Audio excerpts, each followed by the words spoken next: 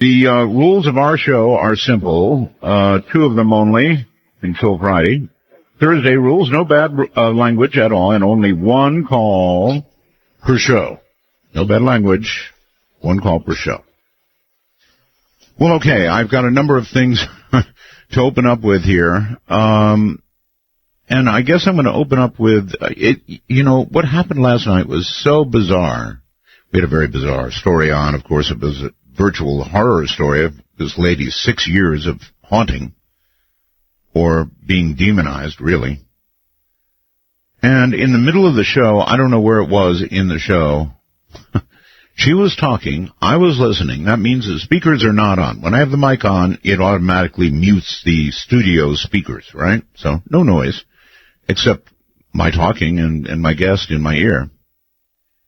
And I look over 18 inches to my right, and here's this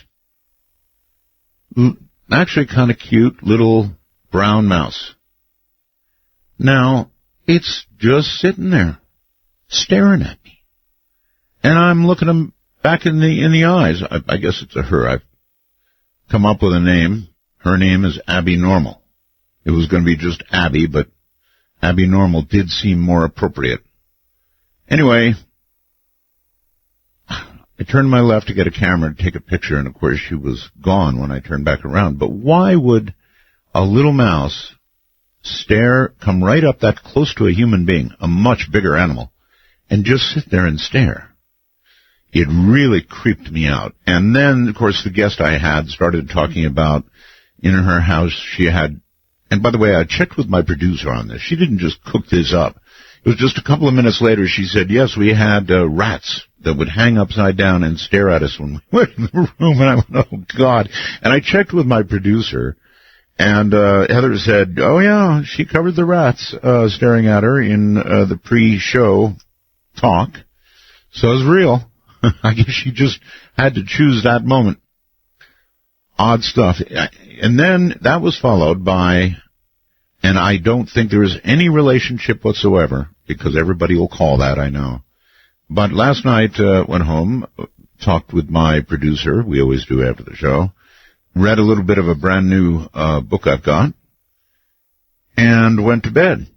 And I did not get to sleep. Now, I would normally go to bed at 3 or 4 in the morning, and I would sleep till 12 or 1 in the afternoon. That's my day. So, sleep didn't come. I mean, I did a lot. I did melatonin. I did some over-the-counter sleep stuff that just makes you feel sleepy, 5 milligrams of Valium. I tried it all. I didn't sleep. And finally, by 11 o'clock this morning, I woke up. Woke up is the wrong word. Gave up is the right word. And said, hell with this. I'm obviously not going to sleep. I should have done it a long time ago. But instead, I, turned this way and turned that way. You know how that goes. And so I had aches and pains from turning around all night. So up at 11, hadn't had 1 minute of sleep. And I thought, I'm doomed for tonight. I'll never be here. Fortunately, I had about a 3-hour nap this afternoon, which will probably screw me up totally for tonight. I'm hoping tonight I sleep. Normally I do, It's really strange. Nothing was on my mind, nothing bugging me. None of that. Just body didn't want to sleep. Absolutely did not want to fall into a sleep state. NASA has made an announcement, a big one too, or maybe not so big really. I guess we all knew this. NASA's Mars-orbiting MAVEN spacecraft has discovered that the sun likely robbed the red planet of its once thick atmosphere and water. On about 100 grams, it takes about 100 grams of atmospheric gas every second. That would be about a quarter pound a second. Actually, a quarter pound, really? A quarter pound a second goes out. That's a fair amount, right? Of charged particles shooting away from the sun, about 1 million miles per hour, 1.61 million kilometers per hour, if you care. Now, big solar storms traveling at twice that speed increase the escape rate of the atmosphere 10 to 20 times and more. Because of their prevalence, ancient Mars was once like Earth. It was a basically moist, warm place, capable of microscopic life, to the old, dry desert of today. So, the sun ruined Mars, is what NASA is saying. I don't think any of us are surprised by that. Was there once a civilization there? We don't know. No, we have no idea. And one more word about Abby Normal, my house mouse. I now have on the same piece of equipment where Abby Normal came last night and sat and stared at me in a sort of otherworldly way, I've got a piece of bread with peanut butter on it, and I'm wafting the scent of the peanut butter toward the back of the room. For all I know, Abby could be in another room by now, but I'm going to be watching all night. I was tempted to have a mouse cam, but staring at something for several hours waiting for a mouse is just plain stupid. So if she comes, I'll attempt a picture again. 5 days after a Russian jetliner broke apart high above Sinai, Russia and Egypt on Thursday dismissed Western suggestions that a terrorist bomb may have caused the crash that killed 224 people. And I told you yesterday, I went through it. CNN said crash, crash, crash, when we would normally say don't speculate until we know. But they sure are still doing it today. New scientific analysis shows the fingerprints of man-made climate change on 14 extreme weather events in 2014. I know a lot of you are going, oh, come on, not this again. From the AP, hitting every continent but Antarctica across the world, they looked at 28 strange weather conditions last year to see if global warming could be the villain. And it turns out that, yes, they say, climate change fingerprints on Hawaii's tropical cyclones. Remember those? The heat in Argentina that killed so many, Europe, South Korea, China, and repeatedly, of course, in Australia, where it really, really, really was hot. Now, tonight, this is going to be a very, very interesting program. My guest is Gregory Paxson. And I think it's a show about reincarnation. It almost has to be. It's a show about past life regression. Gregory began his practice in past life regression in Chicago of 1977. Over the last 38 years, he has conducted over 13,000 past life regressions with 3,500 clients. His goal has been reducing pain, confusion, and raising the quality of life of his clients. In other words, he helps people. The past life regressions, guided with care for clarity and objectivity, have yielded a substantial, as you can imagine, body of research. This many, right? Greg holds the conviction that our human nature is naturally able to retrieve skills, ability, and wisdom from past lives. Now, this is going to be particularly interesting because I don't see how you can talk about regression into a past life without talking about reincarnation, which is something that has fascinated me for a long time. So coming up in a moment, Gregory Paxson, past life regressions, and I say reincarnation. We'll see what he said. I don't know about you, but that sax goes right to my heart. Take a walk on the wild side of midnight. From the kingdom of Nye, this is Midnight in the Desert with Art Bell. Please call the show at 1-952-225-5278. That's 1-952. Art. Saxophone actually goes right to my soul, I think. There's one more tiny item, and that is this. Bruce, I won't put your last name on the air, sent me an email, and He said, solution to setting our clocks back and forth an hour in the spring, in the fall. Art, I think we should petition the government to push the clocks ahead next spring, but only half an hour, and then leave the darn things alone. To effectively stop this ridiculous ritual of moving the clocks ahead or back an hour each spring and fall. Right, Bruce? I could not be more with you. I've done lectures on this every year. It was last weekend, the weekend of horror with clocks. It's insane that we keep doing this. We can't really go to the half hour. That would be hard for a lot of things. Broadcast and just everything, it would be hard. Everything would have to start on the half hour, I think. But if we would just go, I'd be satisfied with it either way. I think permanent daylight savings would be in order, and it should be done soon. Maybe if we get the right president in office, he will stop this insanity, this annual insanity. And having said that, didn't get to make my usual gigantic rant against it that I do. Let's bring on Gregory Paxson. Hello there, my friend. Howdy, Art. Howdy. So that everybody knows, you're in, well, tell them where you are. I'm in Chicago.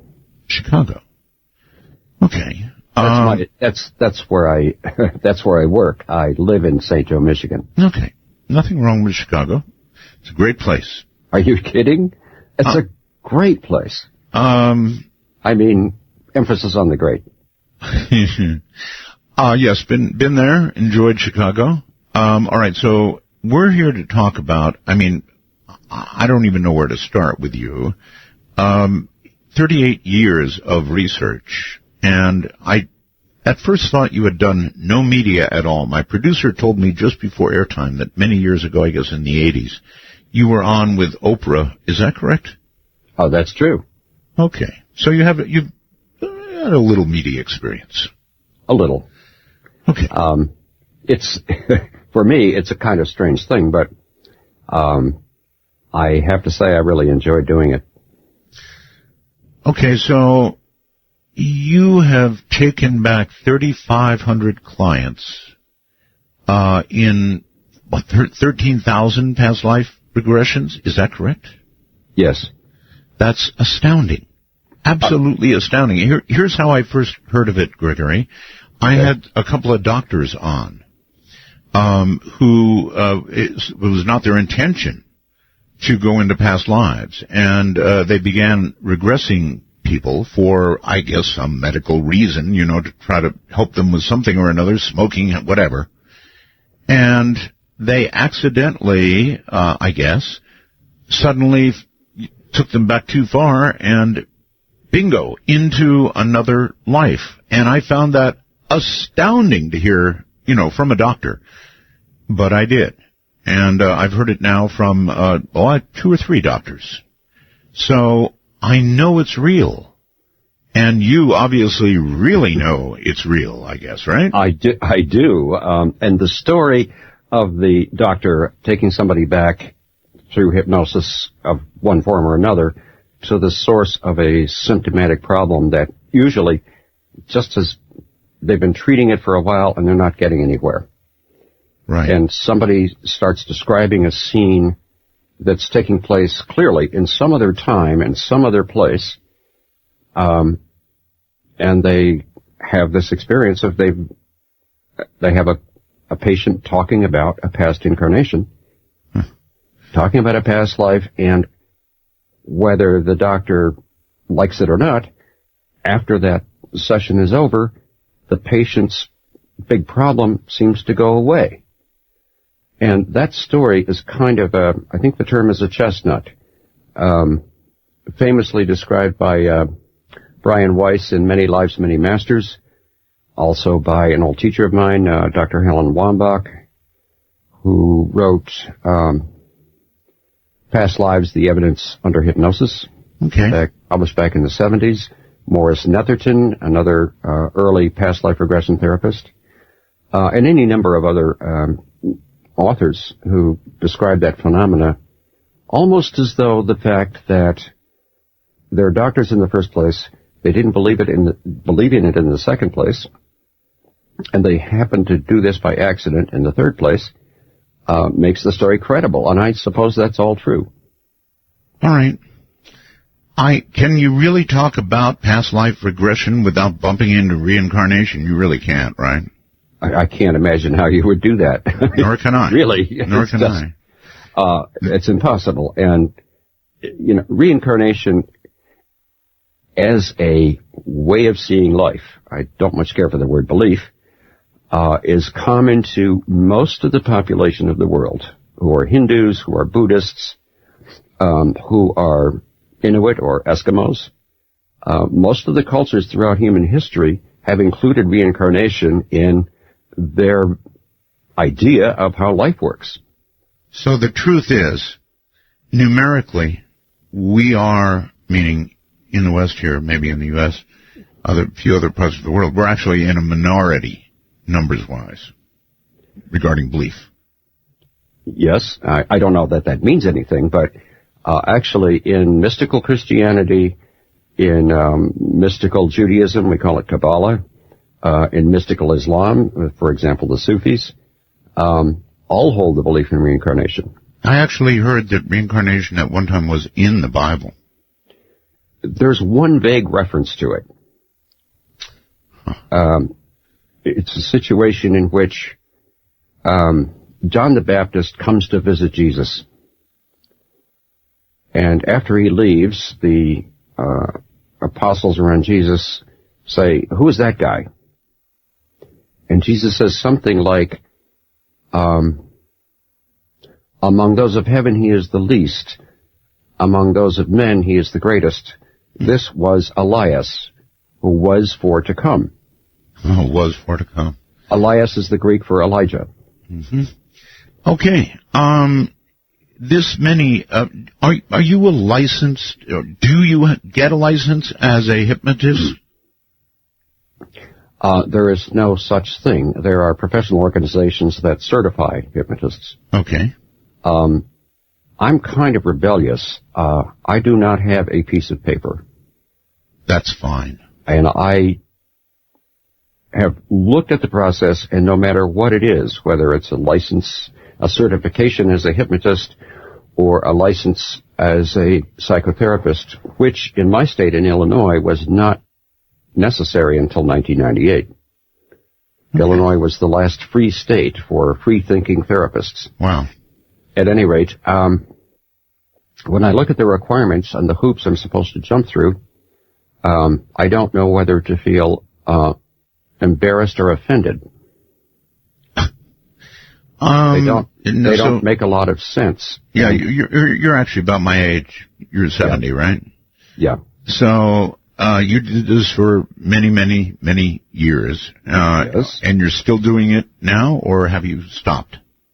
I guess I would say I'm semi-retired. I'm still doing it now. I'm certainly not doing it at the pace I was for most of those years. Sure. Well, you must have learned a lot in all those years. I have, and it's been an incredible adventure. When I chose to spend my life doing past life regression, at least in Chicago back in '77, people weren't exactly pounding on my door asking me to regress them. But I had this conviction, going back to my 20s, that there was a way for people in pain to feel better faster than the kind of ordinary therapy that I'd been going through. And I sure get it. I mean, the reason for all of this is to fix real-world problems. Absolutely. This is not speculative. People don't pay me just for the hell of it. Of course. I mean, some people are really curious about reincarnation, as I was when I first got regressed myself back in my 20s. Me too, big time. Very interesting. Just like that whole aspect of how does life work? Where are we in relation to any larger line of purpose? Yeah, where's a bigger question ultimately than that? There is none. That is the big one. As a being, what is the nature of my existence and what is it for? My first question was, is my being for anything in particular? An existentialist, which I guess I was at the time, would say that life is absurd. And we find purpose by saying, nevertheless, I shall live as fully as possible. Yeah, that makes sense. Once a person goes through that passage, then they're actually prepared to consider something bigger, because they've freed themselves from whatever religious programming they might have grown up with. Well, when you say that, of course, it puts hackles up a lot of backs out there, right? Well, that's okay with me. If that's a problem for you. No. I happen to be raised by parents who were not religious. We lived in a house on Lake Michigan. They're surrounded with woods, so no one could see us not going to church. Mm-hmm. And I didn't see anybody going to church. So I really didn't think about it very much. So you were unchurched. I was unchurched, and my experiences in church are mostly funerals and weddings. Mm-hmm. And a few curiosities. I attended High Mass at Christmas with a relative who had to show up. Oh. And that was fascinating. I mean, as a hypnotist, watching this process, with the swinging scepter and the incense and the call and response with the congregation in which people are repeating the words, I am a sinner. And, the most powerful form of suggestion is not hypnotic trance. Yes. It's repetition. Yeah, so you saw... imagine somebody growing up. If I'd been saying that repeatedly all my life, as long as I could remember, I wonder what that would do for me subconsciously. So you saw your own work there, really? Of course. I mean, any religious process... Because religion is a social process that has to be bound together and held together as a social organism if it's going to succeed to continue through the generations and have real substance. Makes sense. And it has a lot of value for people because people need a social connection around something that joins them together no matter what their station in life is. All right, so... But we're way off of reincarnation now, aren't we? We are, and we'll come back to it, not to worry. I'm going to drag you back to it. What I want to know is how you really... tell me about the first time that you took somebody into a hypnotic state and then into another life. That must have been...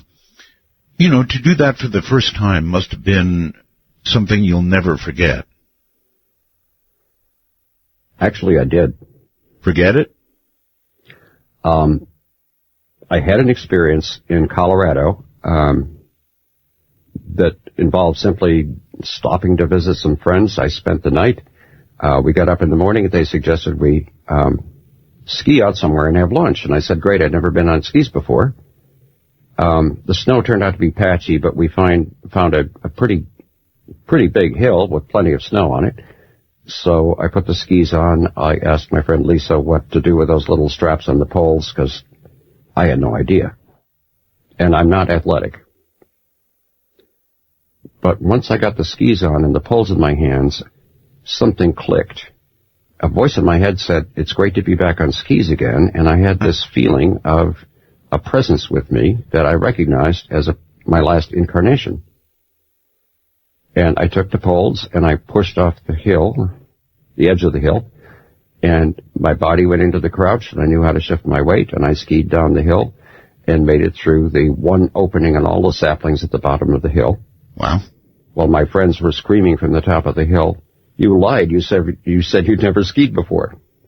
You said you felt a presence. You said you felt a presence with you. Yes. Now, that feeling of presence being with you, that's not actually a sort of a spirit hanging out with you. It's, I presume, that reincarnation that's in your brain, and you felt this was a mental feeling more than a feeling of true adjacency.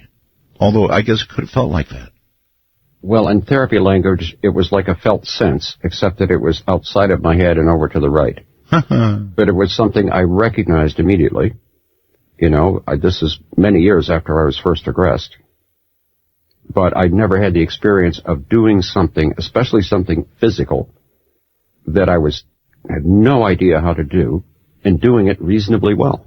Okay. All right. That was right impossible, there. and it happened. Hold it right there. We've got that break I told you about coming up. This is going to be an interesting night, I guarantee you. This man has had 3,500 clients and done 13,000 past life regressions. And this man's name is Gregory Paxson. I'm Art Bell, Midnight in the Desert.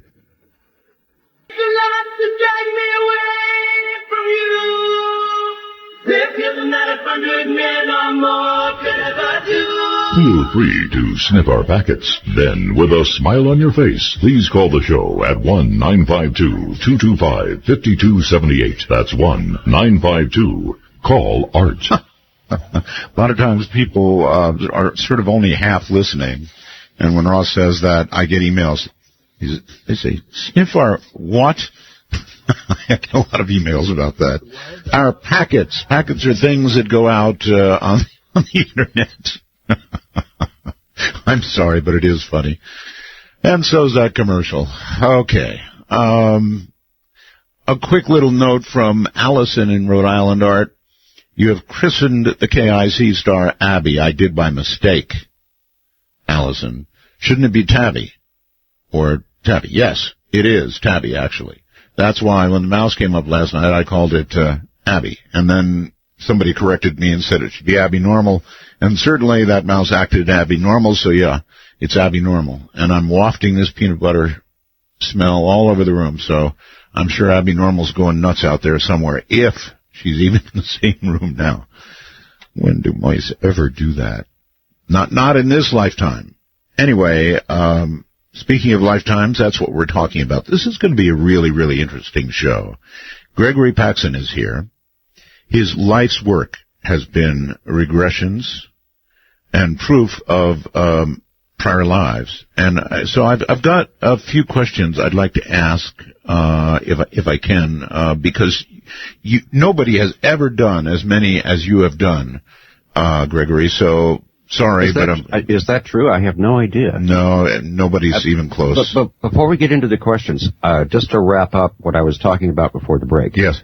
In remembering how to ski from a past life, something that is really improbable for me, it awakened me to the idea that it's possible for human beings to remember skills and abilities from past lives and use them in their current life, pretty much like a download.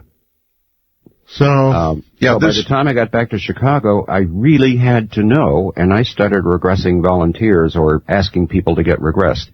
But the first time I remember being really shocked involved a regression with a young guy, probably in his middle 20s. All right, hold that story. Hold on to that story.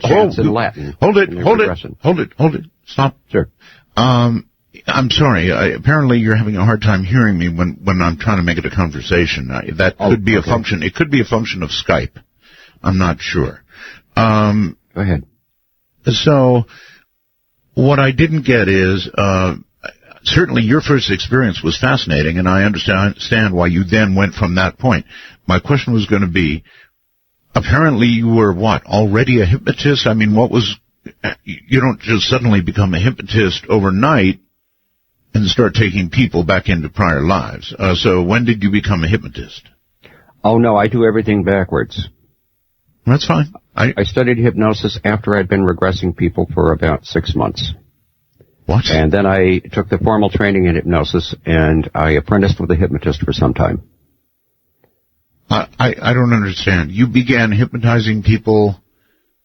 Well, I'm pretty good at that stuff. I get it, and I know. I've studied it myself. It takes a specific kind of personality and strength and so forth and so on, and you have to establish certain things before. So I did a lot of reading about hypnosis. I know something about it myself, and that's what you did? I basically used a technique that had been used with me to regress me. I remembered it, and I used it. Okay. I was just asking different questions, because I knew that past life therapy was around, but it was all focused on people's symptoms.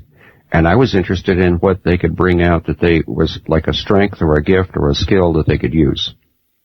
Sure. But the process of hypnotizing somebody is something a 10-year-old can read out of a book. The problem isn't how do you get somebody in trance. That's easy.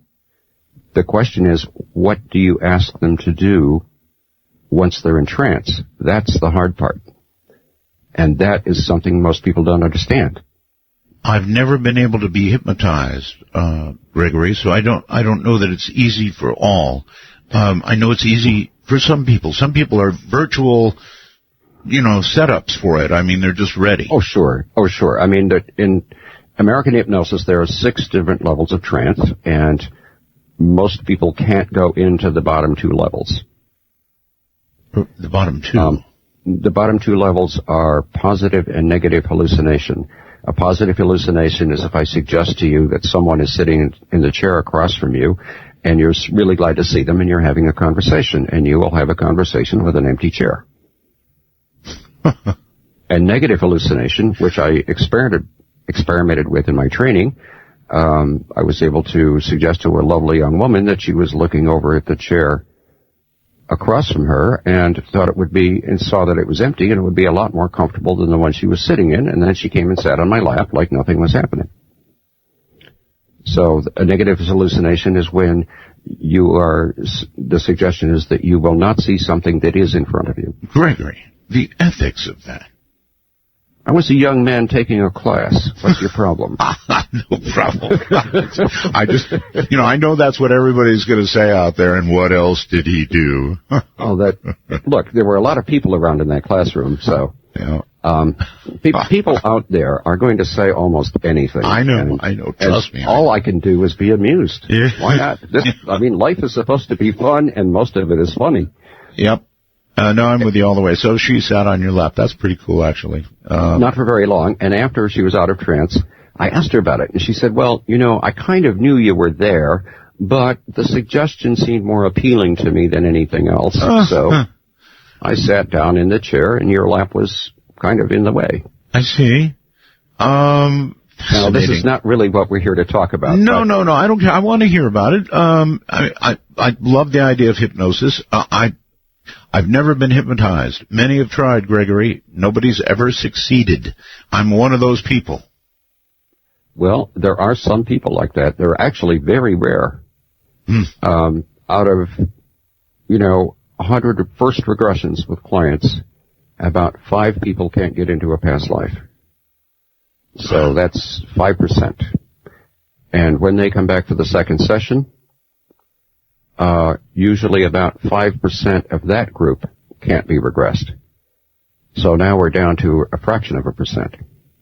But there are people I have not been able to hypnotize out of all those people, but, we're talking a very small percentage. The real question is, do you want to be hypnotized or not?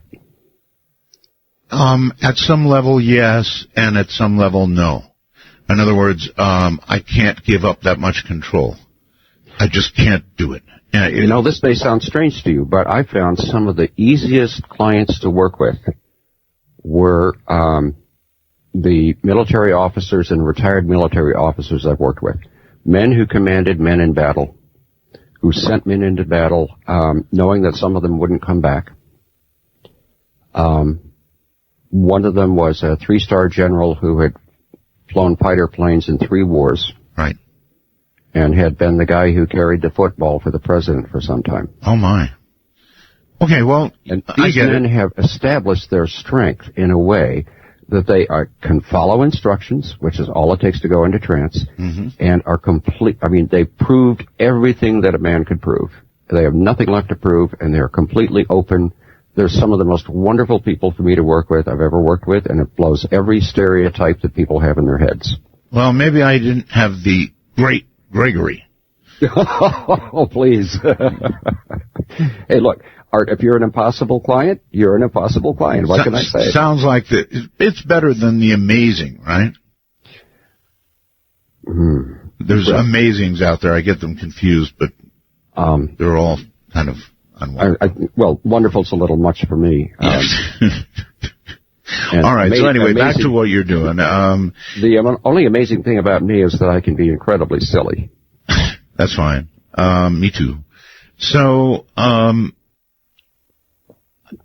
has it come to the point, Gregory, where you can say without question, you've done tens of thousands of these things, that reincarnation is the real thing.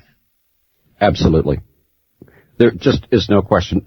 The things I've seen happen with my clients in their lives as a result of the regressions, as well as in the sessions themselves, are simply not conceivably possible by any other means. All right, you might move the microphone a little lower down between your chin and lower lip because you're popping your P's. Oh, sorry. How's this? Much better, thank you. Okay, appreciate that. So that's quite a statement for you to make. Have you ever seen a movie called I, Origins? No. Oh, Gregory, you've got to see it. It's about reincarnation. Write it down. I, Origins. Okay. You will absolutely love it. Anyway, and that goes for the audience too. Everybody, if you can find it, I, Origins. You got to see it. All right, so is it necessary, really, to take people back to prior lives, Gregory, to I don't know, stop them from smoking or aid them with some pain they have or some habit they want to get rid of or something like that? I wouldn't think it would be that you can use post-hypnotic suggestion to help a lot of things in the current life, right? Well, Art, I don't do post-hypnotic suggestions at all. Everybody says that. Okay. Let me give you an example. What do you call it? I declined. I don't work with people on smoking issues because I smoke and I'm very fond of it. However, a rather interesting woman of about 72, still working, a real firecracker of a woman, mentioned to me when she came for regressions that her dentist insisted she stop smoking because it was affecting her gums. Of course. She said, I love smoking. I don't want to stop smoking. Maybe you could give me some suggestion. I said, well, no, I don't do that. We did a couple of regressions, and she did them just fine. And in the last one, I suggested that I direct her to go back to the point of origin of her desire to smoke.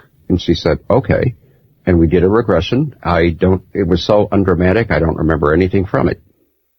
However, I talked to her the next day, and she said she left my office, walked out the door, lit a cigarette, and said, well, I guess that didn't work. The next time she thought of a cigarette was many hours later. As she was about to go to bed, she realized she hadn't had a cigarette since.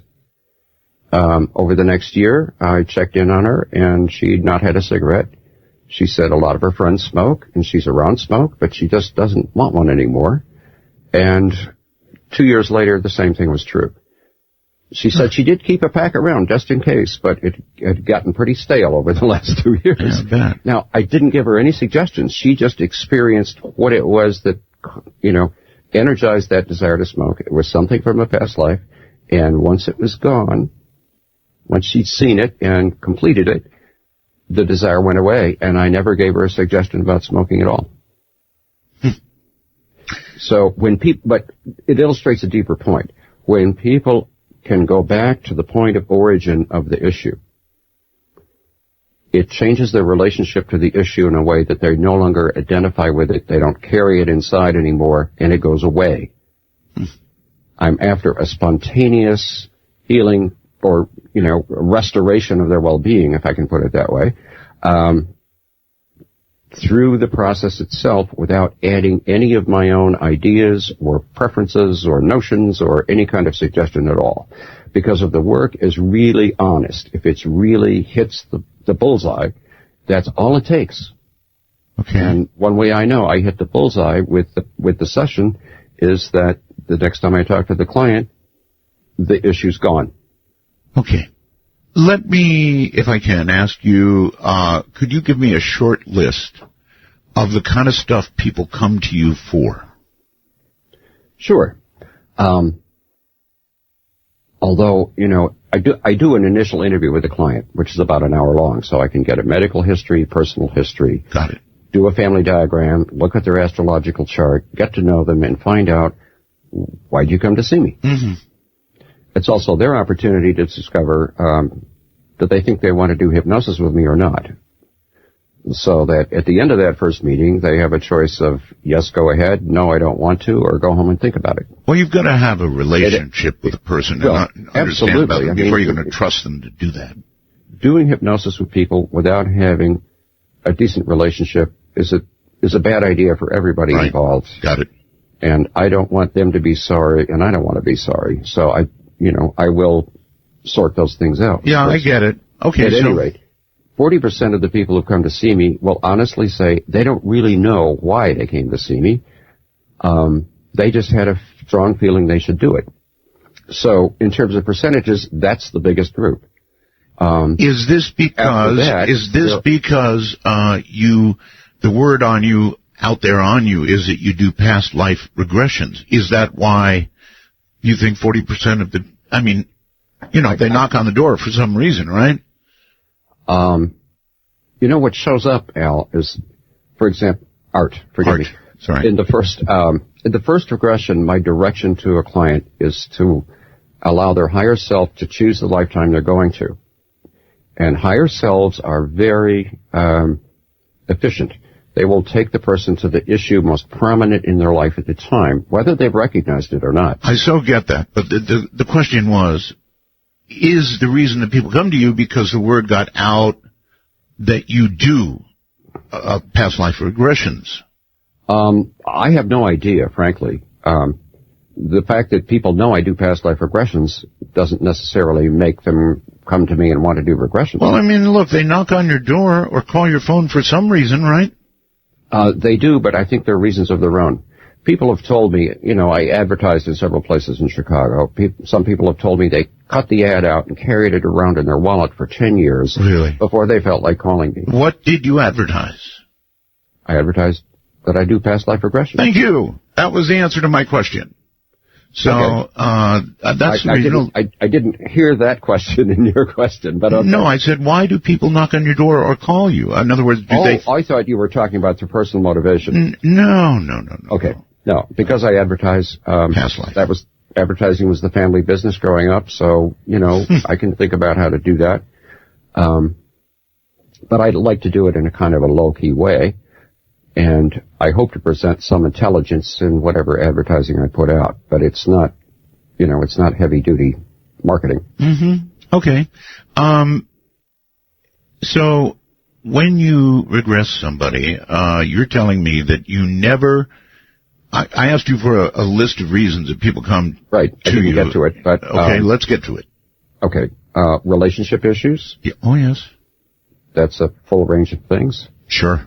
Career issues, including people who, by all lights, should be doing well and are not. Right. Or salespeople who suddenly aren't closing any deals. Right. Or in one case, an extremely successful phone saleswoman who suddenly lost her voice. Wow. Awkward. Okay, She was literally outselling the other 10 people in the office all by herself. She was selling more than all of the rest of them put together, and it was the first job she'd ever had. She'd been a housewife.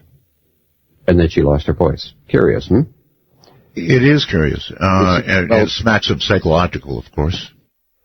Well, it smacks of, that or, psychological is sort of a present time view of a karmic situation. Now, the word karma is kicked around an awful lot.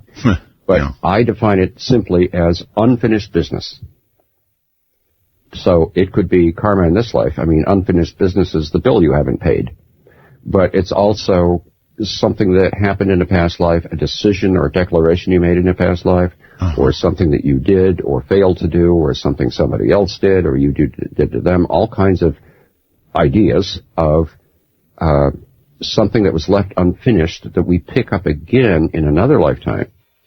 And it will present itself in some usually pretty ordinary way in our life. All right, we're at a break, so I want to pick up on karma when we get back. It's a really good subject. I have a little bit of a different definition of what karma is, but probably in the end it's the same thing. I'm Art Bell. This is Midnight in the Desert. Midnight in the Desert is a wild trip across the Days Divisor. Get your ticket to ride by calling 1-952. Call ART. That's 1-952-225-5278. Well, okay, Gregory Paxson is with us. He does past life regressions. Not just a few, 3,500 clients, 13,000 past life regressions. Can you imagine that?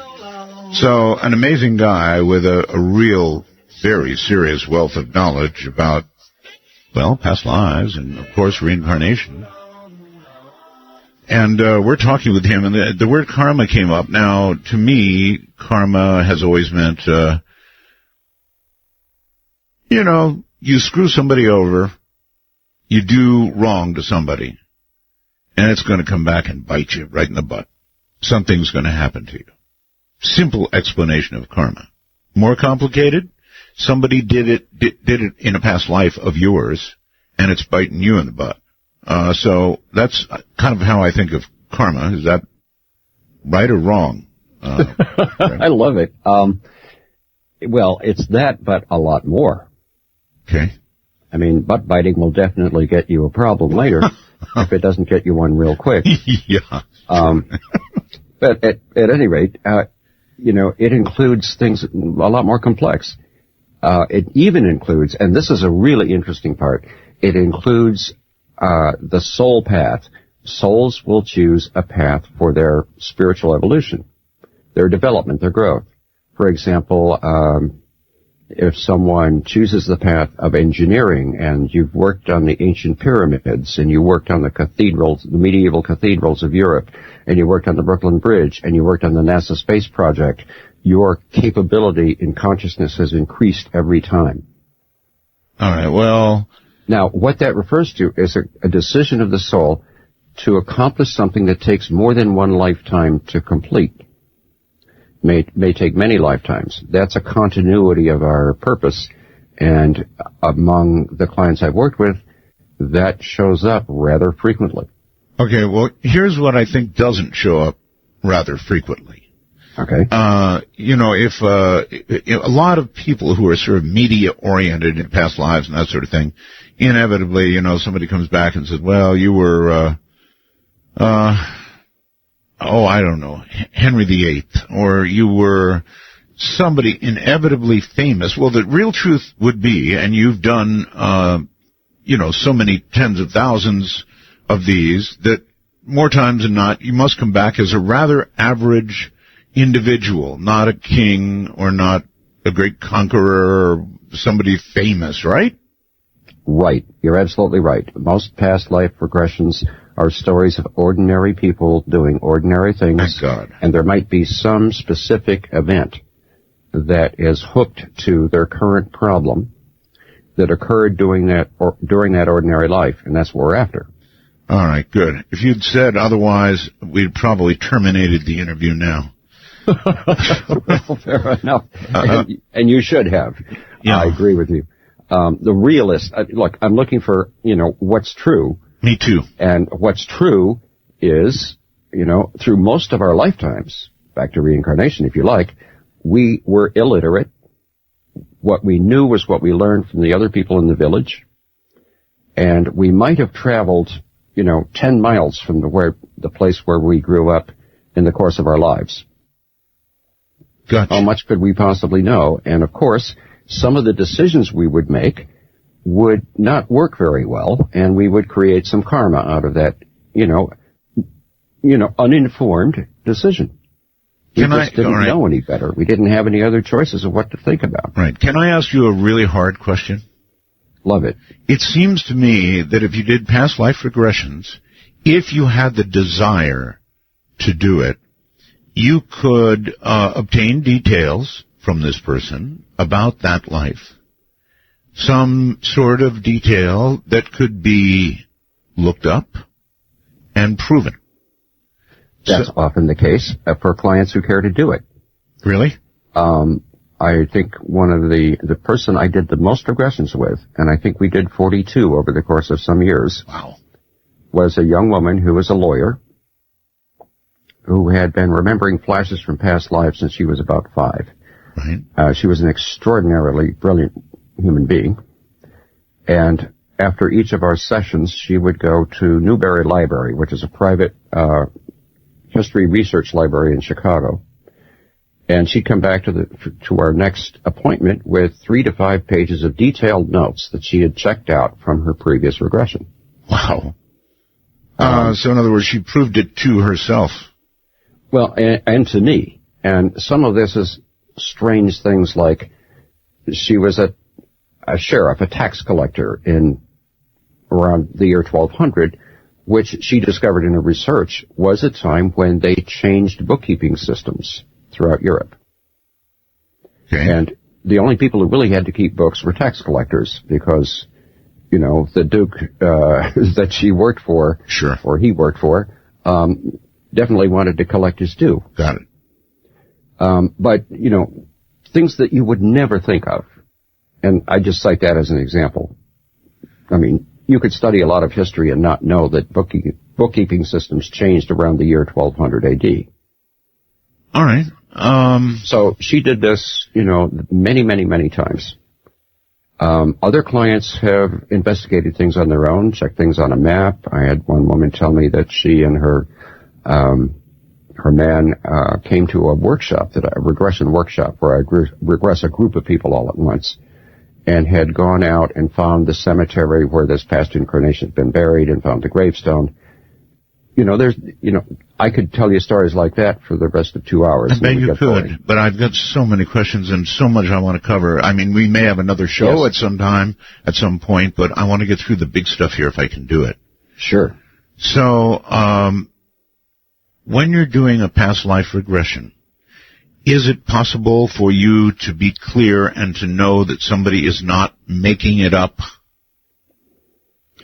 Yes, and this may sound odd, but there are 2 ways I can tell, and I use both of them. Part of it is because of the way I guide the regression is I ask questions that are as neutral as possible so that I avoid suggesting an answer. Right. I ask people to focus on what they can see and feel. So they're describing things, describing their clothing, describing their surroundings, describing, you know, the next scene when we move forward in time. When people start making it up, they go from nouns to verbs. In other words, instead of describing the physical surroundings as a sort of a basis, a grounding for the regression, they start talking about, well, I did this, and then I did this, and then I did this. And they shift basically from describing things to telling, a story without any physical matter in it. Gotcha. That's one. The other one is, and this has just always been with me, when people go into regression, I can see everything they see. I check once in a while with a little detailed question so I'm not intruding. You know, maybe I say, look over to the left of that house you're looking at, and they'll say, yeah. And I've already seen a goat over there, and I'll ask him if there's anything over there besides grass. And they'll say, oh, yeah, well, there's a goat. Okay. Something like that. So when I can't see it, they're probably making it up, because I can't see things that people make up. And I remember the regressions, I just flick on a switch in my head, and it's like a movie rolling in my head, and I just remember the whole thing. I don't have to take notes. I can hear the ease of control in your voice as you speak, and so I can understand how you're able to do what you do. Very interesting. Okay, so these past life memories, a very important point. Are these memories that are somehow being passed genetically forward? Because, I mean, at birth it's a brand new brain, or is it? I mean, is there something that's stored in that brain from a previous life that you just don't, kind of like a part of a disk drive that you don't access or something? That's the best analogy I can come up with. Or is it genetic, purely genetic? Well, I know it's not genetic.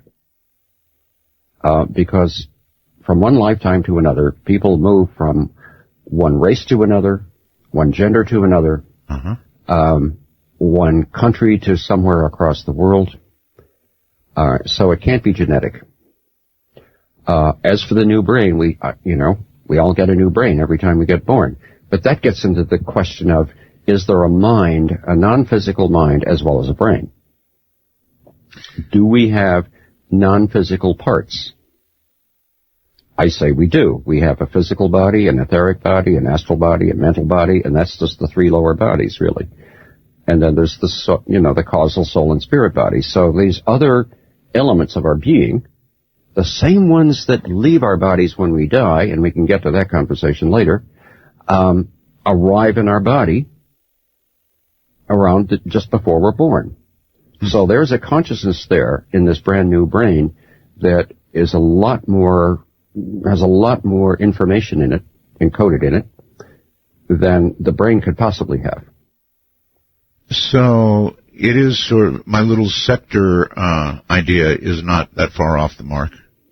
Your scepter idea? What's sector of a disk drive. In other words, if you think of our brains like, you're not an IT kind of guy. I understand that. So you can tell.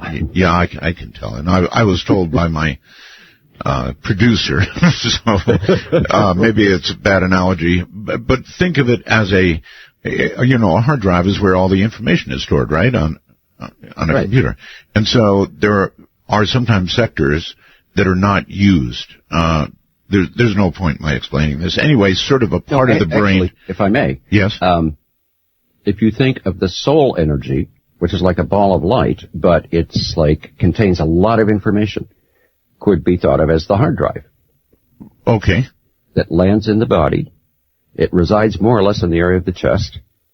Oh, and really? That contains all that information from all those other lifetimes. All this chakra stuff? No, it's not chakra. I mean, I'm fine with chakras, but that's not part of that. It's connected with that system, but it's not part of it. But it resides not in your brain, but in your chest. What we call the soul? We call what? What we call the soul? Yes, I'm calling it the soul. Wow. Okay, what an unusual place for it to be. Does it communicate with the brain? I would think it does. Only if we open up the channels to be able to hear it. And that's where past life regression opens up that conversation with the soul. The soul gently introduces us to the knowledge of earlier lifetimes. It allows us to describe the experience of dying and where we go after we die, which connects us back up to where the soul came from before we were born. All right. May I ask a question now? When you're taking somebody back, Gregory, do you take them back slowly? I mean, take me as an example. I'm 70, right? All right. So you would have, I would think that you would have to work me back, then through my childhood, and through my formative years, and then I suppose I'm sucking on a bottle or something or another, and then pop, I'm somewhere else. Is that how it works? Thanks for asking. Some people do that. It's called age regression. Yes. When I first started doing regression, I did a variation on that. But I'm impatient, and I don't want to get into people's childhood issues right off the bat. So what I do is simply give suggestions that people kind of go with me into a cave and then into a tunnel of light and back into a past life. And when I say they're there, they're there. Oh my. It can be done that quickly. Or is sorry? I say it can be done that quickly, or is that something you work up to after you've had them under several times? Well, no. First session. Wow. It should be, this should be a natural ability. It should be easy. It's just a matter of preparing people properly. I'm reminded of a client who told me she'd been to 2 or 3 regressionists before she came to me and had no success. And I did the usual thing after I met her with her initially, and gave her a recorded hypnotic induction to practice with. I made it particularly for people to practice relaxing and going into trance and waking up again, so that you get familiar with it. Look, being hypnotized is like learning how to meditate. It's something you get better at with practice. It's intentional. Right. If you want to be hypnotized, you can learn how to do it. And often, for some people, that's a lot more comfortable, because when you're listening to a recording, there's no ego competition or issues if you're too strong or too strong-minded or something like that, because that's ridiculous if you're arguing with a recording. in your own mind. Right. Then before the first regression, I spent probably an hour talking to people, getting them kind of calmed down and getting over their excitement and or fear, and actually trying to bore them to the point where they're ready to be regressed. But also, I'm telling very specifically, I'm going to do these things, and this is how I want you to respond to that. When I ask you a question, just tell me the first thing that comes into your head. If you start editing, things will stop coming into your head. So are you sometimes so boring that you look over at the person and, oh my God, they're already in a trance? It happens. That's what I call starting without me. But, be that as it may. You do have that quality in your voice. And, am I successfully boring you, Art? No, it's a kind of a reserved, soft power. I can hear it. And I think probably the few people listening tonight can hear it too. So, okay. I completely understand. But the idea is if people are prepared properly, and so this woman who'd been to 3 regressionists and couldn't get regressed, and I did the first regression with her, and she did fine.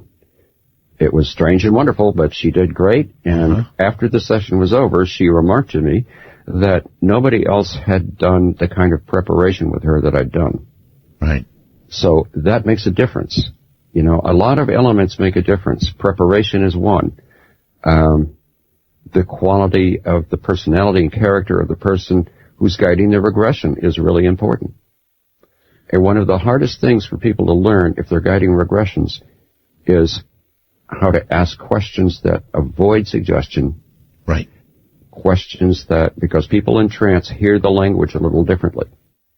So if I'm guiding you through a regression and you've described, you know, your body and your clothing and some other things that I've asked you, at some point I would want to ask you what your name is. Right. I would not say, what's your name? I would say, what would you like me to call you? I wouldn't ask how old you are. I'd say, how many years do you have? People can respond easily to those questions, whereas what's your name or how old are you has an element of challenge in it that has just a little sandpaper to it that I want to get around. Very interesting. So there's subtleties like that, but it's also an element of judgment. If I have any judgment at all of someone, and this is one of the things I tell clients initially, I'm not in the judgment business. I'm not judging your personality, your character, your station in life, or your level of spiritual attainment, or anything else. I just want to get the story, and I just want to understand what you're looking at. All right. And that has to be, but that really has to be genuine, you know. I mean, it took me a couple of years at least to realize that really, any feeling of judgment, and people are really sensitive to that, has to be gone from me. All right. Well, I totally get it. All right. So here comes another question. When you've got somebody under and you take them through the tunnel, I think you said, or yes, whatever, and they're suddenly in another life, how can you know? I mean, at what point in this other life are you likely to end up? We're talking now about a person's lifetime. Right. So do you plop down in the middle of their life, the end of their life, the beginning, or any of the above? Any of the above. Look, I trust people's consciousness in a way, and on an unconscious level, there is a knowing. So they may arrive at any age, and I start asking questions, and I'm looking for what's important here. Sure. So I'm playing detective through the whole thing. Sure. And so my curiosity has to be, you know, at a high level, and I'm listening for, you know, there's a purpose for this, but I'm not quite sure what it is, if their higher self has chosen where they're going. So I keep looking for, like, events of a major change, most of all. Do they frequently, Gregory, arrive at the appropriate place? And by that I mean, you know, they came to you for a reason. So if there is another life they're going to go in, does their own mind or the previous life guide that person when you take them under and take them through to about the right place to deal with the reason that they came to you? Generally, no. Oh. So you've got to... Oh, so... So what do you do to get to the appropriate place? Let's say you've got somebody back in another lifetime. Right. How do you get them to the appropriate place? How do you do that? Well, I kind of hunt around. Now, I think any therapist would tell you, when people have a problem, they want to address and they want to, get over, basically. They want it out of their life, or at least calm it down a lot. Right. There's a certain inner resistance to actually meeting up with it. So it's a combination of a desire to confront it and an inner motivation to some degree, avoid it. I got you. So that's a dance. And it works with past incarnations too. So, but more than that, I want to get a story of the person's life a bit, so there's some context. So when the man stands over his wife's grave and says, "I'll never love another woman again," it's important to know that he's an old woodsman. When his wife dies, he has, he lives in poverty. He's old and doesn't look very pretty. And when he says he's never going to love another woman again, it makes a lot of sense. Chances are very, very slight he would do that. Right. He would ever love. So my client, who has had an inexplicable inability to have a relationship with a woman that lasted, well, that's where that declaration will stick with you. And that's an element of karma that's powerful and neglected. Wow. Because it's something we declare with a lot of emotion and say those words, and then I can ask, would you like to keep that being true, or would you like to change it? And in that moment, they can change the words, and the whole trauma is nullified. I so understand all of a sudden, right? And it's so easy, People do not have to repeat a traumatic experience over and over until it goes away, which is what most people do. They just have to change the declaration they made. So I'll ask people, did you say anything to yourself about yourself or about life or about God? Yes or no? Right. If the answer is yes, tell me the words you're saying. And then I want to make the least change in it I can that will get the effect I want, because I don't want to manipulate it. But I do want the person to be free from a declaration they claimed in another life that will pop up in their current life. All right, here's a hell of a problem. Here's a question for you. Let's take your example. Mm-hmm. The man says, "I'll never love another woman," and in fact, that's very powerful, very emotional, and it is now carried forward to the current life, and this is what we're trying to cure. So at this point, when you're asking, do you want this to continue to be true? Who are you asking, Gregory? Are you asking? Yeah. Right? Who are you asking? Yeah. There's a split consciousness. I know this from being regressed a lot of times myself. Part of me knows I'm in the room, but a bigger part of me is really engaged in that experience of that past personality. Right. So when I ask that question, in a way, I'm asking each one of them. Huh. Okay. And I guess the one whose wife died and made that declaration wouldn't, even if asked, wouldn't want to change it unless he figured out that, oh gee, I screwed up the life of the next one. It doesn't seem to be even that complicated, but it seems to work just fine. I mean, that's a great question, Art, but the answer I'm giving you, I think, is probably about as good as I'm going to get. Okay. All right. I'm good with that. What fascinating work you do, and do you ever worry? I mean, rephrase. Are there dangers in what you do? To me or to my client? Yes. Yes, he says, okay. The dangers for the client are if the person doing the regression doesn't really know how to do it. Right.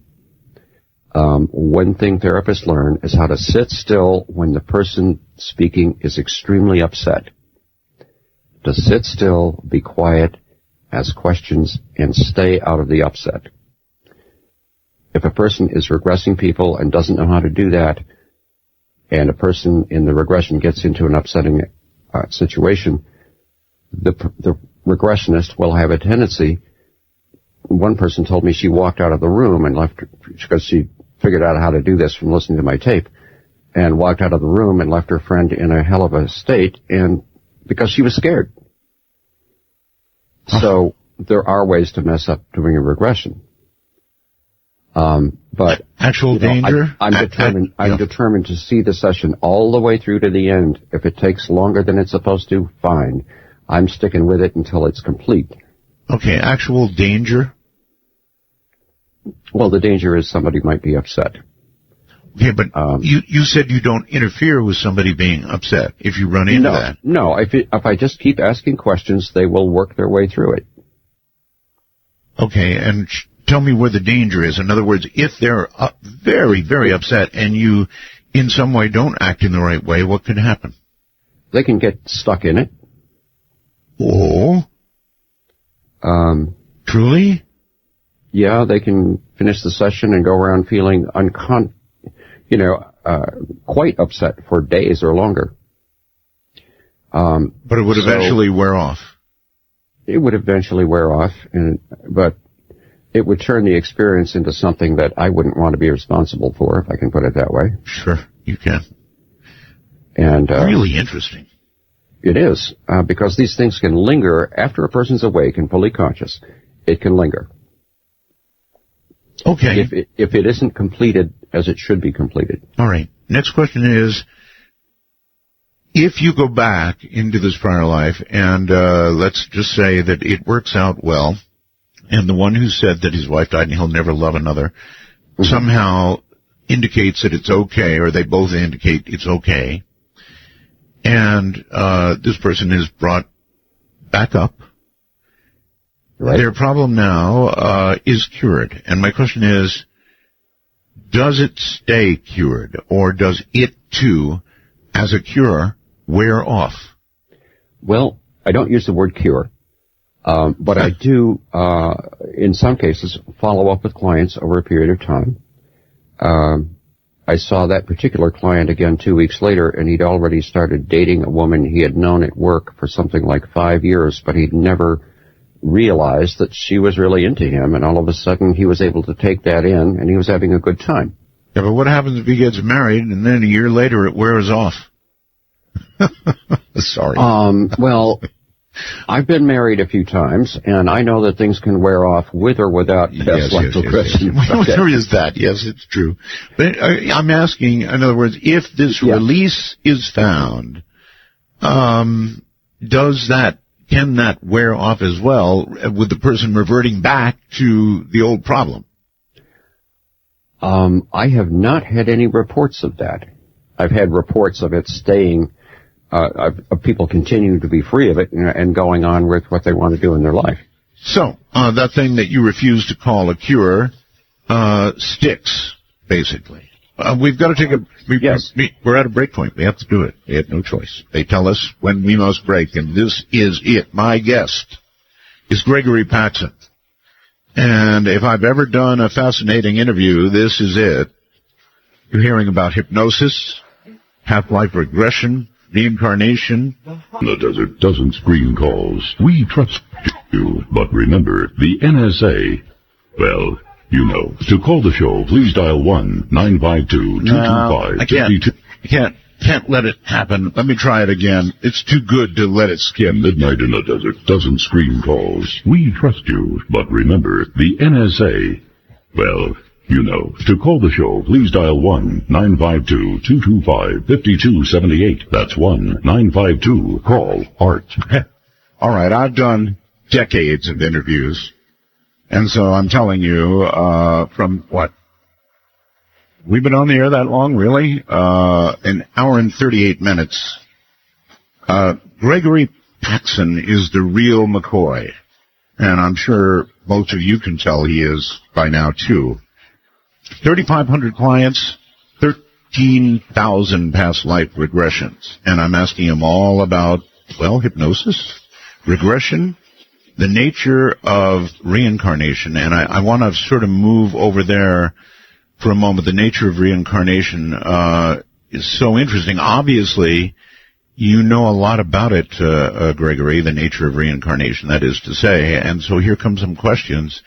For example, when you take somebody back into a prior life, are they, if it's an American, somebody from Chicago, let's say, do you generally find an American in a prior life, or do you run into sometimes a Frenchman or a German or a Japanese? I mean, I'm trying to get an idea now that I know that you really are the real thing. Maybe you can answer some of these. Well, fine. I'm delighted. Answer to your question is there's no particular connection between what country you're in now and what country you were in your last life. If I had to make a guess about myself, Gregory, and we'll talk about this maybe on another show because we'll be doing another show, I would bet an awful lot of money that in a prior life I was Asian. Okay. I just know it. I know it. I wouldn't dispute that. And if you could get me under, I bet that's what you'd find out. And there are a million reasons for that, but anyway, I'm going to leave it at that. I spent a great deal of my adult life in Asia, this life, that is to say, living in Asia. So I have an attraction for Asian everything, and it's almost supernatural. I guess that's what we call it. Well, you notice not everybody has that. Yeah, I've noticed. You have it. I've definitely noticed, yes. And you've known people who have attractions to other parts of the world that are pretty strong. And they can't explain it, but they have it. Right. So that suggests they have a past life or past lives in that part of the world that have left a powerful impression on them. Okay, so if you take somebody back and you run into their last life, which happened to be in France, maybe they don't speak English. I'm sorry, maybe they don't speak English? Yeah, maybe they don't speak English. If their last life was in France. Yes. And they were French. Yes. Maybe they don't speak English when you get back to that life. Oh, I see what you mean. That's speaking a language they don't know in their current life, but are speaking well in hypnosis in the regression. Yes, sir. That's a question. That does happen, but it's extremely rare. I belonged for years to what was then called the Association for Past Life Research and Therapy, which was a group started back in the very early 80s by a group of psychologists and psychiatrists in California as a sort of support group for each other because they were having the experience you started our conversation with of taking a patient back to the source of a problem and finding them describing a previous life. Mm-hmm. And fortunately, they were open to people like me who were not specifically psychotherapists or psychiatrists or psychologists, but might be doing this kind of work. And it provided the opportunity, especially as the membership grew toward 1,000 people all over the world who do regressions, that somebody did a study. And what they found was, by inquiring of all these regressionists, that someone will speak a language they don't know in this lifetime in about 6 out of 10,000 sessions. Wow. All right, so... And that comports with my experience. I'll never forget this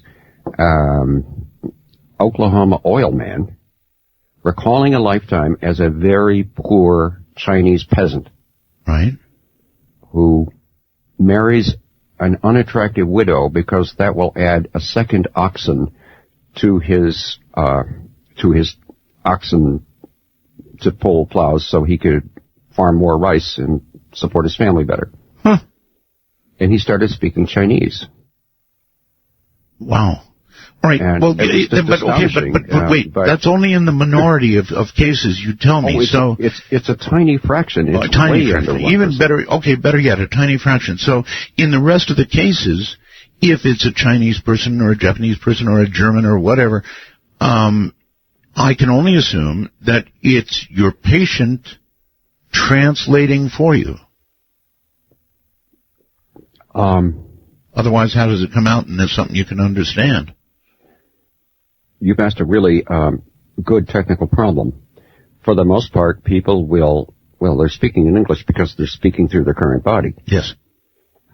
It's very rare for somebody to revert so deeply into a past life that they're actually speaking as that person so profoundly that they're actually speaking the original language. Right. So, my favorite is actually a woman who came to me, who is a professional therapist. Yes.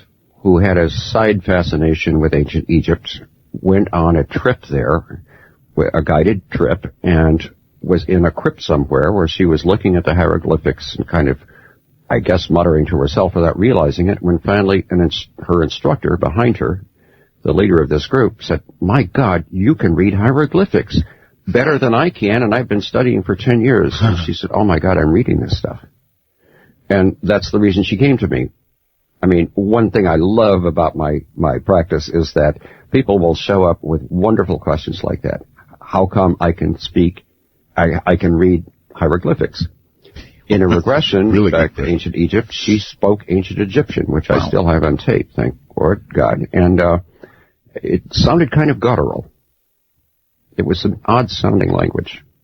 Okay. Not like anything we would recognize. But that's one of those rare cases.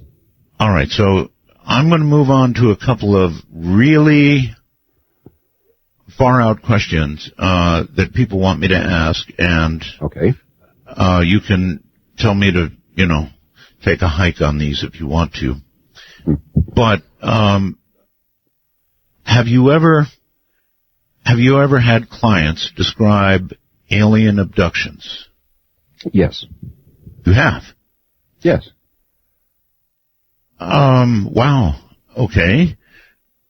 The reason I ask this is because most of the abduction people that I've interviewed indicate that alien abductions are pretty much family affairs.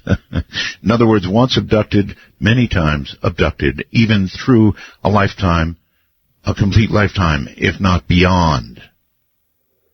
That's the reason I asked.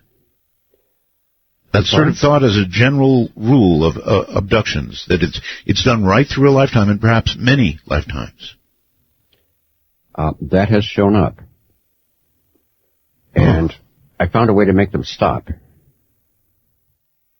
So they don't happen anymore. So they don't become abducted any longer? Precisely. And how does that work? Well, the abductions are performed by beings who are not in a physical dimension. They may be able to slow their frequencies down enough to present as physical for a short period of time, but they can't hold it. So when they're traveling, they are operating in usually the low mental or high astral dimension. Now, the techniques I learned for getting rid of people's entities or doing battle with them when that's the only way to do it, I applied to the ship of the characters who were abducting my client repeatedly, and I asked her to watch the ship because she described it. Right. And I didn't say what I was doing, but I basically hit it up with a particular energy field and spun it a particular way, and she spontaneously said, "It's on fire. It's burning. It's just empty." Wow. And that was the end of the abductions. Wow. I didn't tell her what I was doing. I mean, I hate to spoil my own fun. Right. So, I actually went to a abduction support group in suburban Chicago, and she went with me, and with the good news that these abductions could be stopped. And to my surprise, no one there was remotely interested in such a thing. Huh. They just wanted to share their pain. And they're welcome to it. So, I don't know, what do you conclude from that they don't want to give up that experience? Well, that, or that it's fake? No, I don't think it's fake. I think that's, look, suburban Chicago is not a place where people are going to parade that around. Good point, yes. But I think, it's a shared grief, a shared problem, and I guess they just didn't believe me. Well, nothing but the like idea that this becomes part of people's identities of who I am. All of our, we all have a personal story of who we are and all we've been through, and it's a whole autobiography that comprises our sense of self. And it probably is the most, dramatic and interesting thing that ever happened to them, even though painful, also interesting, and they just weren't interested in stepping aside from that and being free of it. Well, what you needed was a lady that you set the ship on fire for, and she just stands up and says, look, this guy destroyed their ship. He can do it. Actually, she did that, and they didn't want to hear it. Seriously? Yeah. I went there just to volunteer,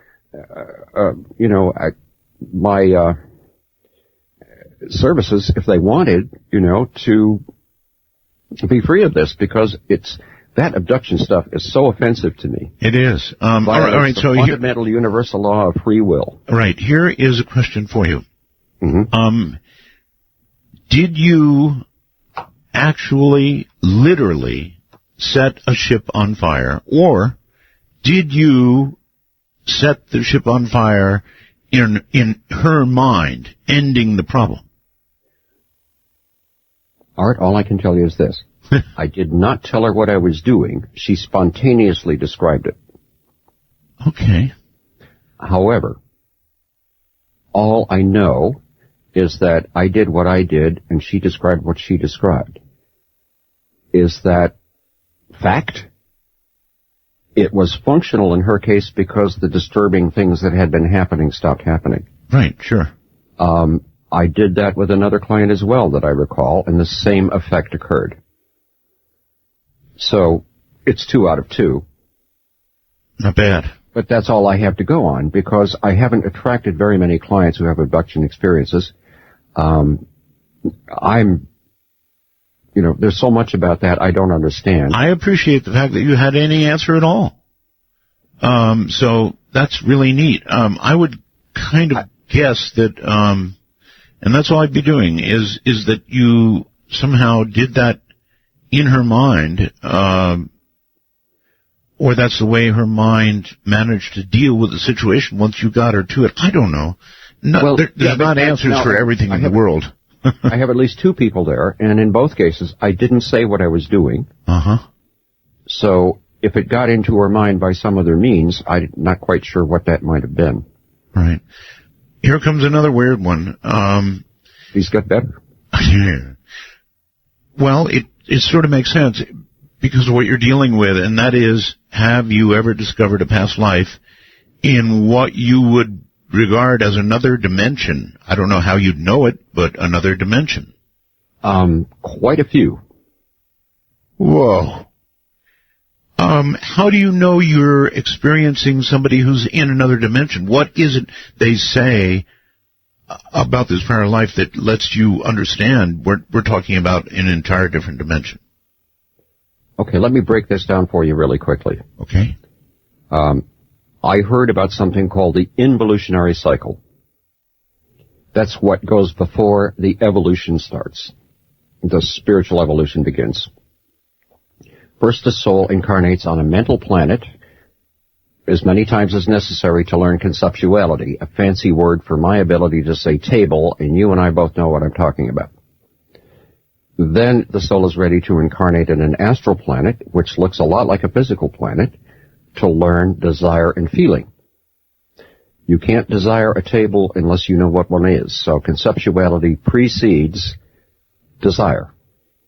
Okay. Then when the soul has mastered combining those two, then it's ready to incarnate on a physical planet, which is the only kind of planet where you have to maintain a body temperature and you have to have food and you have to cooperate with others in order to function. Right. So people will recall, and this is basically how it goes, and it has been really awkward for me when somebody in a first session describes a past life on an astral planet. It looks like a physical planet, except the colors are often more vivid. And I ask people to describe their bodies, and they look like humans, and they wear clothes. When I ask them to look at their hands, which I always do, and ask them what color is the skin on your hands, and when they say, well, it's white, very white, and then I ask them to count their fingers. If they have more than 5 fingers, I know for sure it's an astral planet. Good point. That works most of the time. Another one is I ask them to move to a time when they're traveling somewhere. And then they say, okay. And say, how are you traveling? Well, I'm walking. Okay, please look down at your feet. Can you see your feet? I say, yes. Are your feet touching the ground? No, they're actually not. And I say, well, about how far from the ground would you say your feet might be? And that'll be anywhere from 2 feet to 6 feet. And they're moving along vertically. Wow. In a standing position. And then I might ask, are you moving your feet? And most of the time they'll say, well, no. Now, my client at this point is pretty confused.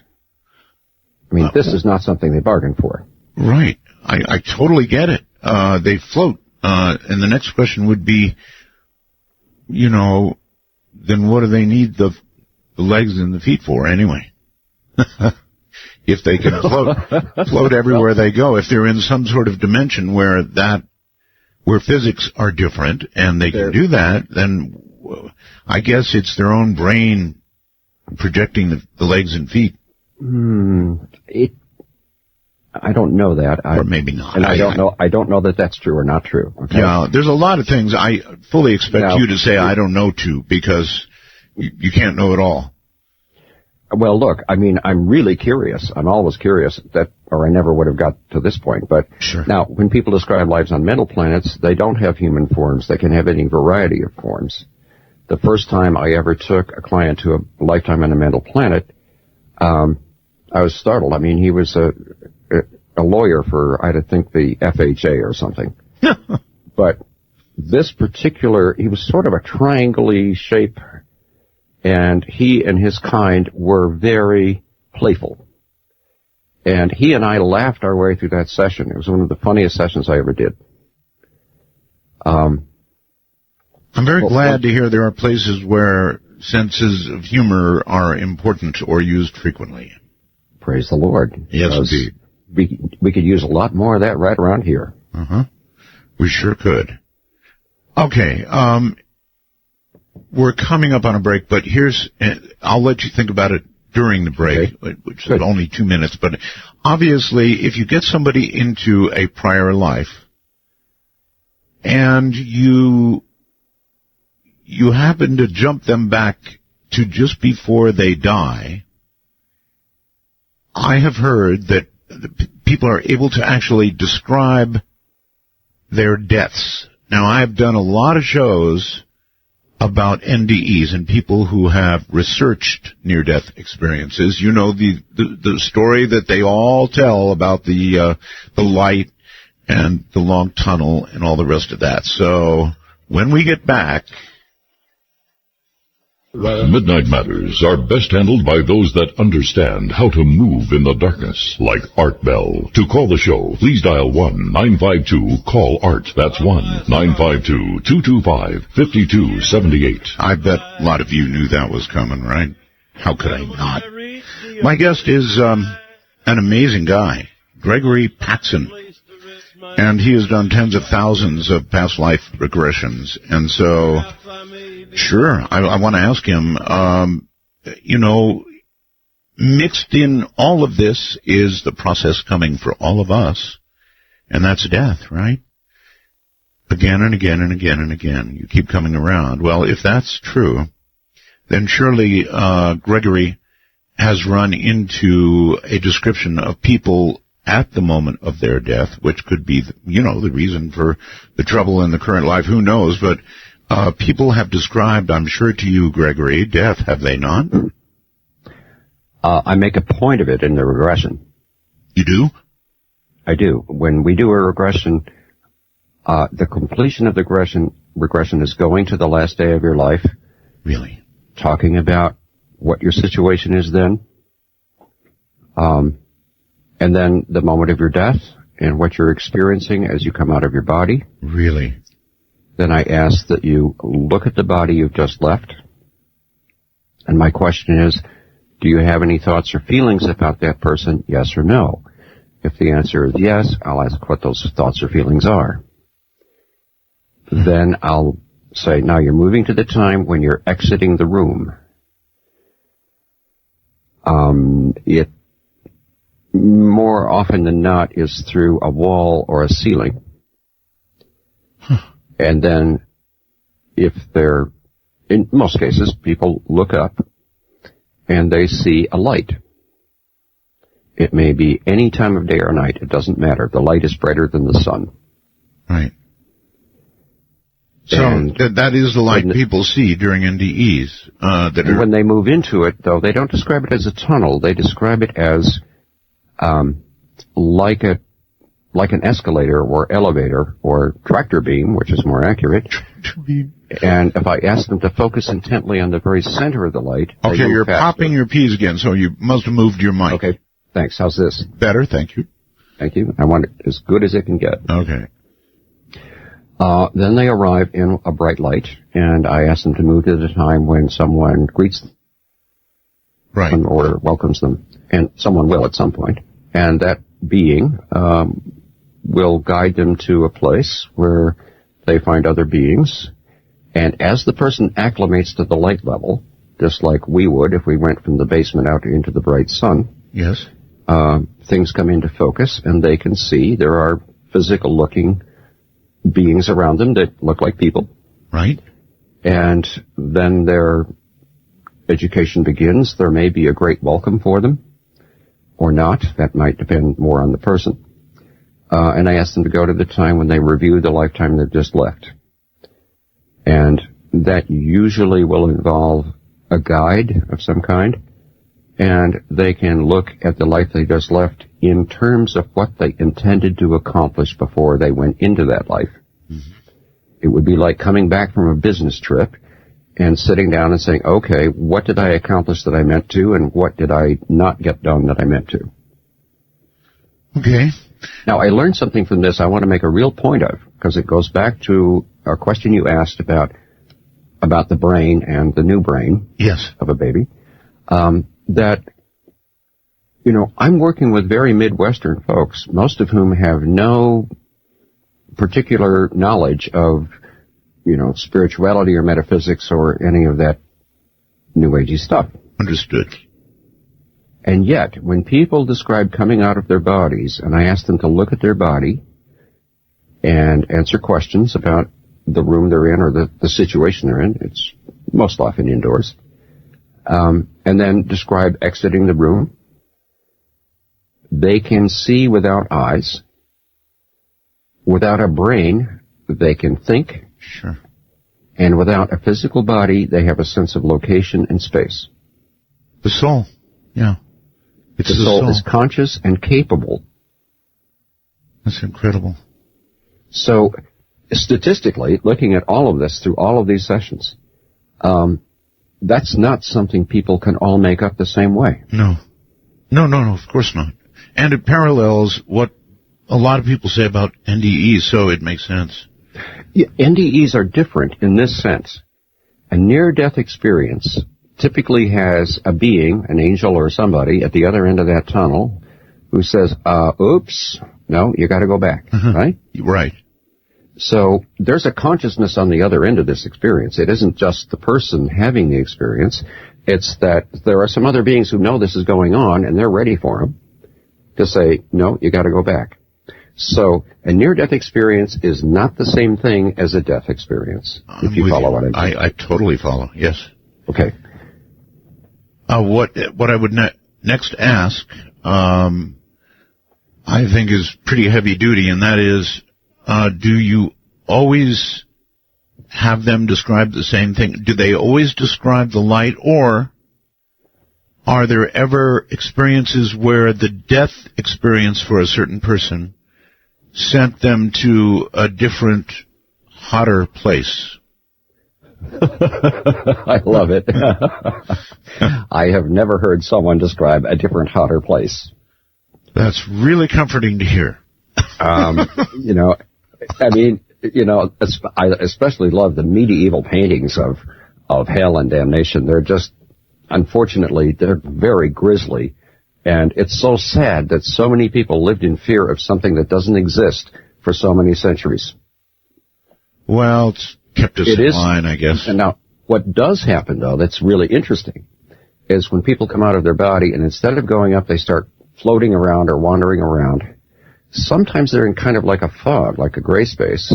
More often they're just kind of floating around, looking around. And if that comes out in the regression, my next suggestion is to go to the first time you see Art. Art? I picked Art because I'm talking to you. Okay. Okay? I use the name of the person, of the client. I get it, right. And then they'll describe usually looking down, and I'll ask them, where are you looking at them from? A person, very often a child, very often very young, 1 or 2 or 3 years old, but it could be an adult. And then I'll ask them if there's a time when they get closer, and they will say yes. And then I'll also ask, is there something about them that attracted your attention? Yes or no? And there's usually a yes, and some reason is given.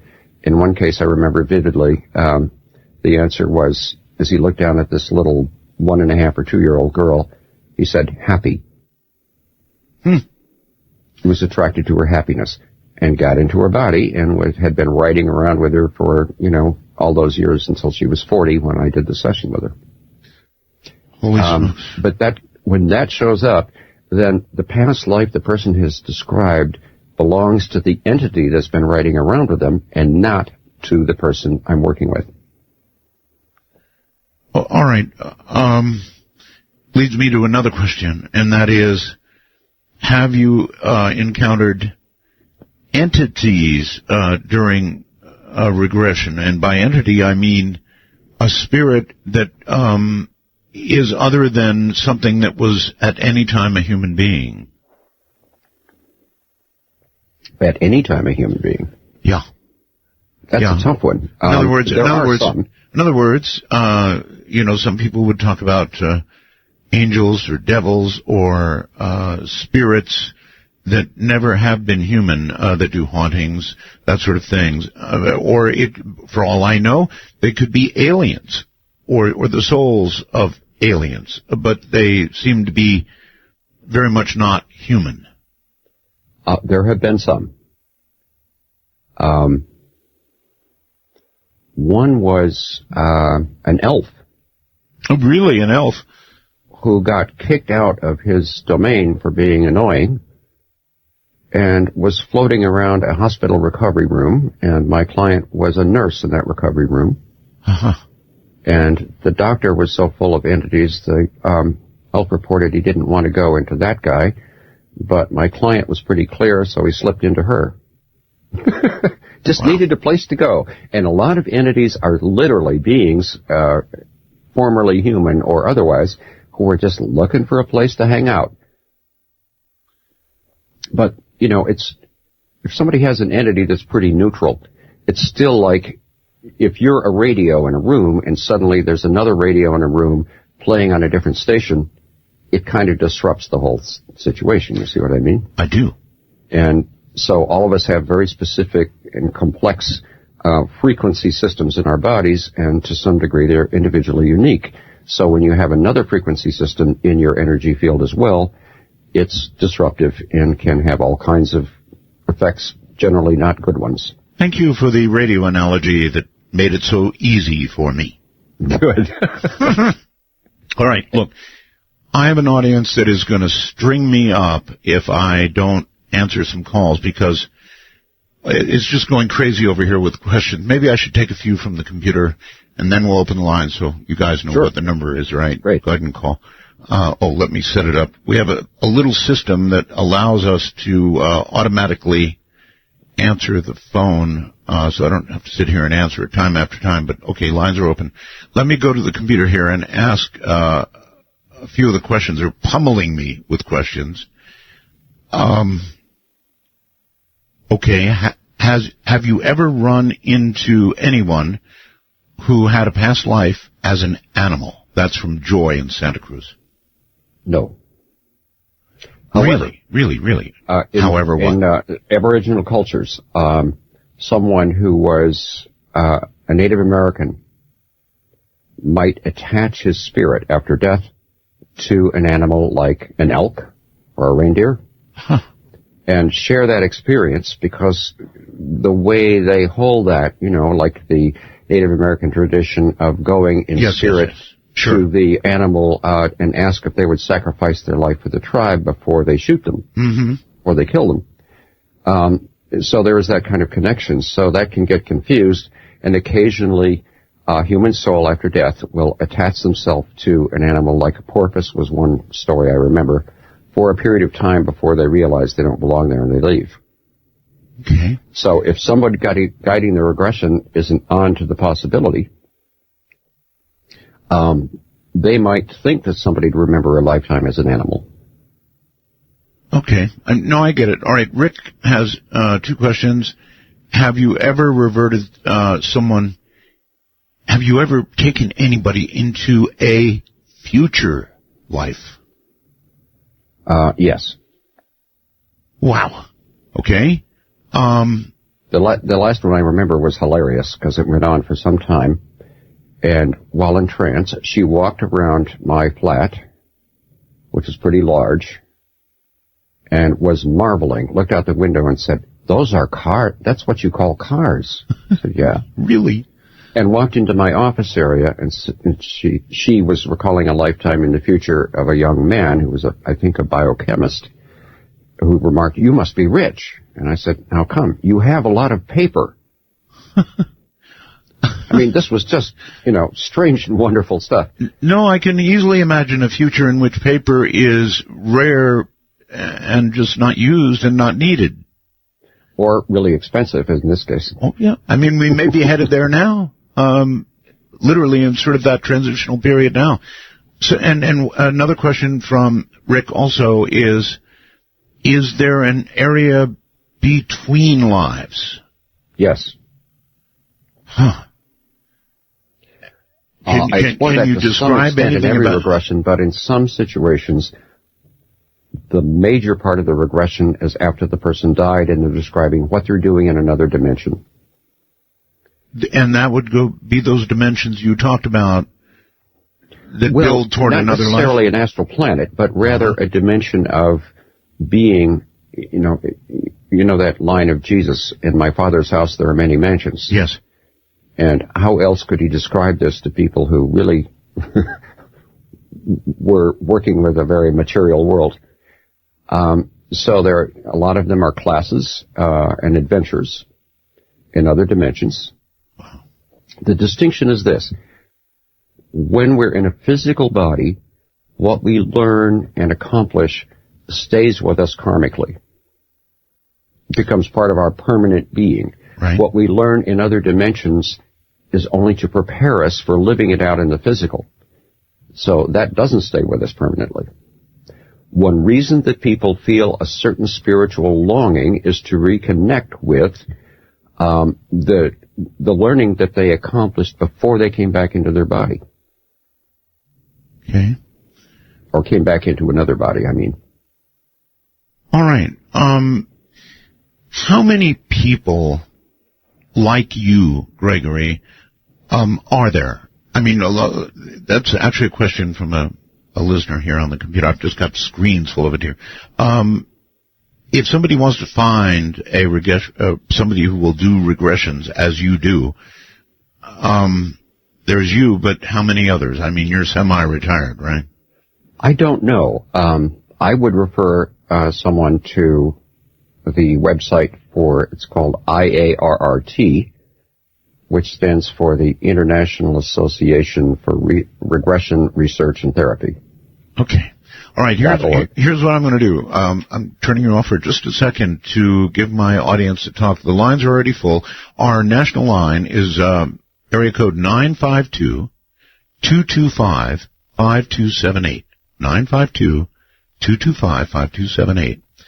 There's another way to get to us, and I can see that's filling too, and that is by Skype. In North America, and Canada, Simply call us at MITD51. MITD51. In the rest of the world, outside the country, it would be MITD55. That's MITD55. Okay, that said, if you're ready, I would like to allow some questions. I could have done the whole 3 hours with you without ever opening a phone line, Gregory, but you know, it's a talk show and it feels selfish. It's just that you're so interesting and there's so much more we could do that there's another show in you. I can feel it. So let's begin. I've got to let these people ask questions. Okay, fine. Amanda on Skype. Hi there. Hi, Art. Hi, Greg. Thanks for taking my call. Sure. Just like to give a quick shout out to all your fans listening on the MITD Facebook fan group. Yes. Hoping I can get 2 quick questions in. The first one you kind of touched on, Art, about if anyone could see their death before it happens. I was wondering, is there any correlation between stories you've heard from your clients of their past lives and any present birthmarks they would have? Amanda, hold on. I didn't ask that question. So let's ask it. Gregory, is it possible for people to see their own death, before it happens? Well, Amanda, I guess the answer is yes, but very rarely. And you have to ask, to what purpose? Yeah. You're pretty traumatic, I would think. Okay, go ahead with your question now. That was a new question, so I couldn't let it get by. No, I just meant, was there any correlation, if someone had a birthmark and they went back and maybe that was an injury from a past life that, physically carried over? Is there any correlation? Well, I guess I'd say might be, but I have probably heard or had that situation arise maybe twice in 38 years. So I wouldn't attach a lot of importance to it. Okay. And my second question, you said that you kind of inadvertently helped a woman quit smoking. If you really tried, would this not cure maybe a lot of addiction and possibly mental illness, like something like locked-in syndrome, for example? Like what syndrome? Oh, locked in. Oh, God. Something like that? Yeah. That's a very, very good question. Let me explain. I don't even know what that is. I do. Locked in, yes. What is that? So here we go. I'm going to give you my version of it. I believe there is a lot of medical information about this. I was reading about it in a science magazine of mine. Scientists now are beginning to believe, medical scientists, that there are many, many more people in this what's called a locked-in syndrome, which means, from our point of view, these people seem to be in a vegetative state. But unfortunately, in fact, they're aware of everything around them. It's a horrific concept. Is that what you meant, Amanda? That's exactly what I meant. Yeah. Okay, thank you. Thank you, Amanda, for the call. That's a locked-in state, and it's a pretty horrific idea if you think about it, Gregory. In other words, from the hospital's point of view, you're in a coma, right? Can't feel anything, can't hear anything, brain waves seem pretty flat, but in fact, a lot of these people are locked in. In other words, fully conscious in this horrible state where you can't communicate in any way. That's what she's talking about. I have no experience with that.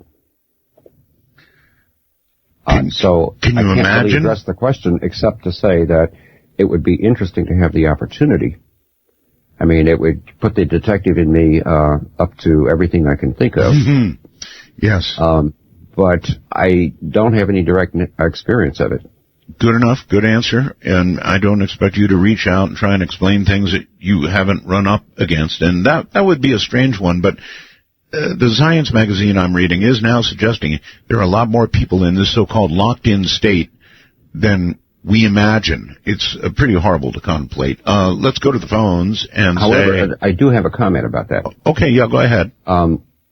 Probably, if I were addressing that problem with someone without knowing anything else about the situation, they're probably ready to leave their body and go back into the light. Oh, yeah. Something is holding them back. Now, if I were to be present in a medical situation and the outcome of my presence was that they died, that would be really awkward for me. Indeed. So, or any other person who did that. So you see, the medical idea is to keep somebody in any semblance of life form remaining. Of course. It's a complete competition with what's good for that soul. Of course. You've heard of the Learjet, right? Of course. Okay. The son of the man who created the Learjet is John Lear. Okay. And I interviewed John on many, many occasions about topics like this, and something he said, here we go, folks, has stuck with me forever, and probably will always be with me, Gregory. It's one of those things you can't unthink. He said, Art, when you die, don't go to the light. It's a trick. Go to the darkness. Gregory? That's amazing. Why? I don't know what's possessing the man who said that, but I don't think it's a good thing. Oh, well, I'm actually gratified to hear you say that, not about John, but about the whole concept, because once you hear that from somebody Yes. who says it authoritatively, it's always going to put you in doubt. I mean, we all think, oh, death, I'm dying, go to the light, definitely go to the light. And someone comes along and says, it's a trick, go to the darkness. What to do with that, right? All right, now to the phones, very quickly, let's go to the phones. Can I come in on that? You can. All right, go ahead. Caller, hold on. Go ahead. There is such a thing as the dark realms. Oh. I've explored it extensively. One of my majors in college was anthropology. And I've interviewed any number of those beings. And one thing that keeps them there is that they're taught that the light is dangerous and evil. Oh, really? And they will get inside people's bodies. And it sounds like, with no reflection on John Lear, that he was channeling one of those dark beings who would say something like that. All right. Well, a while ago I asked you about, a hot place. That would have been a great time for you to say, no, there's not a hot place, but there are dark realms. I stand corrected. Okay. There's not a hot place, but there are dark realms. Yeah. And it's not that people get sent there. Uh-huh. Well, I've done a couple of regressions where people describe dying in some rather unfortunate circumstance and being kidnapped and dragged into the dark realms, and they go through a whole process. Both people described it the same way, and it's not pretty, of being converted into one of those beings. But by and large, and who knows, I mean, I'm only working with the people who came to me, who are usually, one of my rules is they have to be able to walk into my office on their own, without assistance. How did I learn that? All right, look, so I don't know how that works, but, there is, the ancient idea going back to Zoroaster and throughout Judeo-Christian and Islamic teaching that there is a battle in heaven between the light and the dark. And my evidence is that's true. Oh, and a lot of it goes on earth. I could do so many hours with you. This poor person, hello there, caller, are you there? Come on, caller. Hello, going once, going twice. That one ran for it. No, they're there, I know they are. Hello, caller? Okay. Caller? Hello, can you hear me? I do, I hear you. Hallelujah. Awesome. Way to go. Listen, Art, I've been a fan of yours for a few years. I started listening to you on YouTube, and it's a big honor to be able to talk to you tonight. Thank you. Wonderful to hear you back. I've got two questions for your guest, if that's okay, and I will try not to hold them up too long. Go. First one is it possible for you to remember your past lives when you're asleep, when you're in a deep sleep? Because if you keep remembering the same dream, is that an indication of a past life? And the second one is that when you come out of them, if you remember them clearly, and you always remember them, is that, again, another indication that they are past lives? The answer is yes. Okay. That makes some sense to me. That makes some sense. I mean, many clients have come to me because of dreams. Of past incarnations, and some of a situation in a past incarnation that they keep having this dream about over and sometimes for years. And when I ask them to go back to the source of the dream, they describe not only what's in the dream, but everything that happened before it and after, and then that clears it up and they stop having the dreams.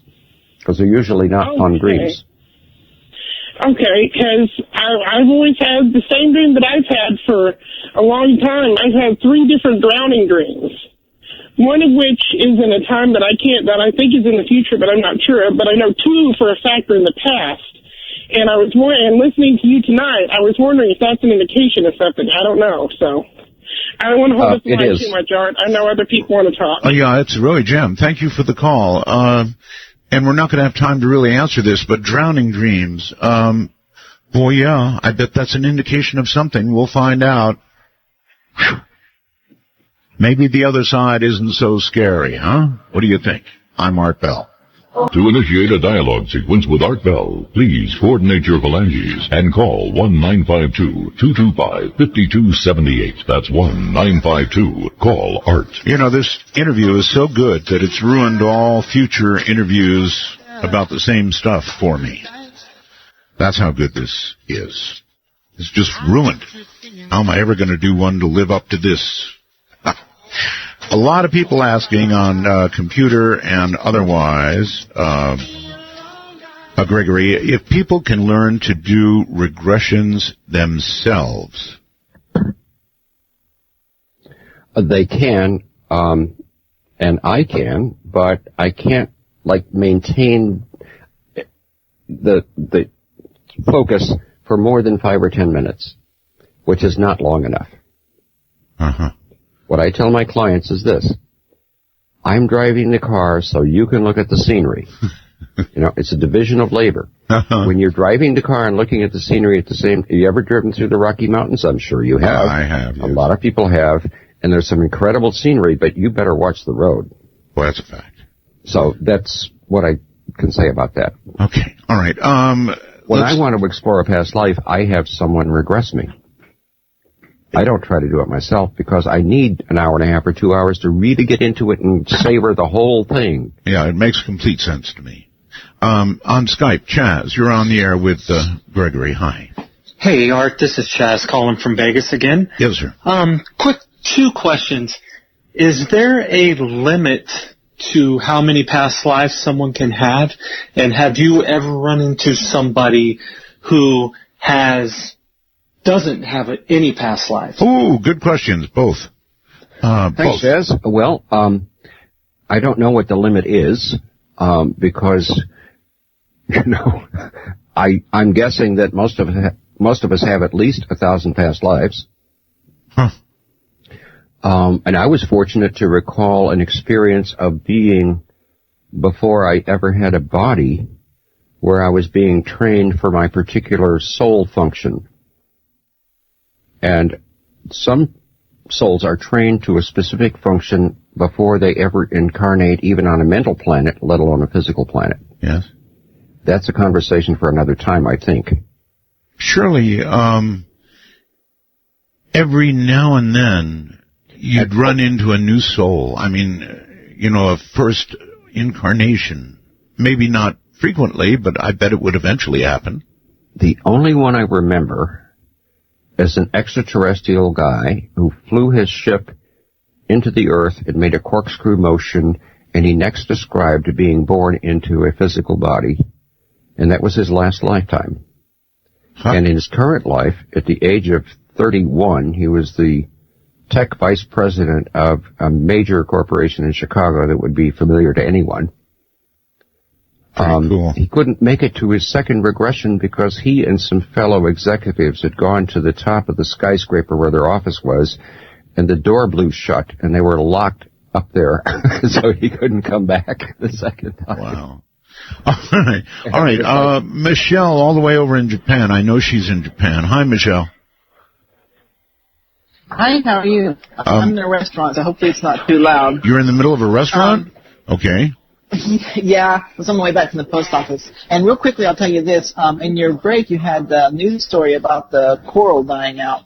And I thought it was really funny because right now I'm having my students do a video project where they have to make a 1-minute TV commercial about saving coral in Okinawa. So it was just really kind of an interesting coincidence to me. I thought you'd appreciate that. Yes. So my question is, I'm hoping perhaps you can answer a question that I've had for a long time, and I'll make it quick, but it's kind of a two-part. The first part is, do you have any knowledge of how past life experiences relate to transgender experiences? And if so, would you ever regress someone that's transgender and try to figure out if there's any cause to it, or do you find that that's perhaps too dangerous? I would gladly, I think I've only had 2 clients who are transgender. Michelle, I'm going to have to ask you, hold on, Sure, no just a moment. Michelle, I'm going to have to end it. You've got too much noise in the background. Yeah, I can listen in, no problem. Okay, thank you. Michelle is transgender, and she lives in Tokyo and teaches. That's the reason for the question. Okay, well, I've worked with a couple of transgender people who at least confess to it. I don't know if I've worked with others. They're human beings like everybody else. Sure. I don't think there's a formula for explaining that phenomena. I haven't worked with enough people to have any kind of, line of points that give me an indication about, is that karmic? Is that the effect of an entity? Is that, what is the function or purpose of it? I don't know. Karmic. It would be an interesting regression indeed, wouldn't it? It would. I think, this is a point I think is worth making. The kind of research that we have about past lives, like mine, is done by practitioners who are making a living doing this. Mm-hmm. There is no research money that makes possible exploring questions like this. So we simply learn what we can from the clients that we have. Right. And again, so I think this is a critical question about the nature of humanity, and there is no funding to explore it. And I really, when you don't know, I want you to say that you don't know or haven't explored it yet, because then I know you're on the up and up, and I do know you're on the up and up. This is the single most fascinating program on the subject that I've ever done in my career, and I've done a lot of them, Gregory, so that says a lot, trust me. Michael on Skype, you're on the air with Gregory. Hi. Mega Roswell's Art. I'm Michael from Virginia. Okay. Gregory, have you ever had a client that, rather than regressing, had a progression that described a future life? Also, could you elaborate on the client or clients that said describing transforming themselves into demons? Thanks, Art, and shout out to the weirdos at Belgab. Okay. Okay, so we kind of answered the first one already, right? The first one, future lives? Yes. The answer to that is... The answer is yes. Yeah. And with regard to the demons, transforming to demons? That's not what I said. Right. People who have died and are drawn into the darkness are put through a process of being changed into a low-level dark being, like a private in an army. And they're not demons. Demons are very specific things that I've encountered very rarely, because they're the ones who swear and spit and cry and make a lot of noise. Right. Dark beings don't do that. So when people talk about demons, that's usually like something out of a fundamentalist church, where they think that any kind of negative presence in someone is a demon, which is complete nonsense. Demons are very specific, and it's really tough to have a conversation with one. I mean, I learned about entities by interviewing them through my client when they're in trance. So I want to know how they affected my client, how they got there, what they want them to do or not do, the whole thing, so that I and my client are both learning how they've been affected. So I suppose if you ask a demon how he's feeling today, you get something like... and a string of profanities. The last time that happened, I was working with a client on a warm afternoon, and he outweighed me by 100 pounds, and he was in the recliner, and the screaming and spitting and yelling and cursing started, and it got louder and louder, and I suddenly realized this guy could be a handful if he gets out of that chair. Then I realized I've got neighbors. I'm in the city, right?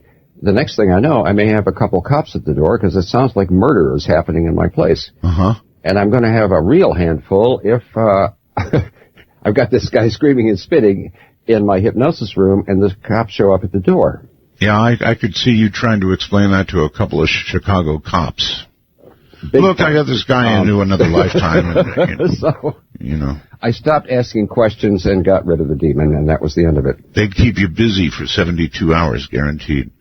At least. At least, yes. Hello there on the phone. You're on the air with Gregory. Hi, Gregory. Hi, Art. I was just curious. Have you ever come across people with parallel lives going on at the same time? Like, like awaken one life, then you go to sleep and you're awake in another life, and there's like a dual multiverse going on at the same time. Man, that's a great question, and we are almost out of time. Parallel lives have really, for a long time, I couldn't make any sense of them, and I finally got it. Okay, go ahead. Because I remembered a parallel life myself, who died when I was, 20-something, but whose life had a big influence on mine. I'll try to make this simple. Wait, start with what a parallel life is.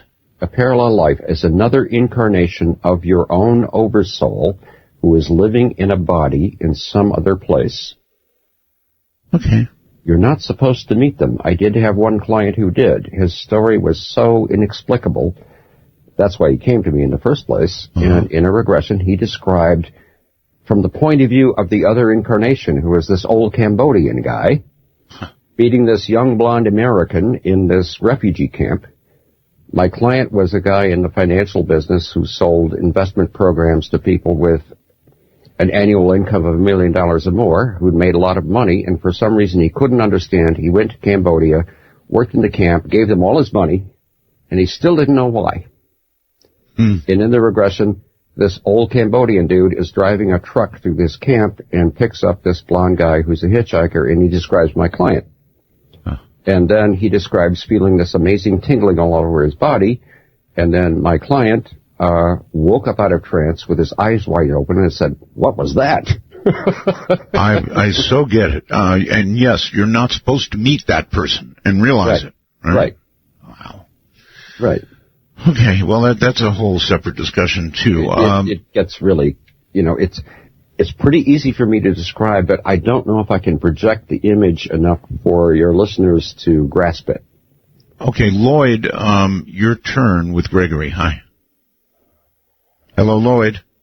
Going once, going twice. I know Lloyd's there because I can hear the radio in the background, but he's obviously wandered away, so tough luck, Lloyd. Better luck next time.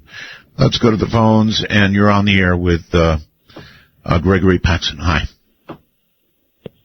Is this me? Yeah, it's you. Oh, my goodness. Hello. Hello. Nice to speak with you. Anyways, I wanted to talk to your guest about a certain dream I had about a death I had once. And I don't know. I'm nervous, I guess. Just relax. A dream. You had a dream about death. Is that right? Right. And I was wondering if he could possibly match it up with a different description of death he's gotten before. Anyways, a thing happened in my dream and I was no longer alive. And I just immediately was overwhelmed with a very calm feeling, immediately followed by this feeling of just this great expansion, just like this ever-expanding feeling. It just felt like I was 1,000,000 miles wide. And then I woke up. Okay. Makes sense to me.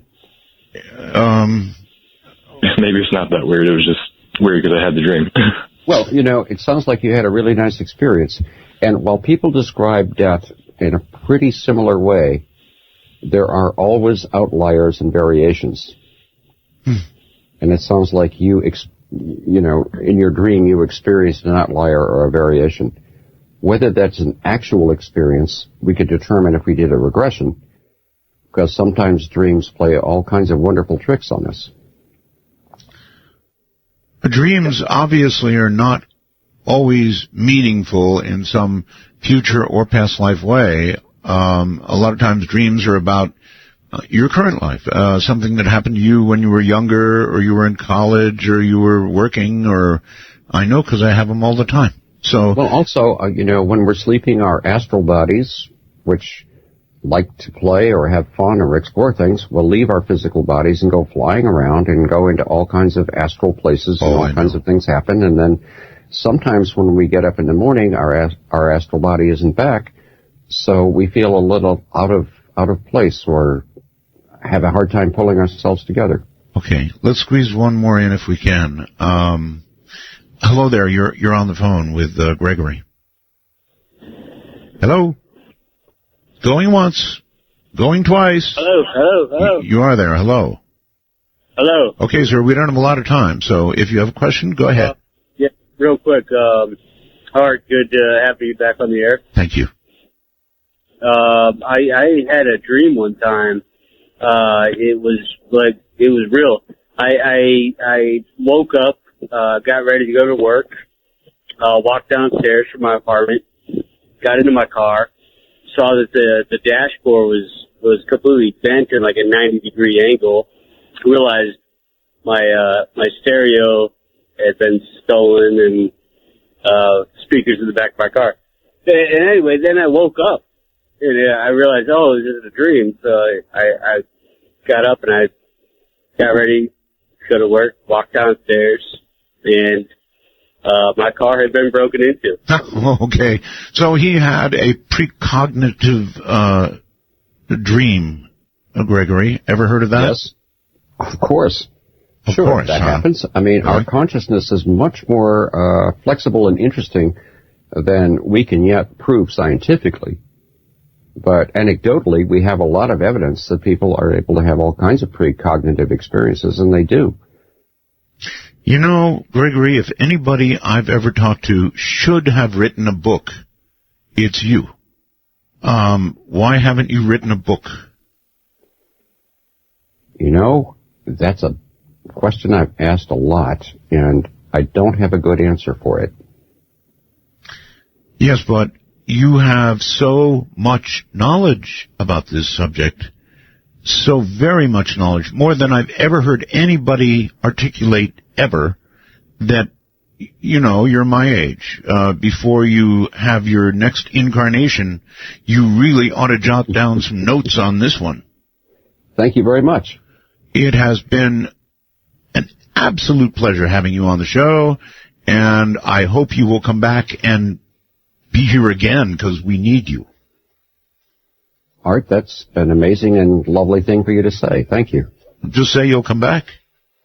I'll be delighted. I really have enjoyed this conversation with you, and it's been great. Thank you, my friend. Good night. Wow. In this category, classic. Amazing interview. Just absolutely amazing. Gregory Paxson from Chicago. We'll have him back. And by the way, Abby Normal did not make an appearance tonight. I think I'll leave what I've got on the floor and see what happens. In all 25 time zones out there, from the high desert. Good night. Welcome to Art Bell, Somewhere in Time. Tonight featuring Coast to Coast AM from March 28th, 1996. From the high desert and the great American Southwest, I bid you all good evening and good morning across this great land of ours and beyond, actually, worldwide via the net. And I'll tell you all about that in a moment. And our 800 international line, we're going to give it another try tonight. Thanks to AT&T, they've been working their heinies off, trying to get it working. They may have it. If not tonight, then within the next couple of days, they think they'll have it all straightened out. I'll be telling you about that. Richard Hoagland is here for an update to tell you what went on in Washington with Sarah McClendon and company. So we're going to be doing that. A lot of stuff is coming up, in other words. The Montana standoff continues. We'll get back to that and a lot more. So it's going to be a full night of live, unscreened, spontaneous, you name it, talk radio, and we'll talk about it. That's the fun of it all, I guess. Anyway, listen, where to begin? Let me hit the international line right here at the beginning, just in case it might be working. Here's the deal. If you're in a foreign country somewhere, and that may well be the case, because, of course, we're now carried on real audio by WPSL in Port St. Lucie, Florida, and WOAI in San Antonio, Texas, the one radio station that probably doesn't need the Internet, but has it nevertheless. You can pick us up on Real Audio. If you have a computer and you have the appropriate program software, which is freeware, you can get it for free up on the net. On my webpage, you can jump over and you can listen to the program from any obscure corner of the world from which you can access the Internet. So, let me tell you about our international line. Doesn't mean it's working. They're working on it, but they might have it. They might have it. So if you are in a foreign country, other than Canada or Mexico, try calling your AT&T, America Direct Access number, and you can get that locally, or you should know what it is, your AT&T Direct Access number. Japan would be 0039111. The United Kingdom would be 0500 890011. That's a lot of numbers. Then I guess you will get a dial tone, and then simply call our 800 number internationally. 1-800-893-0903. Let me give that to you one more time. 1-800-893-0903. I guess I better give it once more. Internationally, if it's working, 1-800-893-0903. And we'll see if we get any international calls. They may not have it together yet, but we thought this morning we'd give it a try and see what happened. Now, my internet webpage, which will contain some photographs that didn't go up very well the first time, but are up there just fine now. Photographs of the moon that Richard Hoagland provided, or the Real Audio Network or whatever else. By the way, the Portland book signing photographs are up there now, as of tonight. So there's a lot of new stuff on the webpage. It is www.artbell.com. That's www.artbell.com. And by the way, also up there, I'm told by my webmaster, is an actual written summary, not summary, but word for word, verbatim transcript of the last time Richard Hoagland was on that you can get up on the webpage, all of it. That's www.artbell.com. If you have a web browser, just enter Artbell, and it will lead you forth. In a moment, coming up, Richard Hoagland with an update.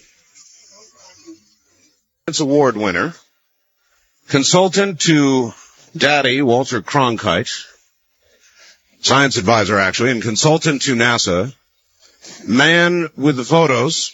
His name is Richard Hoagland, and he comes to us from New York City. Richard, are you there? Good evening, Art. Good evening, Richard. Good to have you back, and I understand there's a lot that's been going on. There certainly has. Remember the program that David Frost had a few years ago? That was the week that was? Absolutely. I think we're going to look back and say, thanks to you, among others, this was the week that was in this investigation. I think we have broken into mainstream.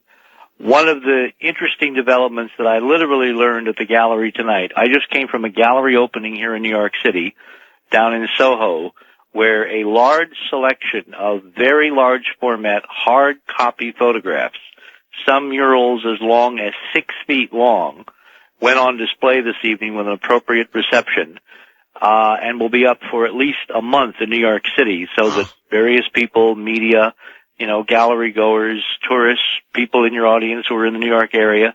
It's called the Archetype Gallery, which is very appropriate. Mm-hmm. It's run by Iris DeMiro, who is a very remarkable lady in her own right.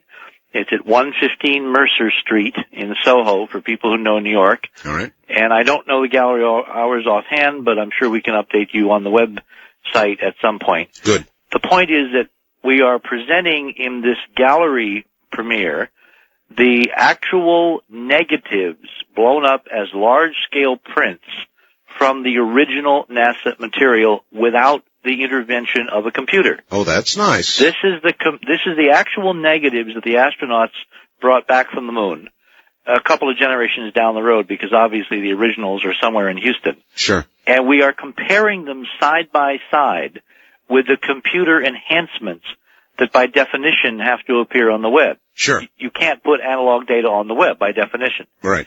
And what's interesting is that tonight we had a whole bevy of photographers. I have a feeling that about half of New York City is made up of photographers, or would-be photographers, or former photographers, or people who know photographers.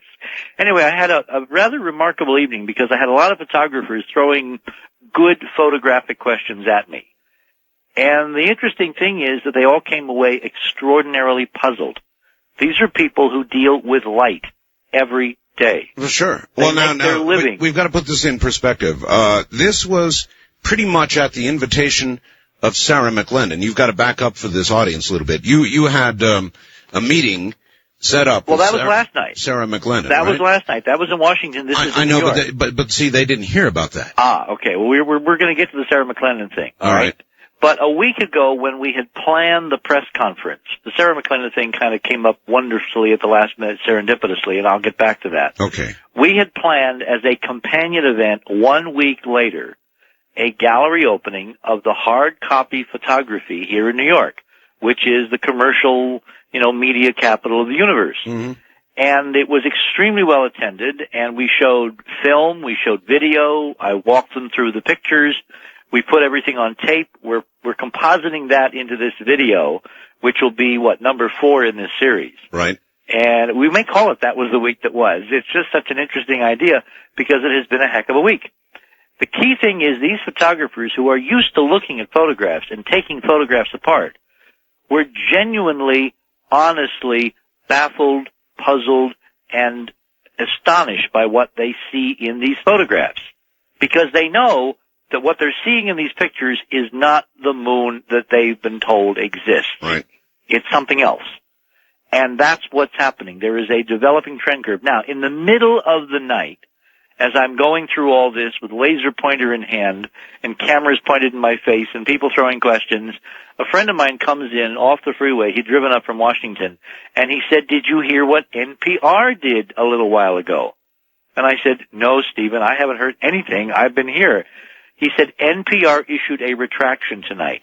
Oh?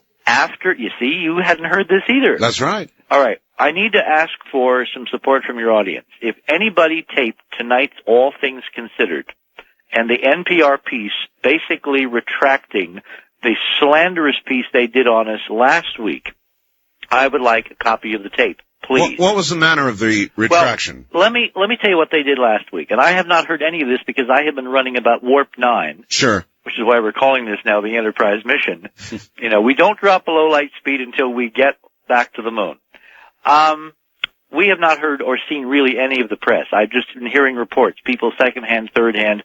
I did see the Post piece in the Washington Post, which is incredibly libelous. But I had not seen or heard anything else much. And so when I heard secondhand that NPR had assigned a comedian to cover our press conference, I really was rather disappointed because I think a lot of NPR. Apparently, this 90-second piece that ran last week, a week ago, last week tonight. I had a number of reports of it, so I know. Okay, I've not heard it. Anyway, what NPR did tonight is to basically bite the bullet, and they said forthrightly that they had gotten a lot of mail, hundreds of letters, if not thousands, and that 99% of it was very negative and hostile, and told them basically they had been bad boys and girls, that they had done a job on covering our press event that was up to the standard that they expected from NPR and All Things Considered. And then, to cap it, and I've got to give them credit, all right, they actually played a tape from a listener somewhere in the Midwest who said that his local paper, just a 2-bit local rag, had done a very fair and objective report in contrast to NPR's slipshod, demeaning effort at humor. And then they apparently, to have the last word, had the comedian come on, and he called up Buzz Aldrin, the second man on the moon. Yes. Who basically said in the piece that I was crazy and there's nothing there and everything is fine and NASA's telling the truth. And the comedian said, see, I've been vindicated, and that was the end of the piece. Now, for bright and interested and curious and intelligent Americans, obviously the National Public Radio does not go on the air and say, mea culpa, we blew it. Right. Without a substantial amount of pressure. What is really important is, and I don't know what the crossover is, but I would doubt that there are a significant number of All Things Considered listeners in your audience. If for no other reason than the times don't fit. You know, you're a late night person, and people who are up listening to you are up at night. That's correct. And All Things Considered is in the afternoon, so there's a difference in shifts and schedules. Now, there probably is some crossover, but not a lot. So the reason this is important politically is that without any urging on our part, a lot of Americans listening to NPR realized that something was radically wrong, that they were not getting the full story, as Paul Harvey used to say, and they let their voices be heard, and NPR responded. Now, they haven't called us yet and asked for an interview so we can sit down and discuss data as opposed to accusations. But the fact that they went through this folderol this evening and even played a listener, you know, and his comments, I got to give them credit, and the credit really goes ultimately to the American people who are politically doing exactly what is expected. Now, let me back into the Sarah McLennan thing, because you know that C-SPAN is the other holdout. Yes. That C-SPAN waffled, and finally at 5 p.m. last Wednesday decided not to cover our press conference. To the distress of many of us. At 9 o'clock the next morning, apparently an awful lot of people around the country turned on C-SPAN expecting to see us live. You bet. And we weren't there. They, without prompting, then picked up their telephones and dialed C-SPAN in Washington.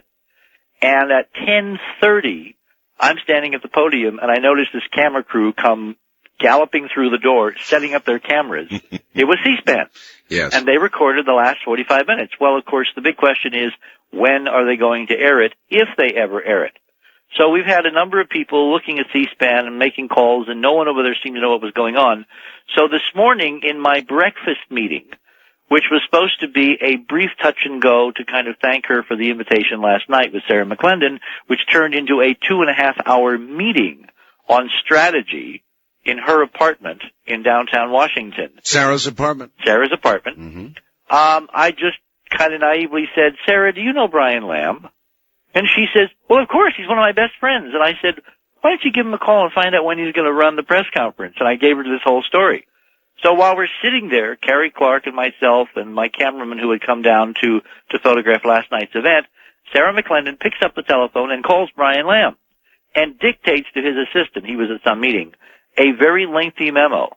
The bottom line was, please call me back. This is important. I want to find out when you're going to run the Hoagland press conference. Sure. Now, I have not been home. I literally walked in the door 5 minutes ago before the phone rang and we went on the air. So I have not checked faxes, messages, whatever. Okay. I do not know what's going on regarding Sarah and Brian Lamb, but tomorrow I will find out. This is a fast-moving story. It has got interesting data points. The American people, your audience, the mainstream is making their voices heard, and it's having an appropriate effect. And I really wanted to stay up to the middle of the night tonight after the week that was to tell your people, to tell all you guys and gals out there, we really appreciate your support. Morally, you have kept us going. And in fact, this is why we're doing this. We're doing it so we all can find out what's been going on. How would you characterize Sarah McLendon's absorption of this information? You know, I am continually amazed at how darn sharp an 85-year-old lady is. And we're having such fun now because we're kind of throwing little jokes back and forth. Mm-hmm. She has said flatly that this is the most important story she has ever come across. And because I respect her so highly, I think that speaks reams as to what we have done in terms of the data and to what we have done in terms of communicating the political importance. And it was really funny last night because I went on for like 3 hours in this meeting that she had set up at the National Press Club. And there were some very interesting events that went down around the meeting, which we'll probably get into after the next commercial. But the bottom line is, she said at the end of the meeting, she says, okay, Dick, now she says, tell us, why is this important? Why should I care? You know, she's a very bottom line kind of person. Sure. So we went through, you know, material science, radical scientific, advances, American Renaissance, educational Renaissance, spiritual Renaissance, energy, developments, knowledge that has been kept from the American people for 30 years by somebody for some reason that we haven't got access to, and now needs to come out and needs to be put into play so that we basically move into the next century kind of playing with a full deck, because we haven't been. We've been doing this with one arm tied behind our back. You cannot trip over the ruins of an extraordinary, stunningly advanced culture, even if it's millions of years old and long since gone, and not find libraries, not find recorded information, the wisdom of the ages, to use a cliche. Sure. And that wisdom has come back and has not gone to you or me or the American people. It has gone to a handful of guys in the black budget who have been using it for God knows what. And it's time we find out what they've been doing with it, and we democratize it and put it to use in the general economy and culture of this planet. So is Sarah going to herself write a story? Yes. And she has asked me now to almost do a press release a day. She says, you've got to get out there. You got to get this story out there. You got to do it bit. She's really bottom line. And so what she's basically become is a kind of a friend of the family, an advisor. And when I have some questions about how to tackle the mainstream press, I now have license to call her up and say, Sarah, what would you recommend that I do to get this information out, to get the message across? Mm-hmm. And she has taken it upon herself to call certain people and to inquire as to what they're doing, and to try to arrange for conversations to take place. And a lot is going to happen, I think, because of her good offices and because of her interest. And frankly, if I had 5 more people as sharp as Sarah McClendon on this team, we'd be on the moon day after tomorrow. You think what do you think of the prospects of getting a private return to the moon, Richard? Is there any chance of that? Tonight at the gallery, I can't tell you who I met because there are some confidences I have to keep, but I met somebody who has more money than God, who wants to talk about the private mission. That makes 3 people who I've met in the last 2 weeks who are serious, who have the resources, and who have come to me. Well, I think it's doable. I've already talked with the engineering people in certain aerospace companies who are dying to have the chance to do this and demonstrate what they can do. We're looking at a renaissance here. We're looking at the space program that we really should have had, only this time, instead of government playing footsie with it, it's going to be those real people out there who really want to know, who are going to get to go themselves or get to go with technology. All right, hold it right there, Richard. We'll be right back to you. This is Premier Networks. That was Art Bell hosting Coast to Coast AM on this Somewhere in Time. We take you back to the past on Art Bell Somewhere in Time. Hi, everybody. I'm Art Bell, and it's good to be here. Richard Hoagland is with us for an update, and we're going to ask him in a moment about the photographs that are on the Internet and how to look at them. I've received a lot of email regarding the photographs that are up on my website, and I want to preface what I'm going to ask by saying that I received first a piece of email, typical of some I have received, that have said simply, you've got to be kidding. This is just a bunch of blurry gobbledygook. What can we discern from these photographs? Nothing. So what I thought it would be useful to do for all of you is to ask Richard how to look at these photographs, what they are seeing. Take what you consider a couple of the best photos, Richard, and explain to the people, if you would. It'll help a lot, what they're seeing. Well, for one thing, you have to understand that different monitors on different computers are showing these differently. I discovered that's true the other night when Keith Rowland and I were comparing notes that when I've been uploading them at a certain scale. And because a lot of monitors have much less resolution than the monitors we're using, that they show up on the browser at twice the scale I've been putting them up. So it's like standing up too close. You are literally seeing pixels, and what you have to do is you have to capture them, put them into some kind of photo imaging program so you can reduce them, demagnify them, Right. and look at them in smaller versions. You know, it's that old song from Gigi, have I been standing up too close or back too far? So that's part of the problem. All right. What are they seeing in the Zond photographs? Well, Exactly what are they looking at? Well, the Zond photographs are two images taken in 1965 on July 20th at a distance of approximately 6,000 miles from the center of the moon by a spacecraft that was flying by, sent by the Russians. And they are part of a 28-frame sequence. We have been able to secure now 2 of those 28 frames. And the first frame shows in the upper right-hand portion of the curved lunar limb, the edge of the moon, at about the 1:32 o'clock position, if you're thinking of the moon as a clock, a tower, a striking 20-mile high tower. That's right, 20 miles. And it is pointed straight up and down so that if you follow that long part down, it would eventually go through the center of the moon. In other words, this artifact, this thing on the photo, knows where the local lunar vertical is. It knows the gravity of the moon. It knows where down is. You're saying up. it is precisely vertical. Yeah, it is vertical. All right. Now, what's interesting is that, of course, that is pretty intriguing because if it was some kind of photographic defect or artifact of the scan or Yes. the reproduction mechanism, Yes. what are the odds that this streak would know where lunar vertical was? So you look for these consistencies. The second thing, of course, is its height, 20 miles. How do you determine that it is 20 miles high? Oh, well, it's really simple. We know because the Russians gave us the specifications, the distance of the spacecraft, the lens, all those things. You look at the curvature of the horizon, you can calculate the scale. We know the size of the moon, which is 2,160 miles in diameter. And by very simple geometry that any textbook in geometry in high school will give you, you simply compare the size of that spike, that tower, with the curvature of the moon, and that tells you that it's got to be about 20 miles tall. Okay. Now, what we don't know yet, because I have not literally had the time since we got this picture to figure it out, is where on the moon it is. That's going to be a little more difficult, but we will probably in the next few days have that figured out. What's very important is that this was the second of these exotic Zond pictures which came to our attention. The first one is the other frame that's produced on that page, which is an earlier frame that NASA itself actually published back in 1968.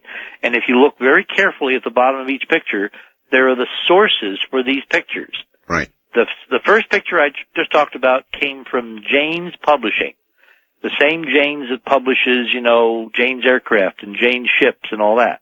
It's a big London clearinghouse for basically high-tech and military hardware. You bet. And all over the world, people send photos to Jane's to get them published. Sure. Well, the Novosti or TASS news agency, was contacted many years ago by Jane's, and they apparently got a set of prints or negatives. Mm-hmm. And we now have to have our people in London follow up because I've been looking, as you know, for more pictures in this series. One of your listeners the other night, after they'd heard us do one of our shows, found a book in a bookstore somewhere out west, in the Northwest, I think, maybe even Portland. It was called Solar System Log, and it was published by Jane's Publishing Company. And in it was this little picture, including the schematic of the spacecraft and the trajectory and all that. Well, I looked at it quickly, and I thought it was a duplicate of the one that we had, procured a couple of years ago. And then I looked again, and I realized, oh, my God, it's a second frame. Ha-ha. If you look very carefully at what's on the frame, not the edge of the frame, but the actual structure on the moon, you will see that there is a systematic difference between image number 1 and image number 2. All the features are reproduced in both pictures. All right. Well, that's very important. It's very important, Richard, because people will say, inevitably, this is a photographic anomaly. Of course. Well, maybe once, but not twice. Well, what you see is, if you look carefully at the picture, and again, I will upload a better version. We refined another version. I will upload that shortly, next day or so. You can actually see between the two pictures extraordinary commonality. And this, of course, is important because it means that the imaging from the Soviet spacecraft to the Earth, the transmission, the scanning, the reproduction, was very accurate, because each detail seen in frame number 1 is reproduced in frame number 2. That's important evidence. And what's really interesting, if you look carefully, there are vertical lines that connect craters that shift from left to right between the two frames. Now, why is the shift important? Because the spacecraft was moving to the left, and the lines, because of perspective, shift to the right. Yes. Oh, it's incredibly important. Meaning, yes, exactly, that we're looking at a real, what we call parallactic displacement, a real geometry perspective change as the Zond was arrowing behind the moon in a curving path and taking a later set of pictures.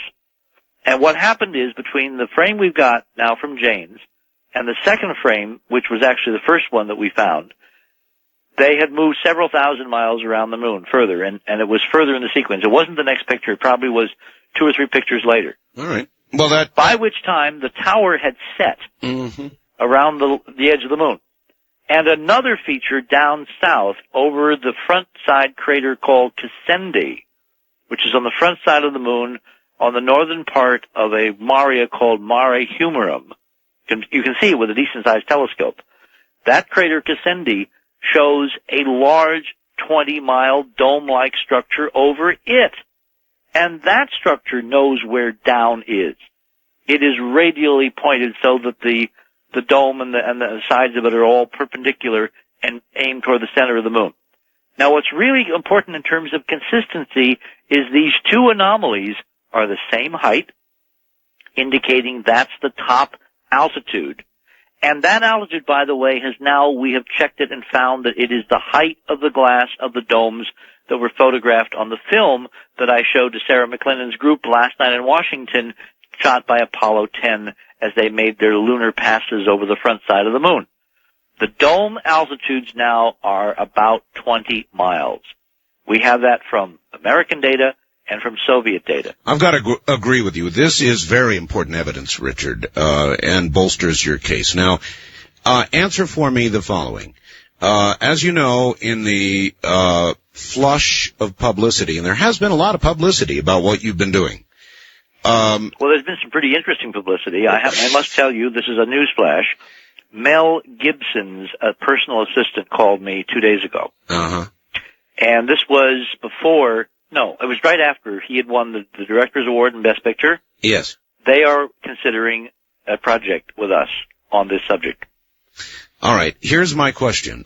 In all this publicity, astronauts have been contacted.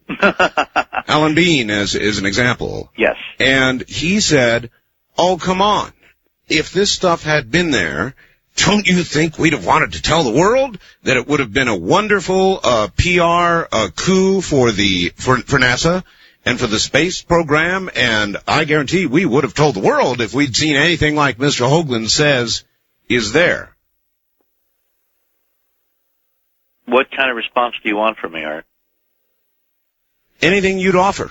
In other words, all I want to do is to put on the record that we now have Alan Bean, esteemed military officer, U.S. astronaut, artist, on record to ABC, claiming there's nothing there. We have photographs, and I'll get to the photographs in a minute because there's a new development on the photographic front, I must tell you. We have photographs showing Alan Bean in front of incredibly interesting structures on the moon. Even more interesting, maybe, we have Alan Bean on record to Newsweek 2 years ago when asked to describe what the lunar surface looked like in terms of the space itself above the moon. Yes. He compared it to black patent leather shiny shoes, which if you were standing on the moon with a spacesuit, Art, looking at this stuff, these glittering glass domes in terrible shattered ruins now, achingly years after they were built, it would look like black patent leather shoes. Flickers of brightness against the dark. The photographs you have of Alan Bean, those are on the net now? Those are on the net. Which now, one this is the new news, I must tell you. All right. On our way down to Sarah McClendon's presentation, my invitation last night, yes, from here to Washington, we stopped by the Goddard Space Flight Center. Remember, I had a team of people in December go in when Ken Johnston's photographs first came to my attention from his secret archive. Right. Mr. Johnston, former head of photo and data control at the Lunar Receiving Laboratory for Northrop, Brown, and Root. I wanted to check. I always want to check everything. So the first instinct I had was, okay, here are Ken's pictures, carefully preserved outside of NASA for 30 years.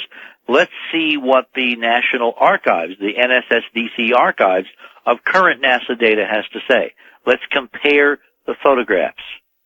And it took us from December, Art, until last evening to get our hands on copies, current copies from NSSDC. Okay, you got them. What are the results? Well, let me tell you how we got them. We're on our way down. We're driving from New York, and on a cell phone, we called our very important contact at Goddard, who sat in a parking lot for 90 minutes with this packet of pictures in his lap on the front seat, waiting to give the handoff to us. He didn't trust even leaving them at the guard gate. It was that important. Deep space. And on the way from Goddard into the press club, I am literally looking against the evening sky, at these photographs. And I have a newsflash. The photos that I showed at the press club on Thursday that are up on your website that came from an official NASA film called Apollo 12 Pinpoint for Science. Yes. I now have color negatives, which when I hold them up to the light, I can actually see the dome structures on the color negatives from Goddard, handed to me personally last night at 4 p.m. Well, you're going to have to get those reproduced and up there as soon as possible. We will. Now, Mr. Bean has a very interesting quandary, because like Hillary Clinton, who had documents appear in her library and who claimed she didn't know how they got there. That's true.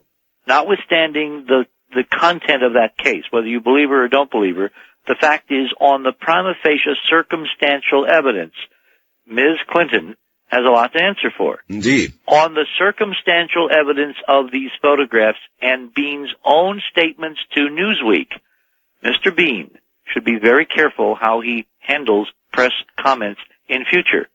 Something is not right here. Something is radically amiss. And you have the evidence. We have the evidence. When a person looks at these photographs, Richard, are they going to be clear? Is it going to be clear to a casual viewer what's seen? Well, all right, this is an interesting philosophical point, because it's like, is anything in life clear to a casual viewer?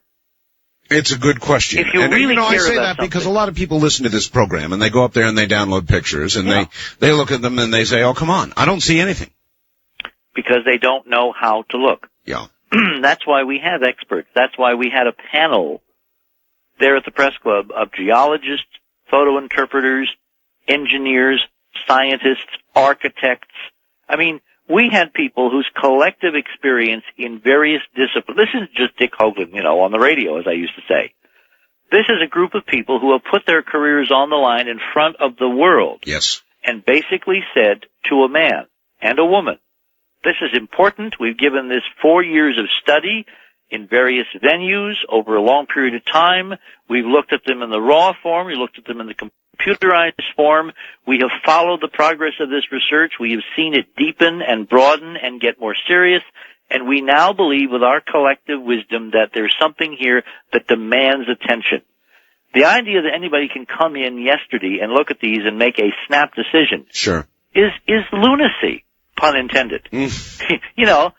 What people are expecting from me apparently is a McDonald's sign. The newspapers I noted couldn't restrain themselves from the overuse of that word, incidentally. Well, it does lend itself to that. Yes, it does. But what I'm impressed with is your viewer, who said on second and third and fourth look. It's true.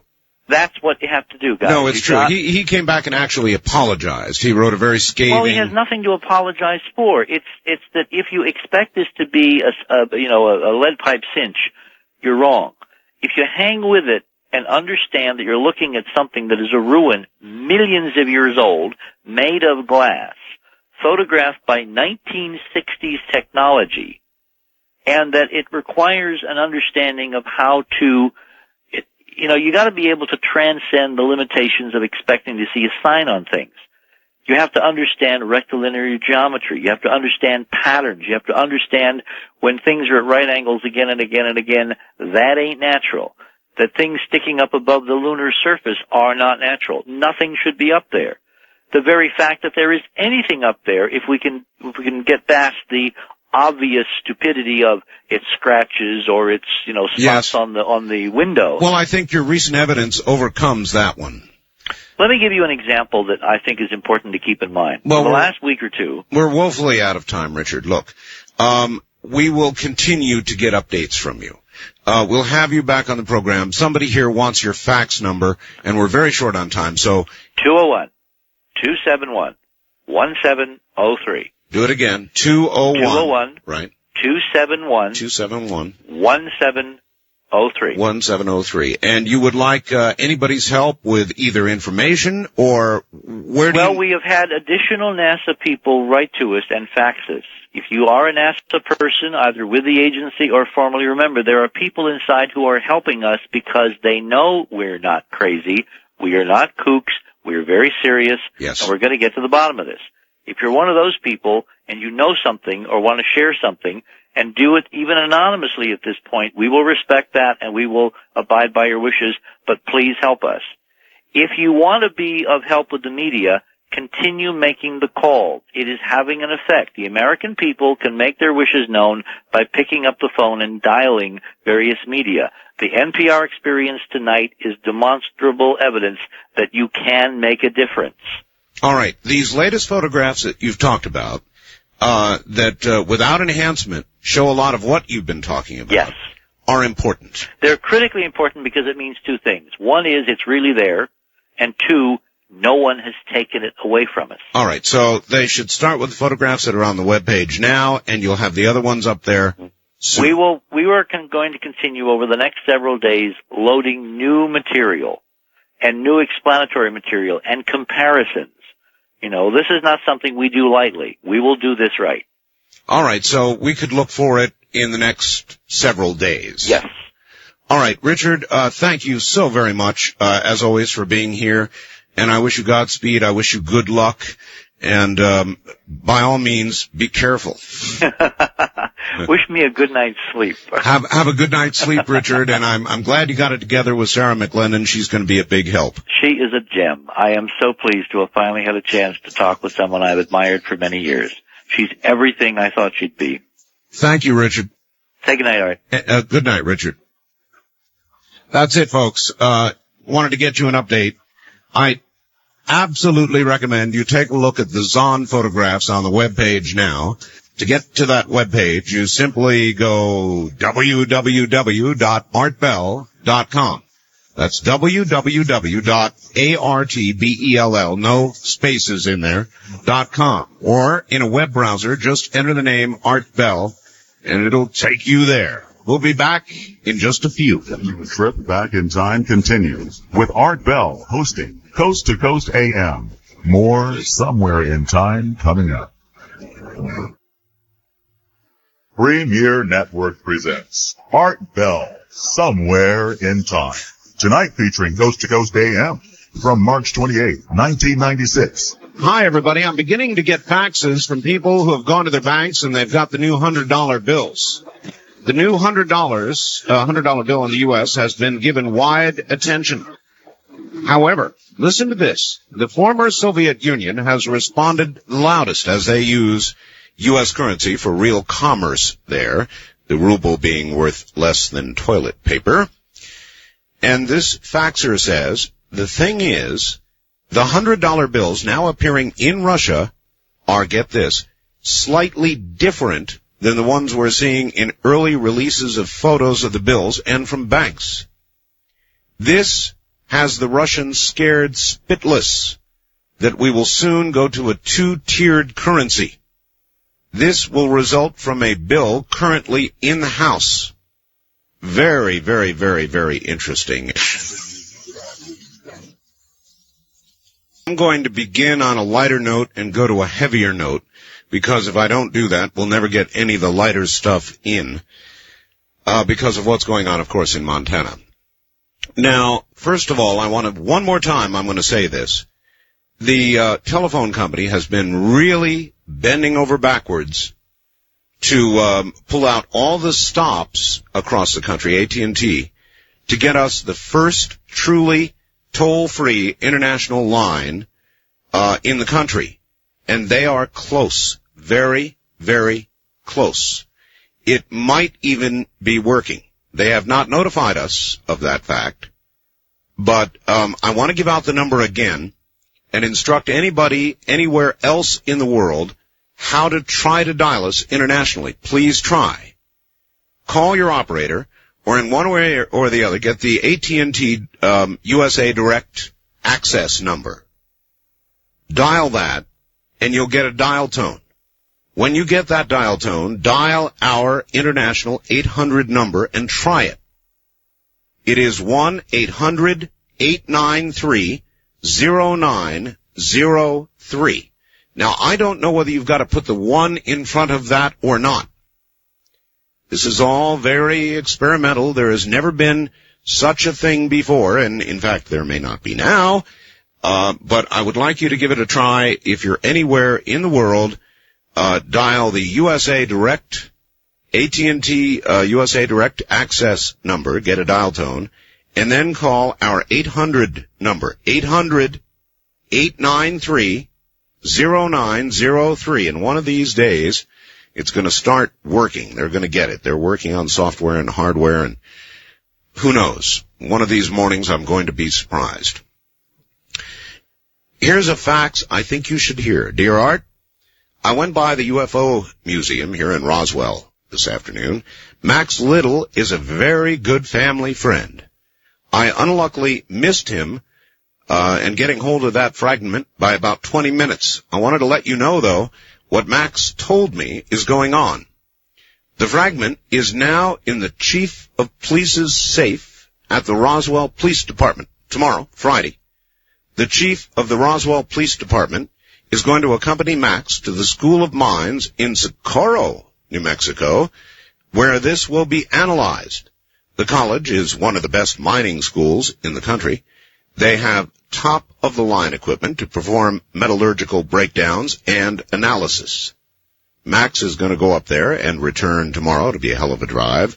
On Saturday morning, I'm supposed to go and see both the fragment and Max and find out any information from the School of Mines. There is something that needs to be said very quickly. It is important to know that Roswell has 2 UFO museums. These museums are like night and day when it comes to the attitude of the people who run the places. The museum that Max runs is extremely skeptical of any UFO sightings and info. The museum also does not have a full-time researcher. It is a nice museum, but the general knowledge UFO of their workforce is not the best because they're volunteers. Max told me, we've got something that is either worthless or invaluable. How true that is. Being a native of Roswell, I've had a chance to talk to many of the individuals who were around at the time and many who were involved. It is my opinion that something did happen close to Corona. It is also my opinion it was not a balloon of any kind. Now, I don't know what crashed, where it was from, or who piloted it, but with the rest of the citizens in the area, I'm interested in finding out just what did happen here. As a kid, I used to ride my motorcycle out there all the time. My family was friends with the people who owned the land, always hoped to find something out there, but to no avail. I also remember as a child going to the airport that was the Air Force Base airport. The Air Force still had several hangars and storage places out there. Warnings were posted that deadly force would be used to protect the areas, and heavily armed people could be seen at times. I was very young then, but it's all very clear in my mind. I'll fax you when I find anything out, keep you updated. Possibly you could yet again break a historic story.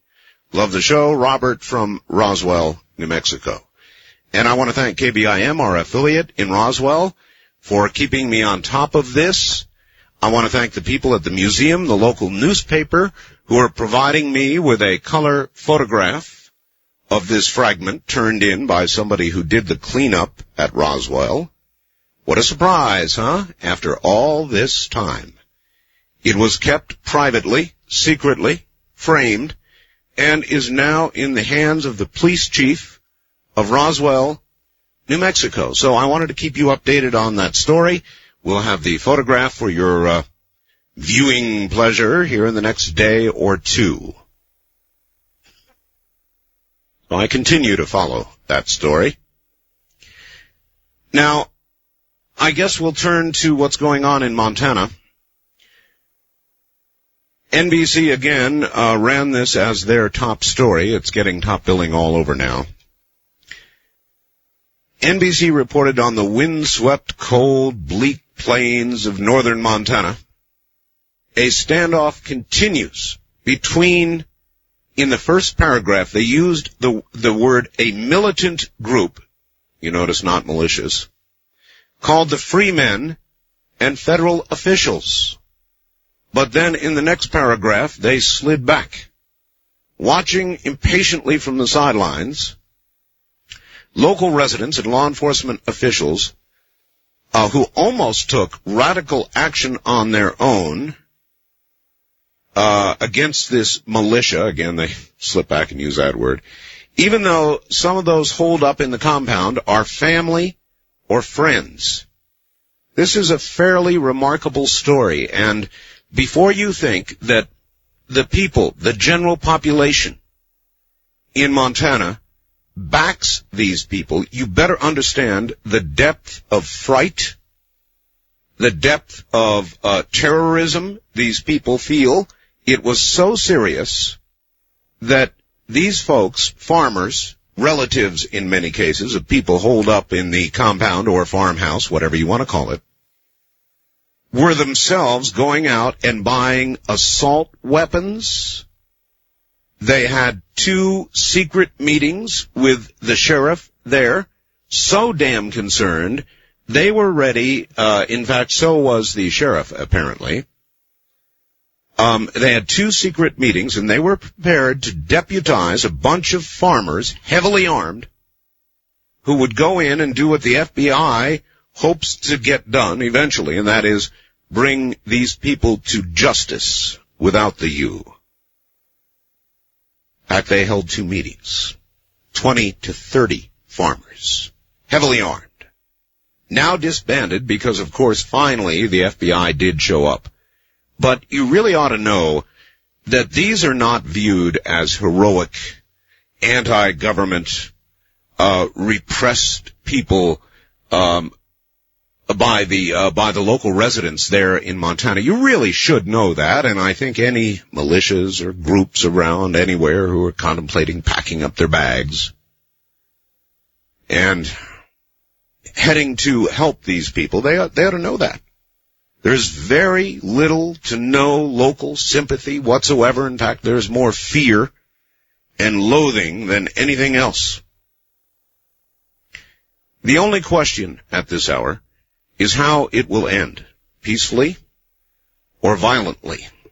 And I would imagine, though the FBI is keeping its distance and trying not to engender a collision, I would rather imagine that it's going, in the end, to be up to the people in that compound. If they fire on the FBI, it is not going to end peacefully. It simply will not. Now, they will wait. They'll do the best they can, and they're not picking a fight. It's clear the FBI is not picking a fight. But at some point, no doubt, there'll be an opportunity for gunfire. And that will be the point of choice. Either this will end with peace and court, and they'll have their say with the courts, or there's going to be dead bodies coming out of there. One of the two. So it's not a good situation either way, but I really felt that you should, and that's why I opened up those lines to Montana last night. You'll hear more tonight. People in the Billings area. The FBI command center now is just outside of Billings. And it's pretty tense. No question about it. Pretty tense. So if you have continuing comments on that, you are welcome to make them. We had some free men call in last night. They're welcome to call, as everybody else is. This program, it's an open forum. I don't screen calls. So I'll put you on the air. And I've got, needless to say, endless faxes on the free man situation. We'll get to some of them. The House has passed a health care bill. This bill would allow small companies to get together and pool coverage and get coverage for their employees. We'll see where it goes. Senate Majority Leader Bob Dole is leading a Republican congressional rally for presidential campaign unity and urges Pat Buchanan and Ross Perot to abandon any thoughts of third-party challenges. At an assembly of a few hundred House and Senate backers on Capitol Hill Thursday, Dole called on Buchanan to join his fight. To unseat President Clinton, said Republicans would bring about the reforms Perot seeks. He said, I hope Buchanan joins us. Do you think he will? So what I'm going to do now, I think, and I've got a lot more here, but I'm not going to open this up. Let's see where it goes. It's up to you. Open lines. You can talk about Montana. You can talk about Richard Hoagland. You can talk about Roswell. Or you can talk about anything you want. The numbers are first-time caller lines, area code 702-727-1222. Wild card lines, area code 702-727-1295. West of the Rockies, it's 1-800-618-8255. East of the Rockies, 1-800-825-5033. And away we go. East of the Rockies, you're on the air. Hi. No, you're not. West of the Rockies, you're on the air. Good morning. Hello there. Hello, Art. How are you? Okay. On the front page of our Seattle Post-Intelligencer, which is the morning newspaper, yes, there was the largest photograph I've ever seen on a paper. And there was the banner of the newspaper, this photograph, and at the bottom of the page, about 2 inches in text across, and it was a picture of 3 tower structures of different heights, and I believe at this time they said that the largest was 800 feet high on the surface of the moon. This was back in 1965, and it was taken by an astronomer, I believe, from New York, some university in New York. And he at this time, and these were real vivid photographs of metal structures, a tripod and there were 3 and varying heights. And he at that time said that he believed that they raised and lowered from below the surface of the moon because he had tracked that area of the moon before and had not gotten any. And if any of your listeners can, I don't know how you do it, but don't they keep... Oh, sure, on microfiche. You can go down to the paper or the library and get a copy of that. Just go back to that date and get a copy, and I'd love to see it, so pass it along. I thought what Richard Hoagland had to say last hour was significant. And I would suggest to you that you get the photographs on the website, look at those, particularly, as I said, the Zond photographs. Take a good look. Take a careful and as much as you're able scientific look. Do as Richard suggested and make them manipulate them to a smaller size and take a look. In other words, make them less pixely. Now, I thought what he had to say was critically important and scientifically verifiable, and that is that there would be new photographs that offer second frames of many of the photographs we now have. This is really, truly important evidence. People can laugh it off if they want to, but I don't think it's so easily done. In other words, these photographs show the same structures that are shown in another photograph from thousands of miles further on in orbit, and yet they show the same structures. That would seem to me to absolutely rule out the possibility of a photographic anomaly. And so I think Richard, along with Sarah McLendon, is on to an important addition or piece of evidence backing up his story. First-time caller line, you're on the air. Hi. Hi, this is Richard in Sacramento. Hi, Richard. Hi, I had a question about Hayakutake. Yes. The comet. Yes. Okay, it has a tail on it, but it's in there's no friction out there. I'm wondering, how does it develop that tail with no friction?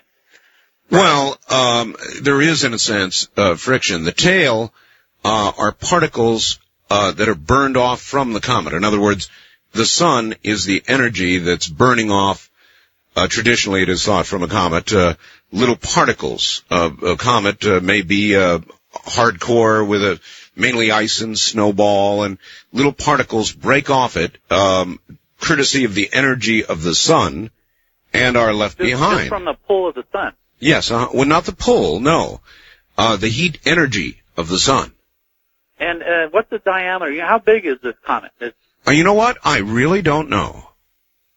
I really don't know how big this Japanese comet. Anyway, I went out there and I looked at it last night, and it's just, it's raw nature. You're looking at raw nature there. That's fact. You know how fast it's going? What, 100,000 miles an hour or something like that? I don't know. Fast. All right, then. All right? All right, Art. Thank you. No, I'm not an expert on comets, but I'm sure somebody in the audience is. No, I don't know how fast it is going. But it's definitely trucking right along. West of the Rockies, you're on the air. Hi. Turning down the radio. Okay. Good morning, Art. Good morning, sir. Richard just blows me away every time I listen to him. I have a question. Seriously, now what do you think? I know about 4 months ago you were still questioning Richard's, or at least the moon's evidence. What do you think now? I think he's got some strong evidence. Doesn't he? Yes. It's strong evidence, and anybody with any ethical look at this can't just joke about it, and if they do, then the joke's on them. Yeah. Hey, on to something lighter. Yes. Someone donated me a old military ham radio. Yes. It's like a box. It weighs about 70 pounds, and you can carry it around. I don't have a power supply, or is it still available? I mean, I think it still works. I don't know what you have, sir, so how can I answer that? It's just a big green ham. They're usually green, yeah. Yeah. What you need to do is look for a model number on it. Uh-huh. And then there are various stores, electronic stores, where you can go and get manuals that have schematics and perhaps even full manuals on a lot of that equipment, and that will then lead you in the direction of what you've got to do. Oh, great. Well, what if there's a commercial coming on? Well, then that means you've got to go. Okay. Well, good night in America. Love you. There's a commercial coming on. We'll be right back. This is Premier Networks. That was Art Bell hosting Coast to Coast AM on this Somewhere in Time. You're listening to Art Bell, Somewhere in Time. Tonight featuring Coast to Coast AM from March 28th, 1996. Top of the morning to you, and I don't frequently do this. I just don't do it. I get a million faxes like this, but I want you to understand how serious it is. There are, I guess I should say, quite a number of fax networks across America for these patriot groups. In quotes, please. One of them is the American Patriot Facts Network. I just had one roll in, and it's so typical. It's so typical, and it's the reason I'm discussing what's going on, frankly, in Montana, and talking with the people of Montana, so that you can hear what they say. Nothing fed through the media screening system. Nothing that got left on the cutting room floor. But I've got my lines open to the people of Montana. And the real thing. But just listen to what this American Patriot Facts Network wrote. I'll read from about the last third of this news release, entitled More Lies from the Media. Did you see this, it says? Sam Donaldson and ABC declare war on the people of the United States of America. Did Sam do that? It says, it is clear the Zionists who own ABC have declared war on the people, having chosen Donaldson and Jennings to be their generals to lead the charge. They have chosen the public media, which they dominate, to launch a campaign of slander and half-truth. They're talking about Montana now. We must use our arsenal to destroy their economy. By destroying their economy, we remove the ammunition for their media cannons and remove the fuel for their gigantic media engine. It is clear that Donaldson, Jennings, and ABC must be commercially denied. They must pay the price for their actions, and they must be added to the growing list of treasonous individuals who would bring our great nation to its collective knees. The gauntlet has been thrown down.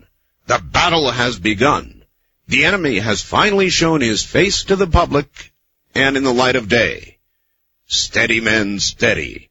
We have finally seen the whites of their eyes, and it's time to let fly. Let us match paper with paper and musket ball with musket ball if we need to.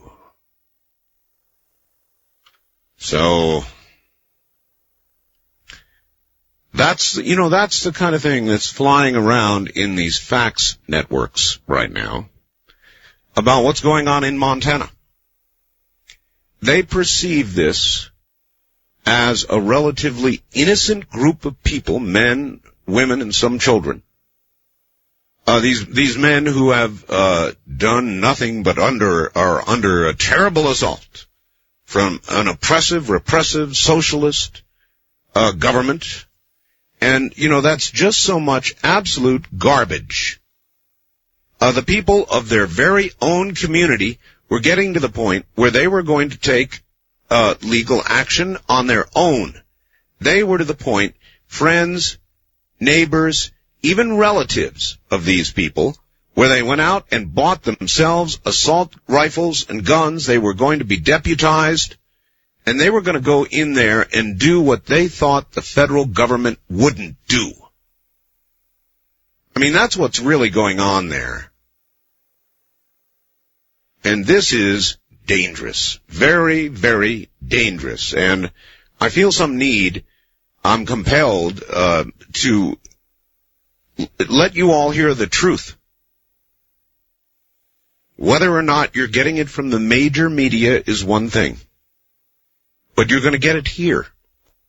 You're going to hear from the people who are there. Why don't you listen to them? I mean, I get faxes from people who say, God, what a sellout you are, Bell, to the feds, and the government. No, I'm not. I'm looking at this, I hope, and I think, objectively. These people are not heroes. These people don't fit my definition of a patriot. And I think that is also true of the people who live in Montana. And so those of you who would pick up your muskets and cannonballs, or whatever it is as suggested in here, musket balls and muskets, you better listen carefully, and you better be damn careful about what kind of banner you pick up and march off as to war against anybody. You better know what you're defending before you decide to defend it. Because a lot of people out there, in their blind and sometimes somewhat justified hatred and distrust of the federal government, will take up sides and issues with anybody. Don't do that. know what it is you're defending. Know whether there's been real crimes committed here or not before you go defending anybody. East of the Rockies, you're on the air. Hi. Hi, it's Scott from Minneapolis. I can barely hear you. Oh, hi, it's Scott from Minneapolis. Yes, Scott, what's on your mind? Yeah, has there been any recent reports of any Bigfoot sightings or anything like that?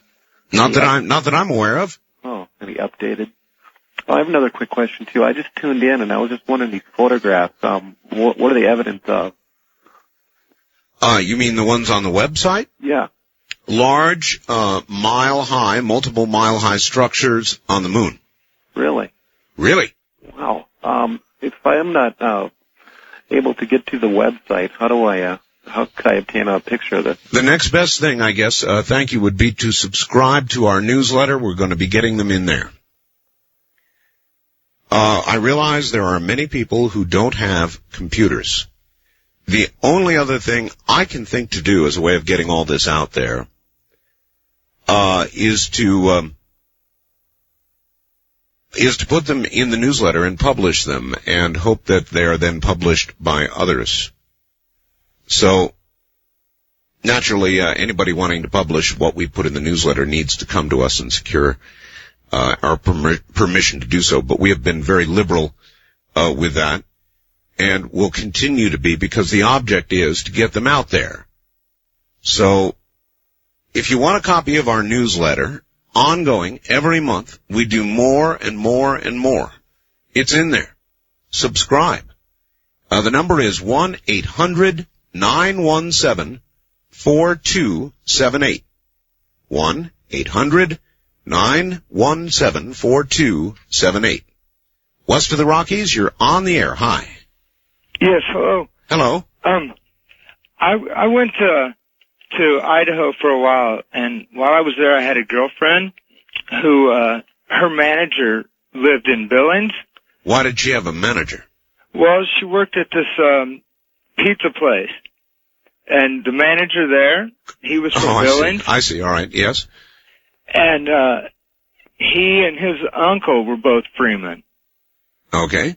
And, his name was Ralph, and the manager's name was Ralph, and his uncle's name was Fred.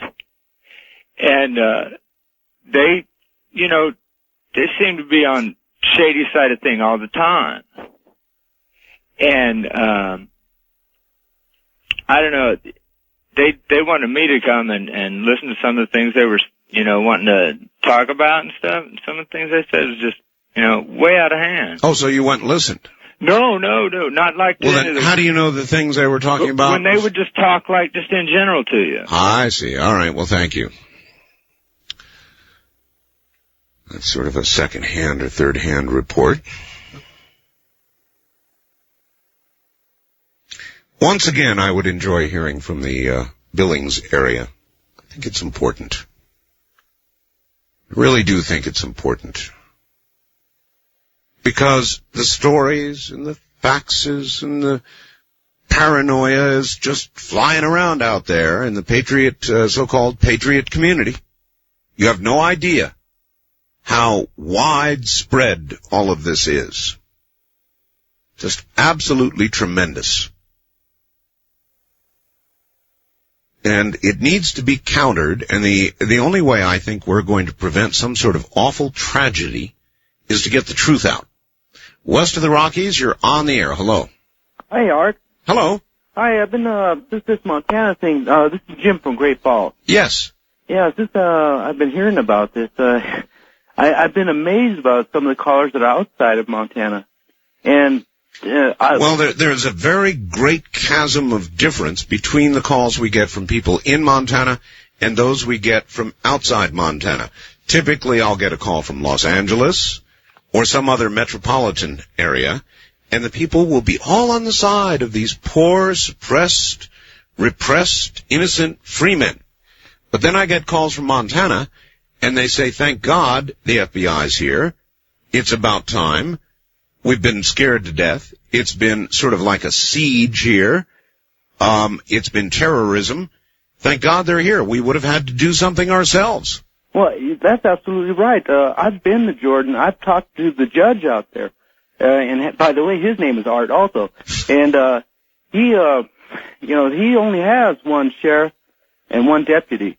And I am sure, because the way they have things done there, they try to keep things in-house as best as possible, but this has gone way out of hand. And, sure. And right now, when I listen to all your callers that are coming outside the area, I can see why they wanted to keep things within house.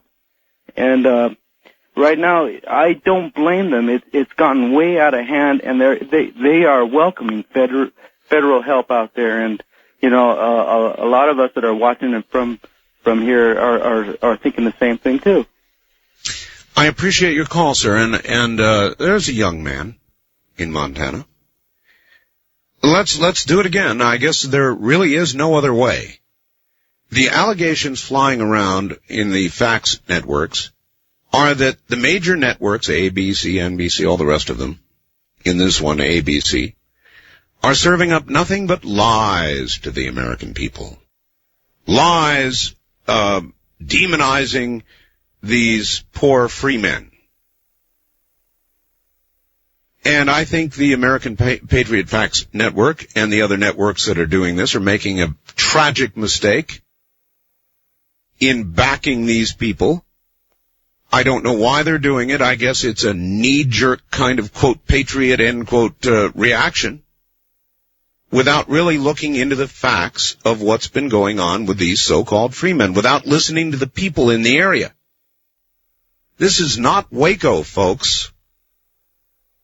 Even though there were assorted rumors of child molestation and the rest of it at Waco, the great majority of the real news coming out of Waco, both before and after the incident, from the people of Waco, was that, well, the people out at the compound are not a problem. We're not threatened. Oh, there were a few gunshots on a range behind the compound at Waco, but nothing serious. The people of Waco basically were not disturbed about it. I recall an interview with the sheriff at Waco saying, I could have handled this. They should have come to me. They didn't have to do all of that. So the community around Waco was not disturbed. The community around Jordan is damn disturbed. And these situations are not the same, and yet these organizations like FBN and the rest of them, in a knee-jerk way, seem to be leaping to the a defense of these free men. It is a mistake. It will affect their credibility, which I had already been questioning for a long time. So, west of the Rockies, you're on the air. Hello. Morning, Art. Good morning. Brian in Dana Point. Yes, sir. Instead of talking about that situation in Montana, I'd like to talk about politics and the cycle. Something else occurred to me recently.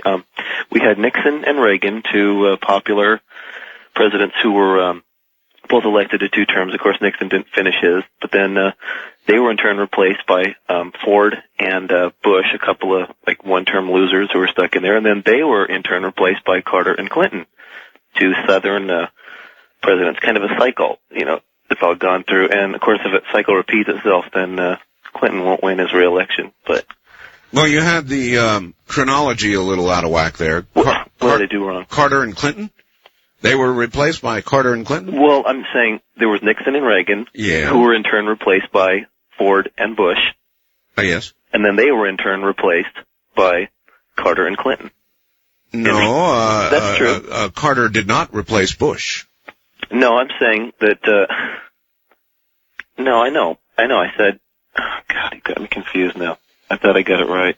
I don't think so. Well, but you understand what I'm saying, that there was Ford and Bush were both the replacements. I think Carter came before Reagan. No, I know he did. Well, not in your presentation. I'm sorry. Oh, he hung up. Well, politics is at best difficult, and you just had it a little wrong. That's all. Not sure what you were trying to say, but I appreciate you're trying to say it anyway. A wildcard line, you're on the air. Yeah, hi, Art. Hello. Steve from South Dakota. Yes, sir. Can I turn my radio down here? I hope so. Okay, thanks. I was sort of disturbed and really surprised at NPR today because I heard that show, and the interviewer asked Buzz Aldrin about those castles in the sky. Yes. And the interviewer was really sort of he asked him sort of in a clownish way, about it, and Buzz Aldrin said, "Absolutely not. It's ridiculous." And he said, the interviewer said, "That thanks, you've saved my career." Yeah. You mean his career was threatened by his comedy routine, apparently? I guess. And I came home, and I wanted to tape this thing because All Things Considered here in South Dakota comes on twice a day. Right. And I couldn't get it. And I heard Richard Hoagland tonight saying if anybody had a tape, he'd like to have it. And I was just frustrated to death. That you didn't have it? No. I couldn't get it. Well, but I'm so fascinated by this whole thing, and I'd really like to help him out. I have a telescope, but I don't have a computer. I'm computer illiterate, and I was reading. There's a friend of mine that has one, and he downloaded some material here from your web. Yes. And there's an address here to obtain high-quality prints or electronic copies of any photos presented on any page in your web, and I'd like to give it on the air if I possibly could. It's a web address? Yeah, it's for the Enterprise mission. Oh, the Enterprise. Well, that's you don't have to give that out. All they need to do is go to my website and click on the Enterprise mission. Well, there's some people that don't have computers. And so then they wouldn't be able to get there anyway, would they? They could mail for the photographs, though. All right, sir. Thank you for the time. You bet. Thank you for the call. Apparently, our toll-free international line is still not fully operable. I notice they've got the lockout in this country pretty well taken care of. That's nice. And they may not have the gateway open just yet. But they're close. I know they're close. If you would like to try it internationally, who knows, somebody might be able to get through from some country out there. It is toll-free from all over the world when they get it working. It might work now, so if somebody out there would try it, I would appreciate it. All you do is call your AT&T USA Direct Access number. That's your AT&T USA Direct Access number, and then our 800 number. If you get through, it will be toll-free. The number is 800-893-0903. That's 800-893-0903. And it would be indeed grand if somebody managed to get through. And one of these nights, folks, and I think soon, assuming they're able to work their magic, all of a sudden it's going to open up and we're going to begin to get international calls. It will happen. It's just a matter of when. Now, I jumped the gun a little bit because I noticed the lockout was now in effect. They still, I think, don't have the gateway open, but give it a try. You never know. All right, we're going to break here at the top of the hour, get the latest in news, and we'll be right back. The trip back in time continues with Art Bell hosting Coast to Coast AM. More Somewhere in Time coming up. Now, we take you back to the past on Art Bell Somewhere in Time. Art, your caller who described the succession of presidents got it right. You did not understand. Here's what the caller said. Two popular presidents, Nixon and Reagan. Well, I don't. Nixon was and is in some circles popular. I'm not sure that I'd bestow on him an overall popularity rating. Were replaced with less popular one-termers, Ford and Bush. Both of these were replaced by Southern Democrats. Carter replaced Ford and Clinton replaced Bush. The caller was trying to say that since Carter lost, so will Clinton. Point is moronic and hardly worth noting, but he was trying to make a pattern. What he forgets is that both Reagan and Clinton were extremely charismatic candidates. He did not account for Dole's total lack of charisma. Well, I guess that's true, and if I misheard what that caller said, I'm sorry. Somehow I didn't get it. I thought he was trying to tell me that somebody other than who he was suggesting was previous to Carter, so I thought he had the chronology wrong. If he had it right and I had it wrong, I'm sorry about that. East of the Rockies, you're on the air. Hello. Yeah, I was calling in reference to the previous caller who called from Montana. Yes. About the Freeman. Yes. And I'm calling from down here in Houston, and it seems to me that those folks have been having serious problems, I guess for about 3 or 4 years now, and local officials have been threatened by these folks. Yes. And I'm kind of glad to see that the federal government has decided to step in and assist their local law enforcement. But I'm kind of glad that they've also waited this long to basically set up not quite a perimeter, but basically just to keep an eye on things. Well, I guess they've got what they call rolling roadblocks, and so they're trying to keep people as best they can out of the area, but they haven't set up a situation like they had at Waco. And I hope they can take and solve this in a peaceful, meaningful manner without having to reach that type of episode. But if it does come to that, at least they have some people that can actually take care of the problem without it getting out of hand. Quite correct. I couldn't agree more. Thank you very much for the call. And I think in the end that it's going to come down to those who are holed up in that house or compound or farmhouse or whatever it is you want to call it. We get all caught up in terms. And the media does certainly a disservice by describing these people as militia people. They're not, to the best of my knowledge, they certainly are not. They are more aptly described, I suppose, as militants. That's the word that I would have chosen. It's the one NBC finally used. And then in the second paragraph of their reporting, it was back to militia again. Farmhouse or compound? I don't know. A place where people are presently holed up and won't come out. What I want to prevent here is a misunderstanding of who these people are. And if you read the various faxes that are flying about in these so-called Patriot Fax networks, these are innocent, downtrodden, oppressed people the government has simply decided to move in on for no discernible reason. And it's simply not true.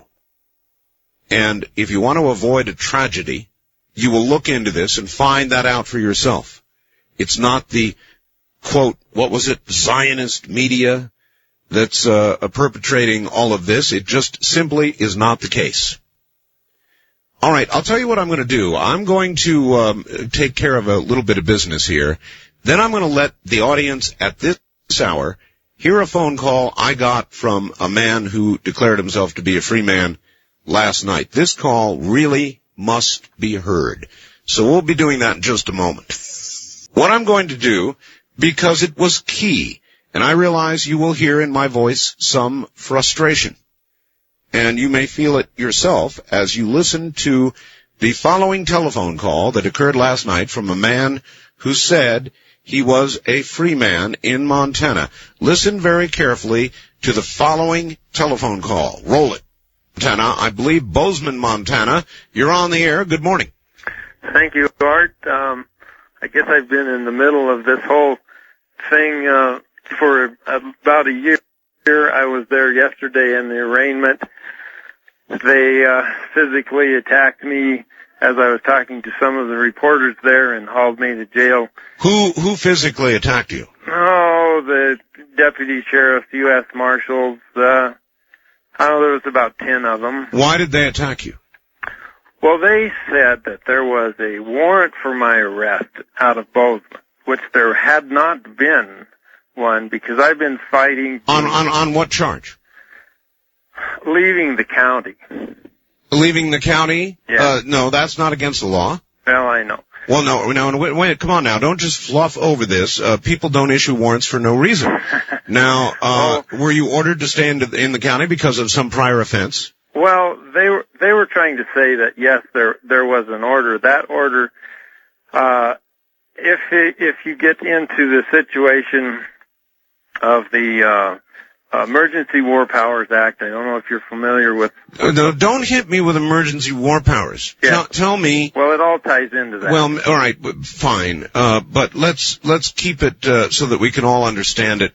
Why was there an order for you to remain in the county, or why did they say there was one? On what grounds? Well, and I've been in contact with the Freemen, fighting, I guess, unlawful acts, what I would consider, from, agents, county government, basically on the right to travel, and, Sir, nobody disputes the right to travel.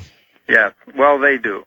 No, they don't. Now, come on, you're not leveling with me. Why was there an order restricting you to remain within the county? There had to be a reason for that. Well, probably because they didn't want me talking to the Freemen, okay? No, that's not legal either. Well, I know it's not legal, but we have a saying up here. Yes. That is, they can't do that, can they? And they do it, and they do it, and they do it. And, anyway, that's kind of what drove Leroy. Leroy Schweitzer came from this same area, went through the same battles that I've been going through for a year on the right to travel. No, see, again, you're being very, at the moment, disingenuous with us because you're not telling us what this is really about. Well, okay. They can't order me to not leave the county unless I have done something to justify it. The order has to be based on something that I've done. Maybe I'm charged or I've been convicted of something, or for a specific legal reason. Lay that out for us, sir. What is it? Well, I don't know. I guess I don't know what you're asking for. I'm trying to explain it as good as I can. Well, I'm sorry, but you're going to have to do better. Now, there is a specific. Let me lay it out slowly and easily so you can understand it. There has to be a specific reason for any court order that would limit your travel. In other words, you would have had to have been convicted of something. I was not convicted of anything. You were not convicted of anything. No. What did happen was it stemmed from an issue of a no driver's license. Aha. So you had no driver's license. Well, I did have. I mean, not at the time. I've been fighting this thing for a year. Finally, I decided, all right, there are literally hundreds of Supreme Court cases and other cases that says that we have the right to travel without a license. Oh, now wait a minute. A right to travel. See, now you can walk anywhere you want. Yes, nobody's restricting your right to walk anywhere you want. But if you want to drive, it's true. The state says, and my state says, and every state says, you must have a driver's license. So you were then taking the position that you don't need a driver's license. Is that correct? Well, that is correct. I have, like I just said, there are literally hundreds of different law cases, going back to, I guess since we had automobiles, and before that we could travel, we could use the right of ways, for our travel without license. One quick question for you. Do you pay income tax, or do you believe that is also unconstitutional and illegal? Well, Article 1, Section 9 says there will be no direct tax. So wait a minute here. You're lumping taxes. Well, I'll tell you why. Because how do you think the roads get there? Well, in this state, we pay 52 cents a gallon for every gallon of gas or diesel fuel that we put into our automobiles. I don't know what it is in your state. Well, in every state, sir, and I presume in Montana you do have interstate highways, do you not? Yes, we do. You do. How do you think those get there? What did I just say? You said there was a tax on gasoline, but not all of the money to build those roads, sir, nor many other roads, comes from only that tax. It comes from general revenues and the highway appropriations bill. Do you pay a tax on every battery, on every belt that you put on your car, on every tire, on every car, on every truck, on every trailer? It could go on and on. There are excise taxes. Those are lawful, legitimate taxes. In fact, if you really read the Constitution, it says that the lawful taxes are excise taxes, import taxes, and impost duties. Now, we ran this country for 50 years without income taxes.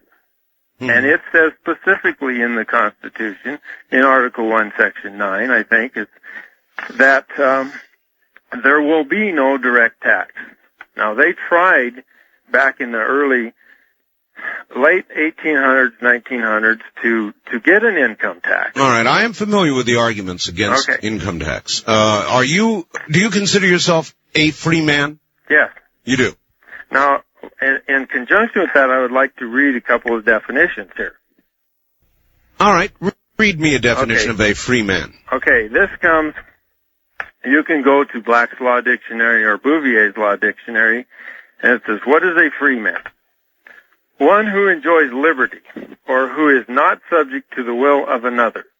That's first one. Second, one who enjoys or is entitled to a franchise or peculiar privilege. That's from Noah's, Webster's Dictionary, 1828. Which definition do you subscribe to? Well, these are all part of the same thing. Those two came out of Webster's, I guess. Okay. One who enjoys a peculiar privilege. That's an interesting definition. Yes. Then in peculiar, it said, God's peculiar treasure. Holy Scriptures. I don't know what that is. But anyway, okay, let's go to Black's Law Dictionary. A person in the possession and enjoyment of all civil and political rights accorded to the people under a free government. Does that word free government ring a bell? Yes, it does. And I believe that ours is a free government, as close to the definition that is of one as exists in the world, and I've seen a lot of them. Okay. There's another one out of Ballantyne's Law. Have you, sir? I've had enough definitions. Okay. Have you been to other countries? Have you seen other governments? Oh, yeah. You have.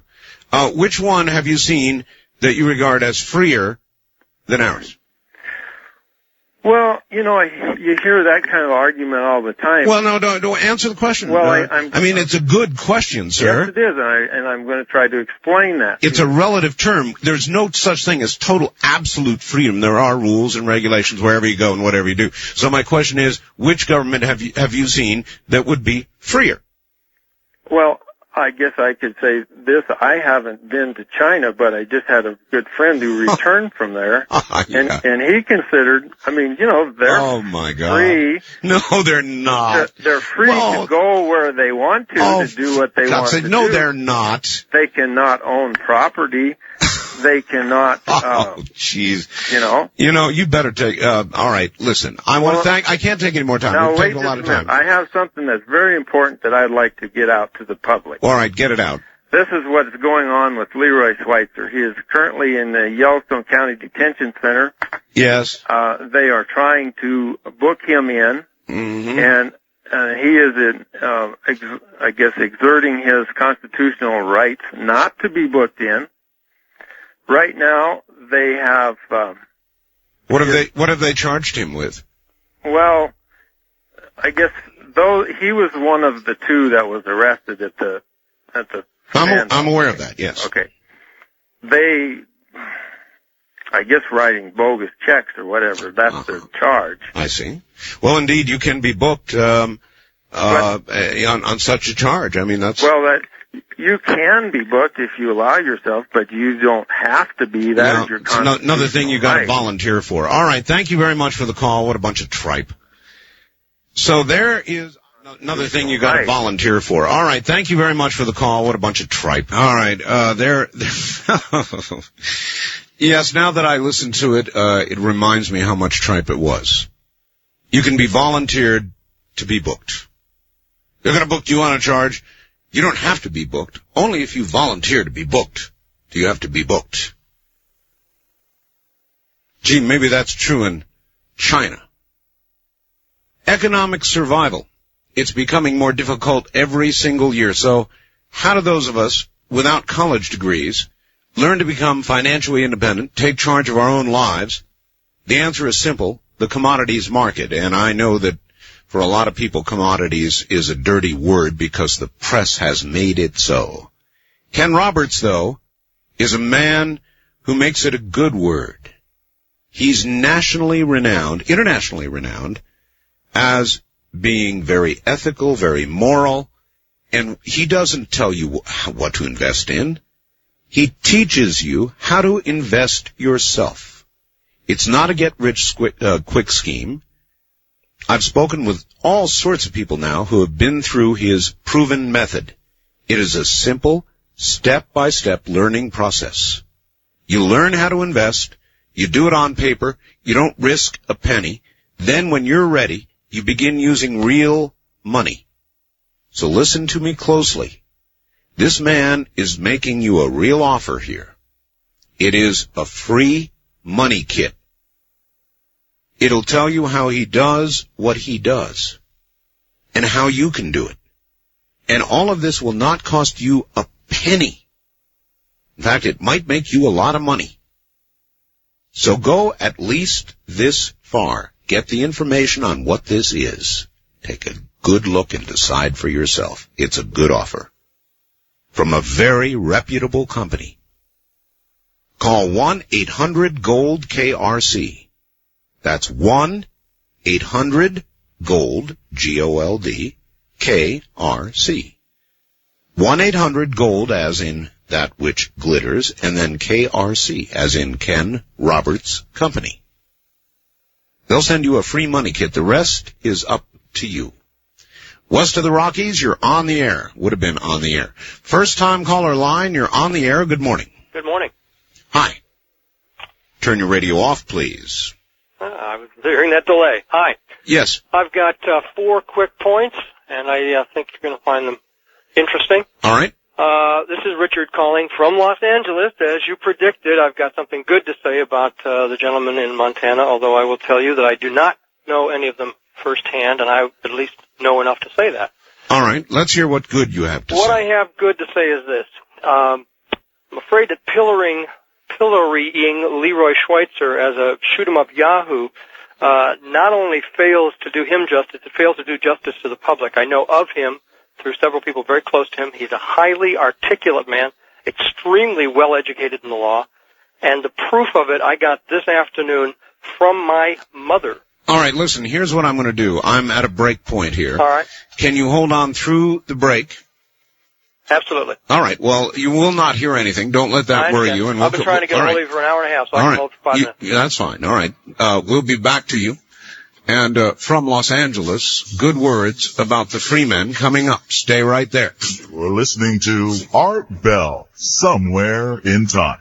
Tonight featuring Coast to Coast AM from March 28, 1996. Premier Networks presents Art Bell, Somewhere in Time. Tonight featuring Coast to Coast AM from March 28, 1996. And I have a gentleman here from Los Angeles.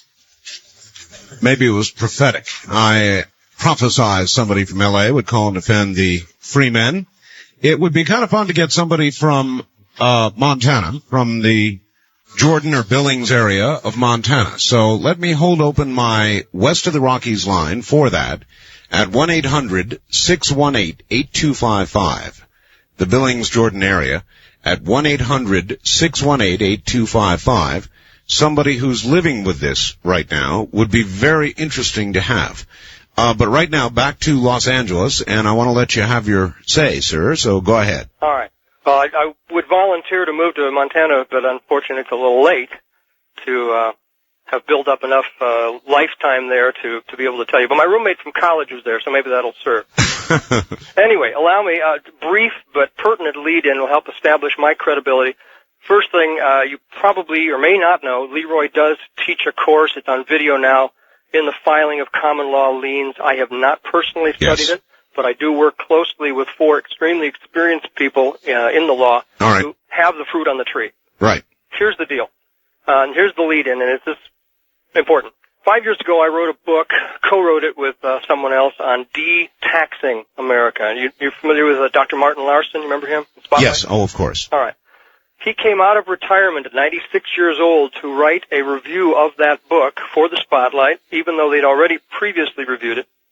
Said it's a masterful analysis of the IRS code.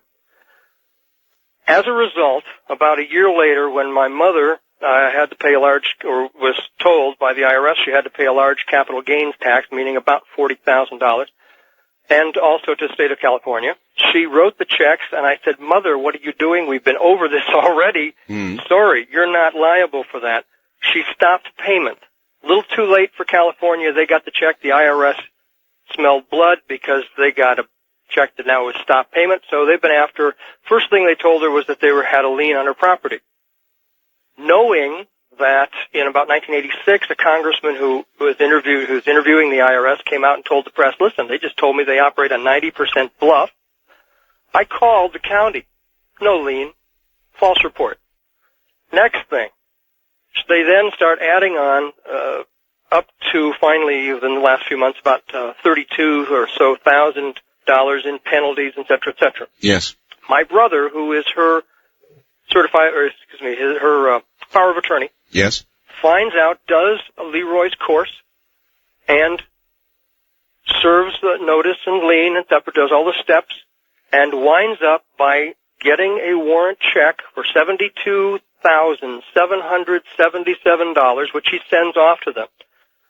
When the manure hit the air conditioner at the beginning of this week, we were thinking, uh-oh, are they going to come for us? What came instead was a letter from the IRS to my mother today saying, we are crediting your overpayment, the extra $10 beyond what you owed us, to some other account. We didn't know nothing because this is the first they've ever said it about anything. She's already stopped filing. And it's gone. These things work. Look, there may be a lot of legal maneuvering that does work. I'm not suggesting it doesn't. I really don't know. Art. And I'm not defending. Listen, yes, it is legal maneuvering. Listen, I'm not defending what is being done as far as any bullying is concerned. I don't know, and I don't pretend to know, and that's my concern about a person with your very articulate ability and your position there on the communication line, that you don't know either. You're getting hearsay. You're absolutely all right. Hold on. All right, it's just hearsay. Hold on. All right. Hold on one moment, all right? Sure. Here is somebody in Montana. Hello? But that's still hearsay. Now, how do you know what it is, sir? You haven't heard it yet. Okay. You're right. Hello there. Yes. You're in Montana? That's correct. Where are you? I'm in Billings. Billings. All right. Well, you're right there then. Yeah. What can you tell us about what you know about the people in Montana, the people around you, the people right there that are experiencing all of this with regard to the free men? Okay, first of all, I have to applaud you, Art, because you are at least being honest and using common sense on this. Most of the people in Billings on the local talk show here in the morning are, first of all, they're shocked that, this is great as far as local press coverage, and now it's national press coverage of such a terrible event, and everyone has this misperception of what's going on up here. Most people are absolutely opposed to what these freemen have been doing. I mean, they've been basically terrorizing this area for about a year now. Well, this caller just laid out, we'll let him get specific. This caller just laid out sort of a success story from taking the Switzer class. But that's illegal. Of dealing with the IRS. I'm not defending any bullying, and I don't know about it. You said give us specifics, so let's have them. What specifically have these men been doing? Okay, you want me to say? Yeah, I do. Okay. Well, the first thing they did is about a year ago when they were in Musselshell County, which is just north of Billings in a little town called Roundup, about 50 miles here. They went into town. They went into a courthouse. They wanted to hang one of the district attorneys there because he had ruled against him in a court case earlier. You don't mean in a metaphoric sense. You mean... I mean in a literal sense. You mean really hang him. Yeah. As a matter of fact, out on their compound right now, and by the way, their compound is a double-wide trailer, just for everyone's knowledge out there. they have a hangman noose out there, along with a no trespassing, and this would be the penalty if you do trespass on our property, is you will be hanged. So they wanted to actually hang. Yeah, they've literally wanted to hang, and apparently on this, how they caught these gentlemen is it was a sting operation. These two gentlemen that were just caught. Yes. It was a sting operation is what it was. They were passing bogus, money orders. They probably just type them up either on a computer or something. This last one, I guess, was from what I understand, it was like a bogus money order for $1 million. $1 million. I know they offered $1 million in ransom if somebody would bring them, was it your county prosecutor? Yeah, and there's a lot of people they want to, and of course they've issued, and this is not a common thing. They've issued warrants for the arrest because they want to arrest, try, and then hang or execute. Not just the county prosecutors, the district attorneys in Muscle County. They also have threatened the sheriff and things of that nature. All right. Caller, did you hear that? Sure I did. What it leaves me with this, and again, I don't know these guys. I'm not trying to take their part. I am trying to take the part of common sense as far as evidence is concerned. Which of these incidents has your caller from Montana personally witnessed? Well, I haven't personally witnessed any of them. So then it's all hearsay. Well, I Art, would say it's more than just hearsay. Is that a definition of hearsay, Art?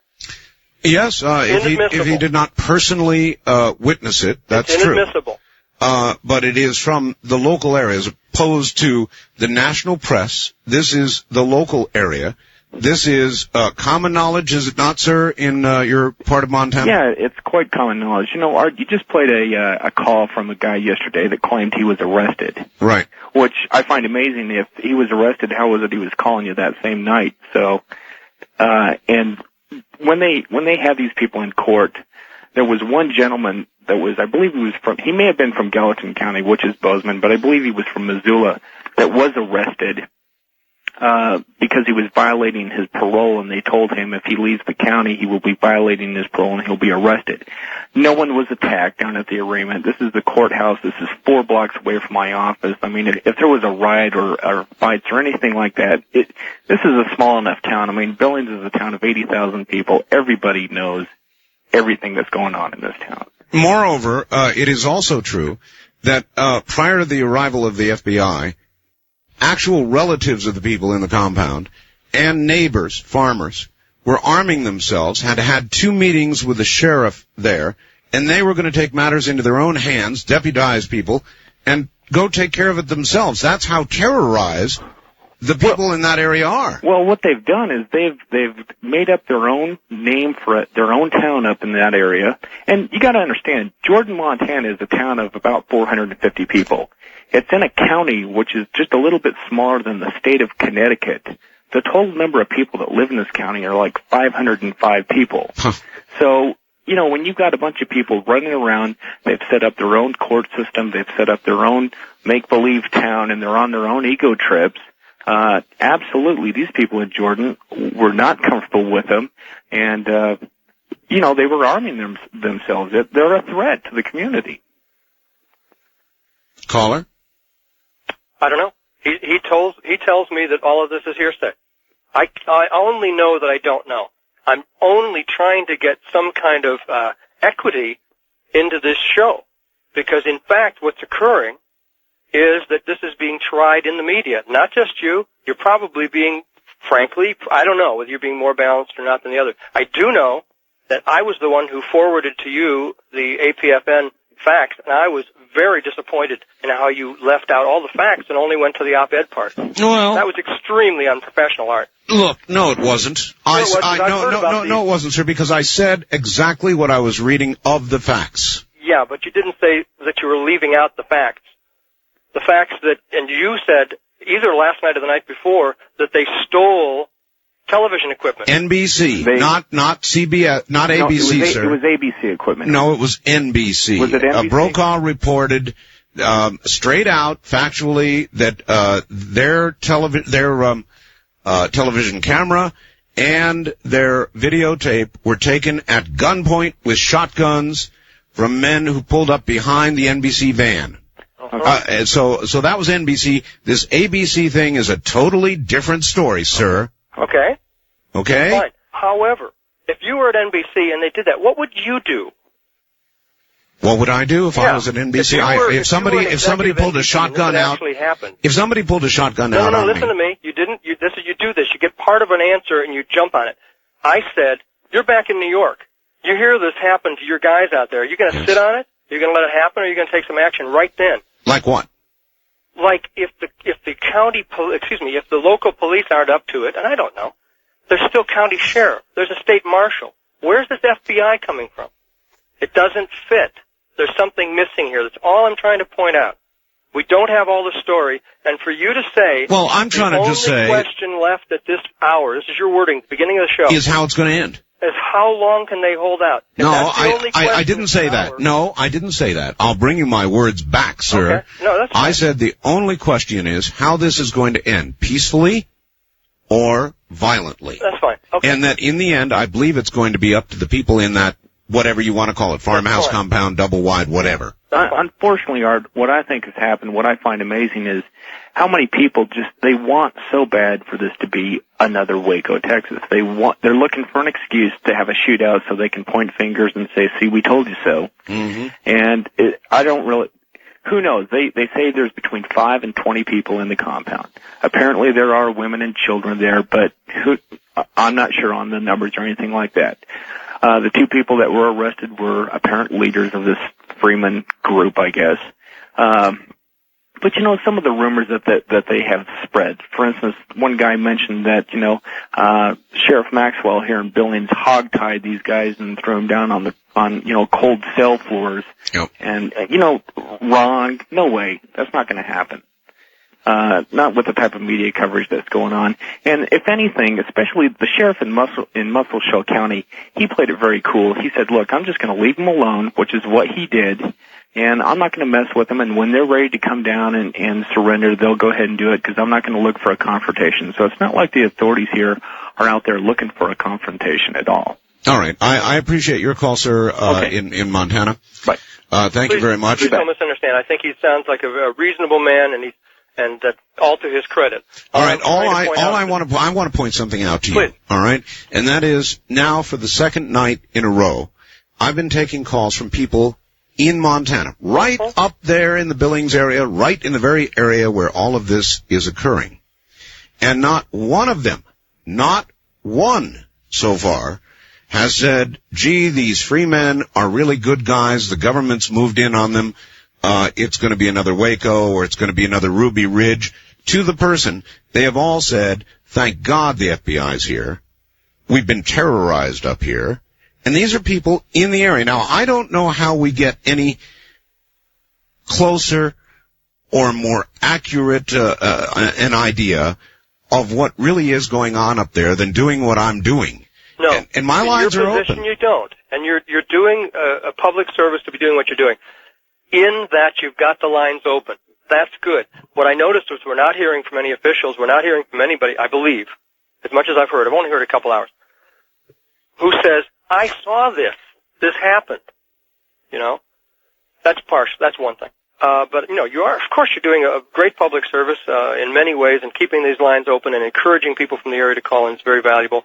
And I'm not in any way, I hope certainly the other caller was not intending that I thought that we wanted another Ruby Ridge here. But let me ask you, how many people in the press were saying good things about Ruby Ridge or Waco at the time?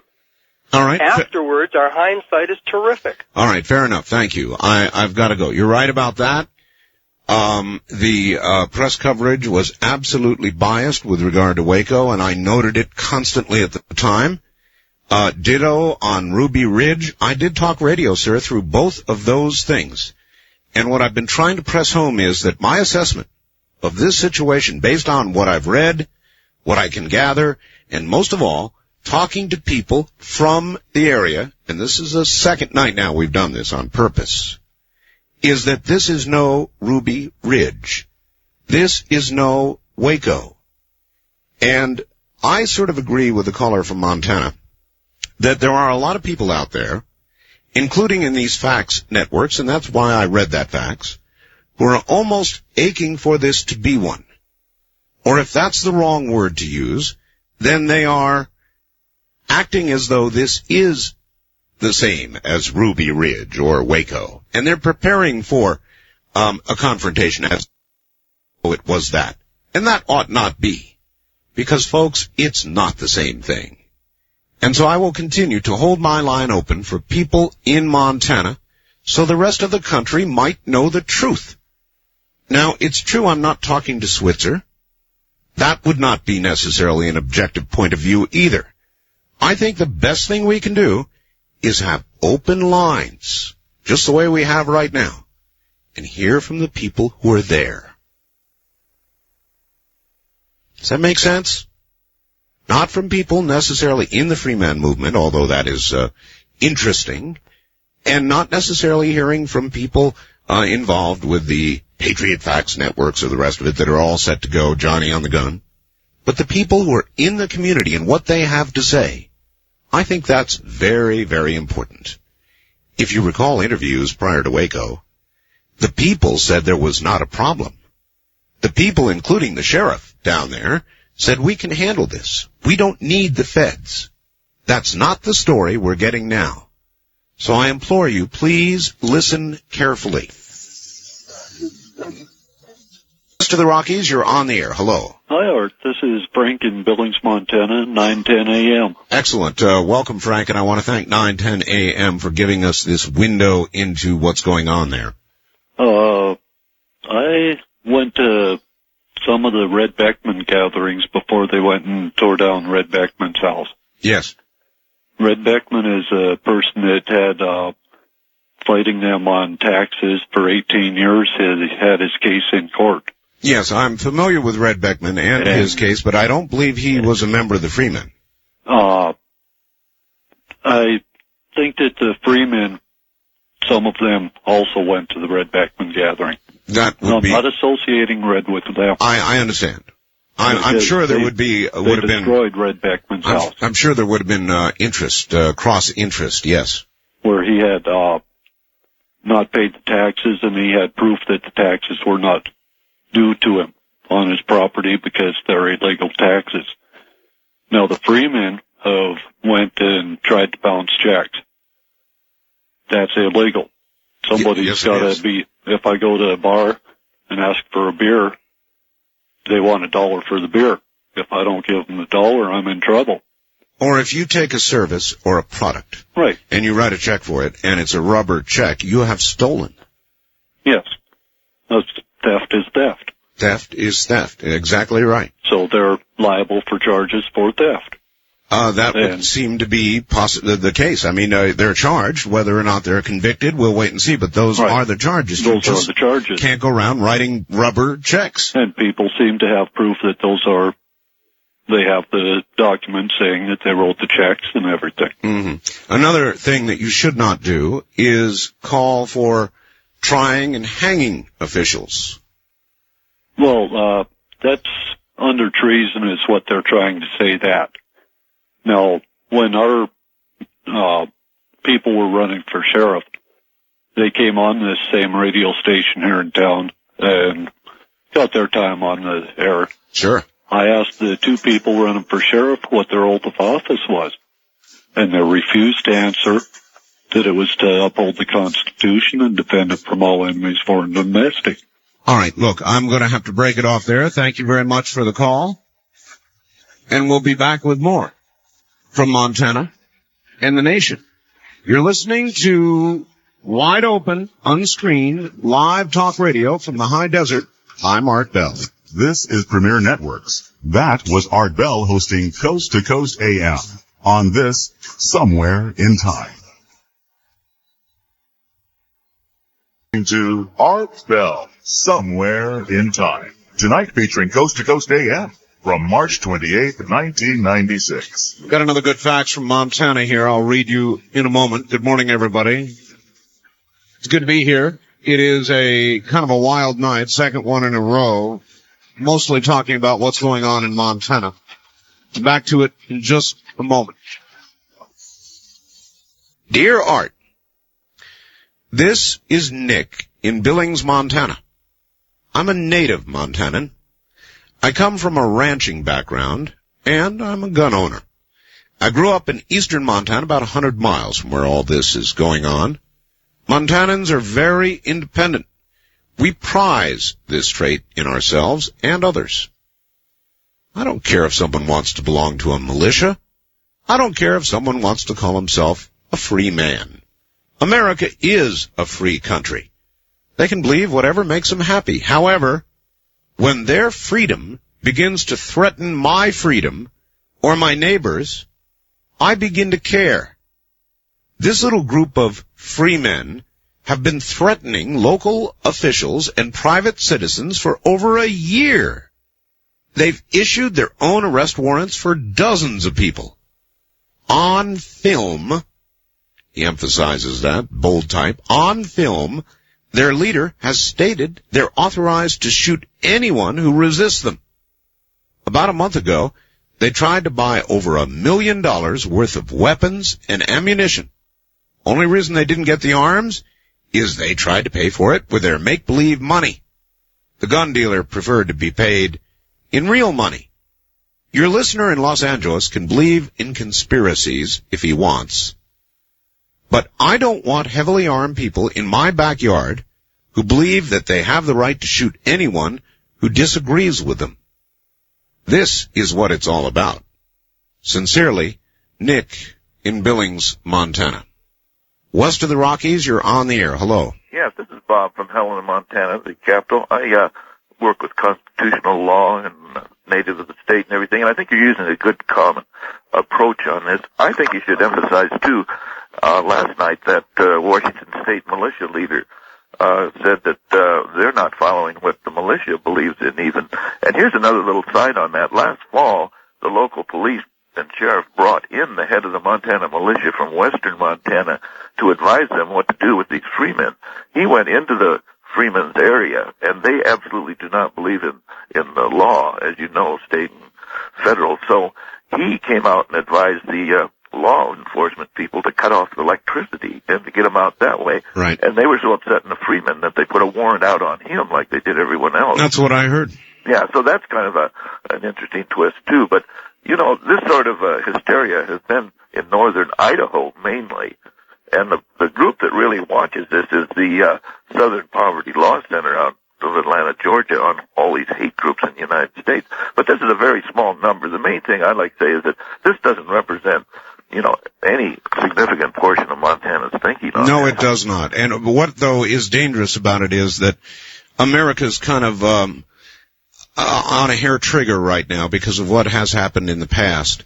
And a lot of people around the country, not in Montana, mind you, but around the country, are seeing this as just one more Waco, one more Ruby Ridge, and they're not listening. They've just got anti-government fever, and no matter what anybody says, I had Chuck on here a little while ago. He's been following and preaching about Waco now ever since, with some good cause.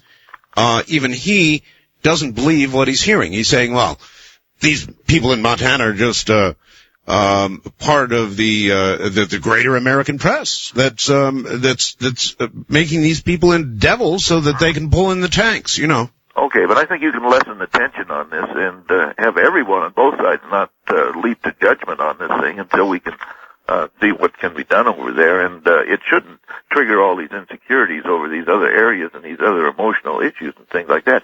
However, the Montana legislature last time, which I will say is both houses are controlled by Republicans, they passed a bill to the Senate, to the governor, that every federal agent that comes into Montana must register with the county officers before they can investigate anyone. Right. And the governor vetoed that. But, you know, that's a sort of mentality that encouraged these people, I think, to go on this anti-government thing. And I think Real Hate Radio has facilitated a lot of this ferment, too, which is unfortunate. And we've got to cleanse our system out of that. I think the government isn't the enemy in this country, and it's really sad to see that occur as a I agree. mindset. So you're doing a good job on that thing, and I think half the people in Montana want to get on your program tonight. So we appreciate it. And you come out here in the summer and have a nice vacation. This is a great state out here. It really is. Thank you very much, my friend. And we have more movie stars in Freeman, so don't worry about this, okay? Thank you. By the way, I saw a movie yesterday. I'm going to stop right in the middle of all this. And I'm going to recommend a movie to you, and I don't recommend many. I've recommended perhaps 3 or 4 in the years I've done radio, and yesterday I saw one that set me back. It was the most dramatic, incredible presentation of any movie of the genre I've ever seen. It was called Seven. Just what I needed yesterday morning. I happened to have it. I had heard, I think, on the recommendation of one of you in the audience that it was a good movie, and it just appeared in the rental market. So on the recommendation of somebody in the audience here a few days ago, I rented Seven. And I was blown away. Absolutely, positively blown away. As far as I'm concerned, the acting in that movie, and I'm not going to give away what it was about, except to say it was about a serial killer. Now, there have been many movies done about serial killers, and you probably roll your eyes and say, oh, God, not another one of those. Well, it's not another one of those. Seven was unique, different, intellectual, challenging, frightening, and kept you on the edge of your seat every second you watched it. It's one of the best movies I've seen in years. Do yourself a favor. Go to your video store and rent Seven. It's a movie called Seven. Let me know what you think. East of the Rockies, you're on the air. Hi. Yes, Art. This is Mike in Clarksville. Hi, Mike. My family has a ranch just down the road from where the Freemen are. Yes, sir. And that place there, all these people keep referring to it as a compound and such. Right. And it is nothing of the sort. It's a regular, ordinary ranch house. Right. I've seen it. We all have. And, you know, the use of these words by the media, compound, militia, when they're not a militia. No, I know. I know them. However, having said that, you heard the letter I just read, didn't you? No, I never. I was listening to you on the way home, and I see. The stereo at home doesn't pick it up. I see. One thing that I was kind of curious about, CBS said there's no charges being filed, or I guess it was ABC. I'm wrong. It was ABC on Nightline this evening. Yes. Well, last evening. Yes. And they said that there was no warrants for anybody inside. So I'm kind of curious, why are the FBI even there? Well, I'm not sure of the status on warrants for people who are inside right now. I know there have been 2, some people say 3 arrested. I've lately heard only 2. Mm-hmm. Yes, Schweitzer and Peterson.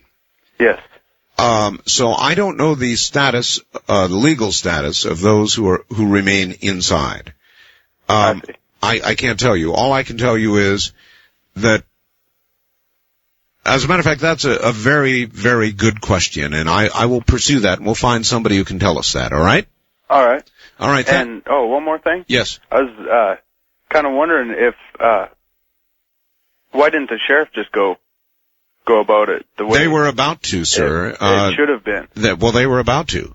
As a matter of fact, the sheriff, of course, it was only the sheriff and I guess the deputy, and they weren't about to go up there by themselves, not against that many men. So they had deputized, or were about to deputize, a whole bunch of farmers. Yes, I know. In order to take care of this situation themselves, and thankfully the FBI showed up and prevented that. Well, I don't know about thankfully, but see, I know, well, I spoke with my grandparents last night, and they kind of told me the situation. Yes. Filled me in on everything that was going on, and they said it's pretty much just another same type of deal as Waco, but not agreeing with the tactics that the Freemen are using on their little, bullying other people and such. Yes. Not agreeing with that, but Well, on film, their leader has stated they are authorized to shoot anyone who resists them. They tried to buy $1 million worth of weapons and ammo with a bad check. yes, I don't agree with that neither. You don't. As far as bad checks go, that's wrong. All right. Well, thank you very much for the call. It is interesting to me, again, and I'll say this again, that most of the calls that tend toward wanting to support the Freeman, one way or the other, like this caller who said, well, it looks to me like another Waco. These calls come from elsewhere. The calls that come from Montana are not in support of them at all. They're in support of the FBI being there. Now, why do you suppose that would be? Well, I've got an answer. It's because there is a lot of anti-government sentiment out there, more than you can imagine. And it's frustrated. And with regard to this particular incident, I believe it is misinformed. And it's just coming forth as it usually does. Whoosh! The government's doing this. They're automatically wrong. They're automatically baby killers. There's going to be another slaughter. It's the government doing another slaughter just like they did at Waco. West of the Rockies, you're on the air. Hello. Hi, Art. How are you? Where are you calling from, sir? Los Angeles. Okay, we're holding this open for Montana, but I appreciate your call. Wildcard line, you're on the air. Charlie, liberal in California. Hello. Yeah. First of all, let me just say that I agree with your points on these individuals in Montana. I think what's really unfortunate is that, and what a lot of people don't understand, is that the actions that these people are taking are not hurting the federal government. They are hurting these people's neighbors. That's right. And they don't understand that. They don't understand that. As a matter of fact, to the degree that the neighbors had gone out and purchased guns themselves in self-defense. They were going to have to be part of an official posse that was going to have to go and do the job themselves with the sheriff. Exactly. And I think the thing of it is that, instead of these people calling themselves the free men or whatever they call themselves, they should call themselves the free loaders, which is exactly what they are. And it's really unfortunate that these people do not understand that the government could care less about them. Well, it seems like a lot of people seem to think it's okay to write bad checks as long as it's on the government. Now, if they personally received a bad check, they'd be screeching like a wounded owl.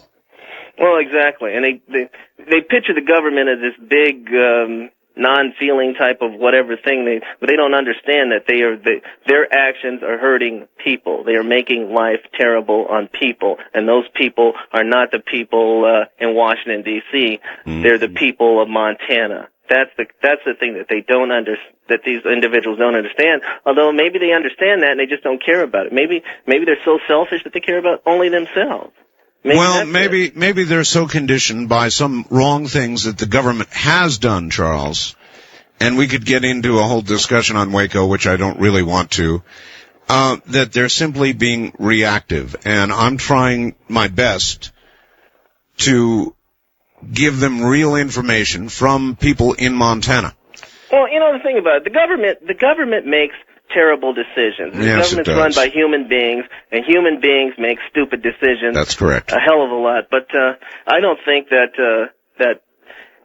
human beings necessarily are all evil, whether they're in the government or any place else. That's correct. So I don't think you can say that the government itself is evil. I don't think the United States government is evil. I don't say that. I think there are some individuals who are just stupid, who make dumb decisions, but they're everywhere. So I don't think you should place these people place everything on the government, say the government is all evil. I think they're terribly wrong on that. Let me say lastly on this guy who talks about spacefaring civilizations. Let me say that I happen to believe as you do, and I take it from this concept though. Every single civilization will face the same type of tragedy, no matter where they are, and that is that eventually their star is going to die. It's going to start to expand. The oceans are going to start to evaporate, and they are going to be faced with one decision: either to leave their planet, leave their star system, are become extinct. And eventually our descendants are going to have, who won't look anything like us, but they'll still be our descendants, will have that same choice to make. So every single advanced technological society that survives long enough to the end of its star has to develop interstellar space travel. I don't disagree. So I believe that they're out there. The only problem is that these civilizations are looking for some place to inhabit, to stay. So by that nature, which would mean that they would be rather aggressive, and that I think that is something that that's entirely possible. It kills me to agree with Charlie, or to have Charlie agree with me. He is, of course, correct. Every star has a life. Talking about the one that burns up there. And eventually it will burn out. Eventually the ongoing nuclear fission process will be exhausted. And one of several things will happen. Whatever that is, it will require that we not be here at the time. And this will occur in other places as well. And again, I do happen to agree with the Brookings Institution report. If you get a chance, read it. It's up on my webpage. I think I'm going to do something for myself here for a moment. I am going to put up the commercial two-way version of Vidian.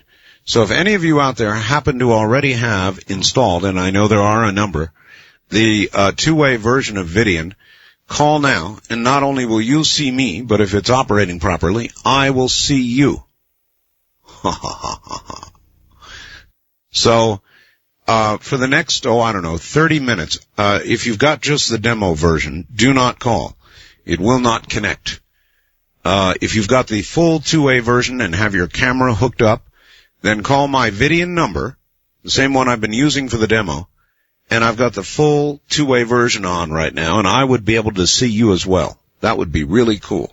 All of you have been able to look at me for so long, and I've been unable to look back. I would love a chance to be able to look back. So if you've got the commercial version set up, give me a call and we'll do a two-way here. West of the Rockies, you're on the air. Hi. Hello. Hello. Art? Yes, sir. We're on the air? We better be. I'm sorry. My radio is down, and I'm good. calling from Montana. Yes, sir. Where are you in Montana? Missoula. Excellent. My name is Bill. Okay. And I can't say I'm a big fan of the feds, but I think everybody is glad to have them here. That's what I keep hearing time after time after time after time from people in Montana. If you check the local papers, and I don't know you have access to the local papers, but if you check the local papers, we're glad to have them here. And like I say, it's a peculiar thing to say because you don't want the feds here, but it's the lesser of evils. Well, all right, I guess that's a fair way to put it. The lesser of evils. Well, that's maybe a little cryptic, a little on the edge there, but you'd like to think you can solve your problems without dragging the feds into it. So it's a last resort. Yes, it is. Is this the opinion that you find when you talk to other people there in Missoula? Absolutely. Is it generally the opinion reflected on talk radio at other hours of the day? Yes. Yes, sir, it is. I want the country to hear this. I really, really think it's so important because, what I'm hearing is that, it's another Waco, it's another Ruby Ridge. No, but I will tell you this. I've been here for a year and a half. Mm-hmm. And I moved out of the Midwest where the Patriots and the Constitutionalists were very strong, and I rubbed elbows with a lot of them because I don't think of myself as an anarchist. All right, sir. Look, I'm going to have to leave you at this point. We're at the bottom of the hour. Thank you for the call and the info. We'll be right back. This is Premier Networks. That was Art Bell hosting Coast to Coast AM on this Somewhere in Time. We take you back to the past on Art Bell Somewhere in Time. Gee, what a treat. I've got somebody on my Vidian for a change. I'm looking at them. It's Bill. Hi, Bill. You bet I see you. Bill's obviously a ham radio operator. I can see his ham set in the background. I can see what looks like Tahiti behind him. It's a beautiful photograph he's got behind him. I don't know how he's done that. I'd like to figure that out myself. That's what I need behind me. Sort of a Tahitian background. It looks like the ocean crashing in behind his ham rig there, and Bill's giving me a big smile. God, this is fun. And if I had my audio on, which I don't, I can't really put it on right now. I'm going to wire it eventually into the board. I'd let Bill talk to you. Bill and I are in a teleconference right now. How totally cool. I wonder where Bill is from. Bill, hit your chat, or I'll put the chat up for you. Let me do that. And you can tell me where you are. But I'm sitting here looking at Bill with a big, broad grin on his face and his ham rig behind him. And this is the first time that I've had a two-way Vidian. Just type on your keyboard, Bill, where you're calling from. You move that chat box if you want out of the way and type where you're calling from. He says, okay. And I wonder what city. It's hard to know where. Bill could be from anywhere, I suppose. This is absolutely amazing. What a beautiful, beautiful picture I'm getting. It is. Let me tell you how good this picture is, okay? I can see the meter on his ham rig in the background. But if I look carefully enough, I think I might be able to read it. That's how good it is. I can see the books. He's got some books stacked over behind his ham rig. I'll tell you, Bill, it's a beautiful, beautiful picture. Let's see, West Covina. Okay. Bill's in West Covina. And he's got the full two-way version of Vidian. It's the first time I've ever put it up, and this is a real treat. You can't know how exciting this is. I mean, you guys have been watching me now for 2 months. This is the first time I've had a chance to look back at one of you. He's a good-looking guy, too. Hey, Bill. Sheesh. What a total treat. All right. I've got some information for you, Art. According to Kogo, a 5.3 earthquake has occurred in Ecuador at Quito. 17 are dead. This is from Derek in San Diego. Thank you very much. Now a little review. I'm so tickled at being able to see somebody else on video. Ah, what a kick.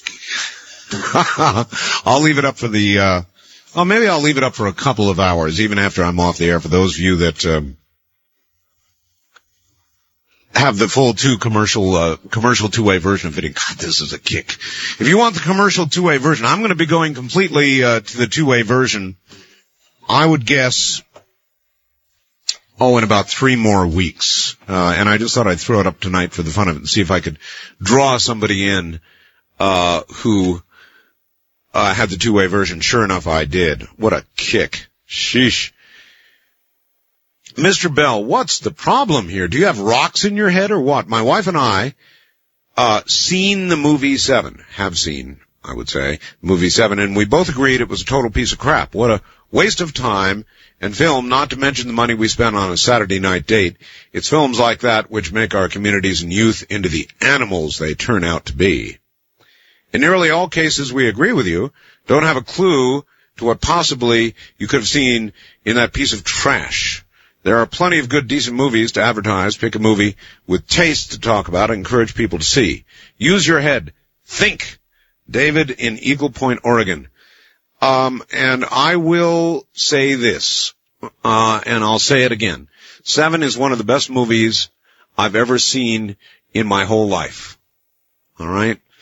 Let me be very, very clear about that. It's one of the best movies I've seen in my whole life. So I disagree with you, my friend. But I will issue a warning, which Dan in Eugene, Oregon also says.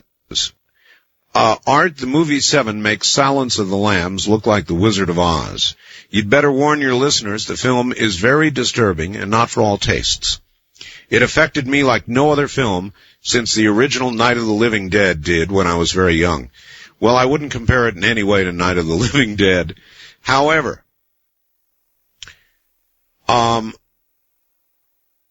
guess I am not as affected by, I don't want to go into, I don't want to ruin the movie for anybody. So I don't want to go into the plot and to discuss the nature of the violence in it, and there certainly is violence. It's about a serial killer. But it's not like any other movie you've ever seen, I guarantee, about a serial killer. The focus I just can't do it without giving away the plot, and I don't want to do that. But the acting was Class A triple plus. I guess it depends on how you look at it. Or this. Art, I just heard you raving, as well you should, about the film Seven. I happen to have an extra copy of the original script, if you would like a copy. Would I like a copy? Would I like a copy? Oh, I'd find a way to frame it or something. I'm listening to the show now, so if you say yes, you want it, yes, I want it, and give me the post office box to ship it to, I'll be glad to get it out to you tomorrow. Sure. My address is Post Office Box 4755. 4755. In fact, I'll give you the whole address after I finish reading your facts. I'm a writer here in Hollywood, and I do all of my writing at night while the mundanes sleep. There are many times I thank the gods for your intellect and programming keep the juices flowing, so to speak. Another video I think you'd enjoy is The Prophecy. I happen to have a post-production copy of the original film when it was titled God's Army. Christopher Walken plays the Archangel Gabriel. But I guarantee you it's like you would never have dreamed of in 100 lifetimes. It'll keep you going almost as well as Seven. Take care, I'll be listening. Oh, yes. Are you kidding? These are both down my alley. To have a copy of the script of Seven, I would be honored. Seven was a remarkable piece of work that I do not in any way consider to have been a display, as obviously Faxer in Oregon did, a gratuitous display of violence. It wasn't that. Not in my opinion. Maybe it was in the mood you're in when you saw it or something, but I have never been held as much on the edge of my seat as I was with Seven. God, it was remarkable. Just remarkable. Mr. the Rockies, you're on the air. Hello. Hi, Art. How are you doing? Fine. Good. I just got home and I heard that you were talking about the movie Seven. Yeah. I know the writer of that movie pretty well, Andy Walker. Really? Yeah, I played cards with him a couple times, and believe it or not, he is one of the funniest, wittiest guys that you can imagine. Well, you'd have to be a great intellect to write that. It was astounding. Mm-hmm. I thought. Now, I do give that warning, and I'm sure you would agree with me. It's not going to be to everybody's taste. Mm-hmm. Oh, definitely. It's more of a, people kind of, they walk out of it and they don't quite know what to think. It's almost a movie they have to watch twice, but it basically is just a psychological thriller. Yeah. And the gore is almost, unbearable. It's unbearable, but it almost plays second fiddle to what's going on in the minds of the killer. It absolutely does. And the ending is... I'm just going to say the ending really surprised me. Yes, well, that's fine. You can say that. Because we were sitting around one night, and, we're asking Andy, well, how's Seven going? He goes, well, it's down there with Brad Pitt and Morgan Freeman and blah, blah, and it's going real well, and, the whole production's going great. And he goes, we're just filming the ending today, and... even the actors were just freaked out, by the whole thing. Sure. The way it ended like that. I can believe it. Yeah. So I just want to let you know he's really a funny guy. Well, I thought it was a tremendous movie, and if you know him, tell him I said it was absolutely astounding. I'll let him know that. Thank you. I am rarely blown away by movies. I mean, just flat blown away. This movie was so intense. I'm not kidding you, folks. I had to stop it about 3 times and just take a rest. I literally had to stop the movie and take a rest. It was so intense that I just really couldn't go on with it. So I would stop it, take a little rest, and come back to it. And I've seen it all. Believe me, I collect movies. Wildcard line, you're on the air. Hi. How you doing? Okay. This Rio from California. Yes, sir. On your program you had, what was that, Sunday, was it early Sunday morning or early Monday morning? The guy that mentioned that, about dark-skinned people or brown-skinned people being the original, race on the earth? Yes. I have something that might support that. Okay. Let me see, in 89, yes. a Newsweek article called, excuse me, I'm a little nervous here. Called In Search of Eve. Have you seen that? Not yet. Sounds interesting. It was a cover story. Anyway, scientists from Berkeley University, and they had put in italics, white scientists from Berkeley University were doing studies on genes. Right. And they took genes from all the known living races of man. Yes. And they said they come to no other conclusion that Eve had to be black because the black gene was present in every other gene. And no other gene had that characteristic. No other race had that characteristic. What got to me was the suggestion that whites have come from other planets and are descendant of the Nordics and actually are aliens. Yeah, that sounds a little bit far-fetched for me. I don't know what to think about that. But when you mentioned the part about brown-skinned people being the originals race of planet Earth, that made me right there, right away. That brought back the article. It was a cover story, too. The name of it was In Search of Eve. It was Newsweek. I'm gonna have to get it and read it. I can do that. I'll simply grab it online. I thank you for the call, my friend. You take care, and I'll follow up on that and read the article. And I said this the other night. Was that on Dreamland? I think it was on Dreamland. The suggestion that the white people are descendant, or about 2/3 of them, I believe it was, are descendant of the Nordics, meaning not Nordic as we think of it, but Nordic as in aliens from another planet. And that the actual inhabitants of Earth are brown and black-skinned. To which I thought about that for a few moments, and I thought, gee, I'm an alien. Married to an Earth chick. Gotta remember my wife is part Oriental, part Puerto Rican, part Hawaiian, part Chinese. So she has to be an Earth chick, right? So I'm an alien married to an Earth chick. West of the Rockies, you're on the air. Hello. Art. Yes. Have you released the West of the Rockies line? Yes. Okay, this is Mitch, the Magic Christian, calling you from beautiful Ventura by the Sea. Okay. In beautiful coastal Southern California. Uh-huh.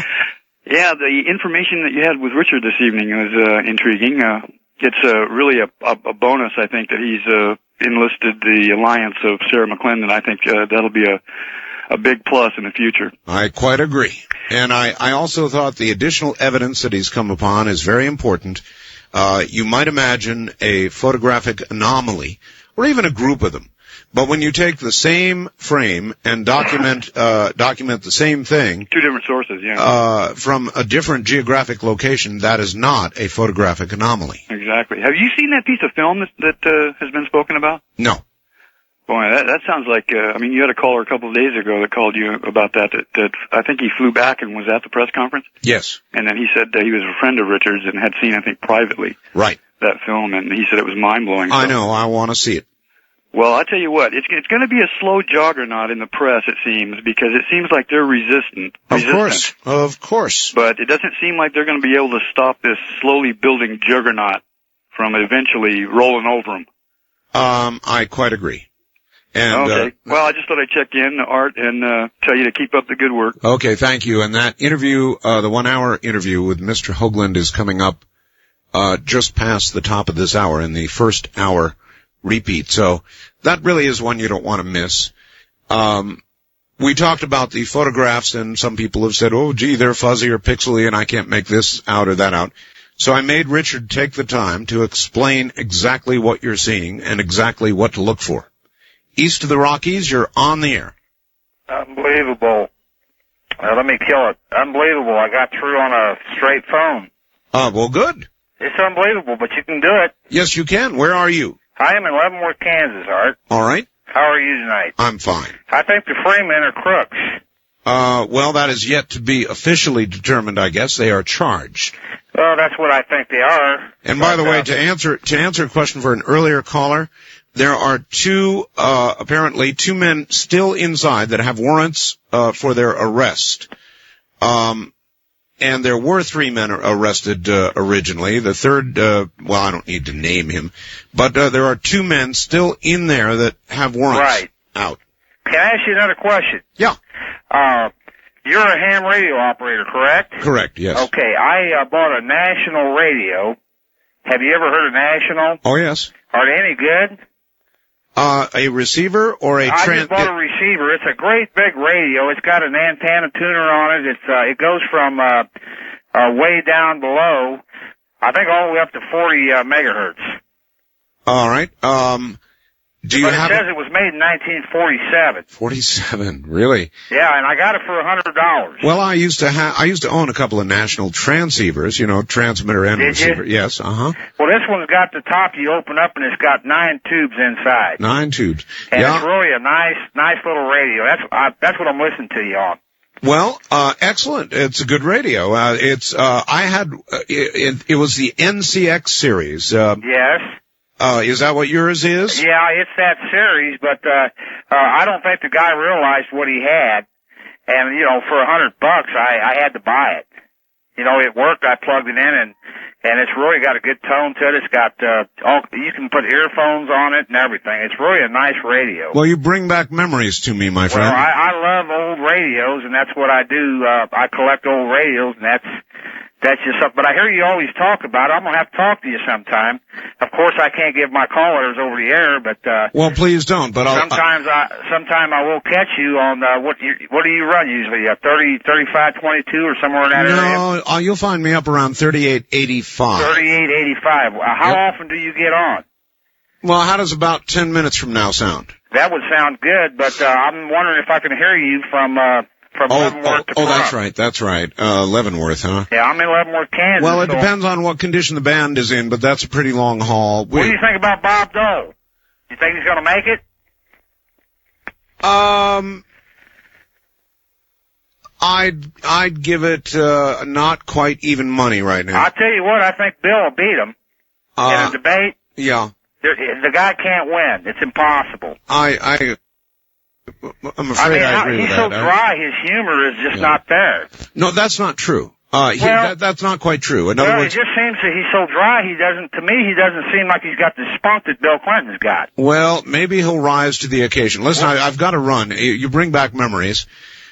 I'll jump on 3885 here. You give me about 5 or 10 minutes after the show, and I'll come up on frequency.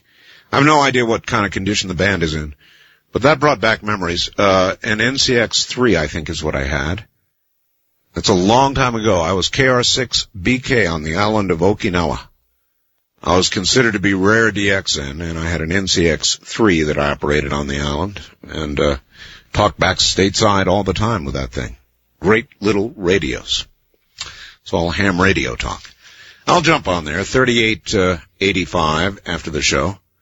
But you've got to give me a few minutes to get prepared. All right, let me see. Where am I going? Let's do it again. East of the Rockies, you're on the air. Good morning. Good morning. This is Andrew. Listen to KSD. In St. Louis. Yes, Correct, sir. Hi. Yes, I appreciate you trying to have people keep cool heads with this incident happening in Montana. I just want to prevent misinformation. That's all. And boy, there's a lot of it out there right now. Okay. And I'm thinking that as far as the release of the of the photographs and all that by Richard Hoagland, I think they're going to fight that tooth and nail, because I think if the reality comes out that there is life out there, they'll do more than, I think they're going to lose their grip on power. I think the way that things are set up, they haven't put into their equation or their computer, what if we find out that they've been lying to us for all this time, I think we're going to lose faith in them. Well, I'm not so sure that would cause a collapse, because we found out, for example, they fed radiation to children, pregnant women in some cases. That's a big lie. It went on for a long time, right? Right.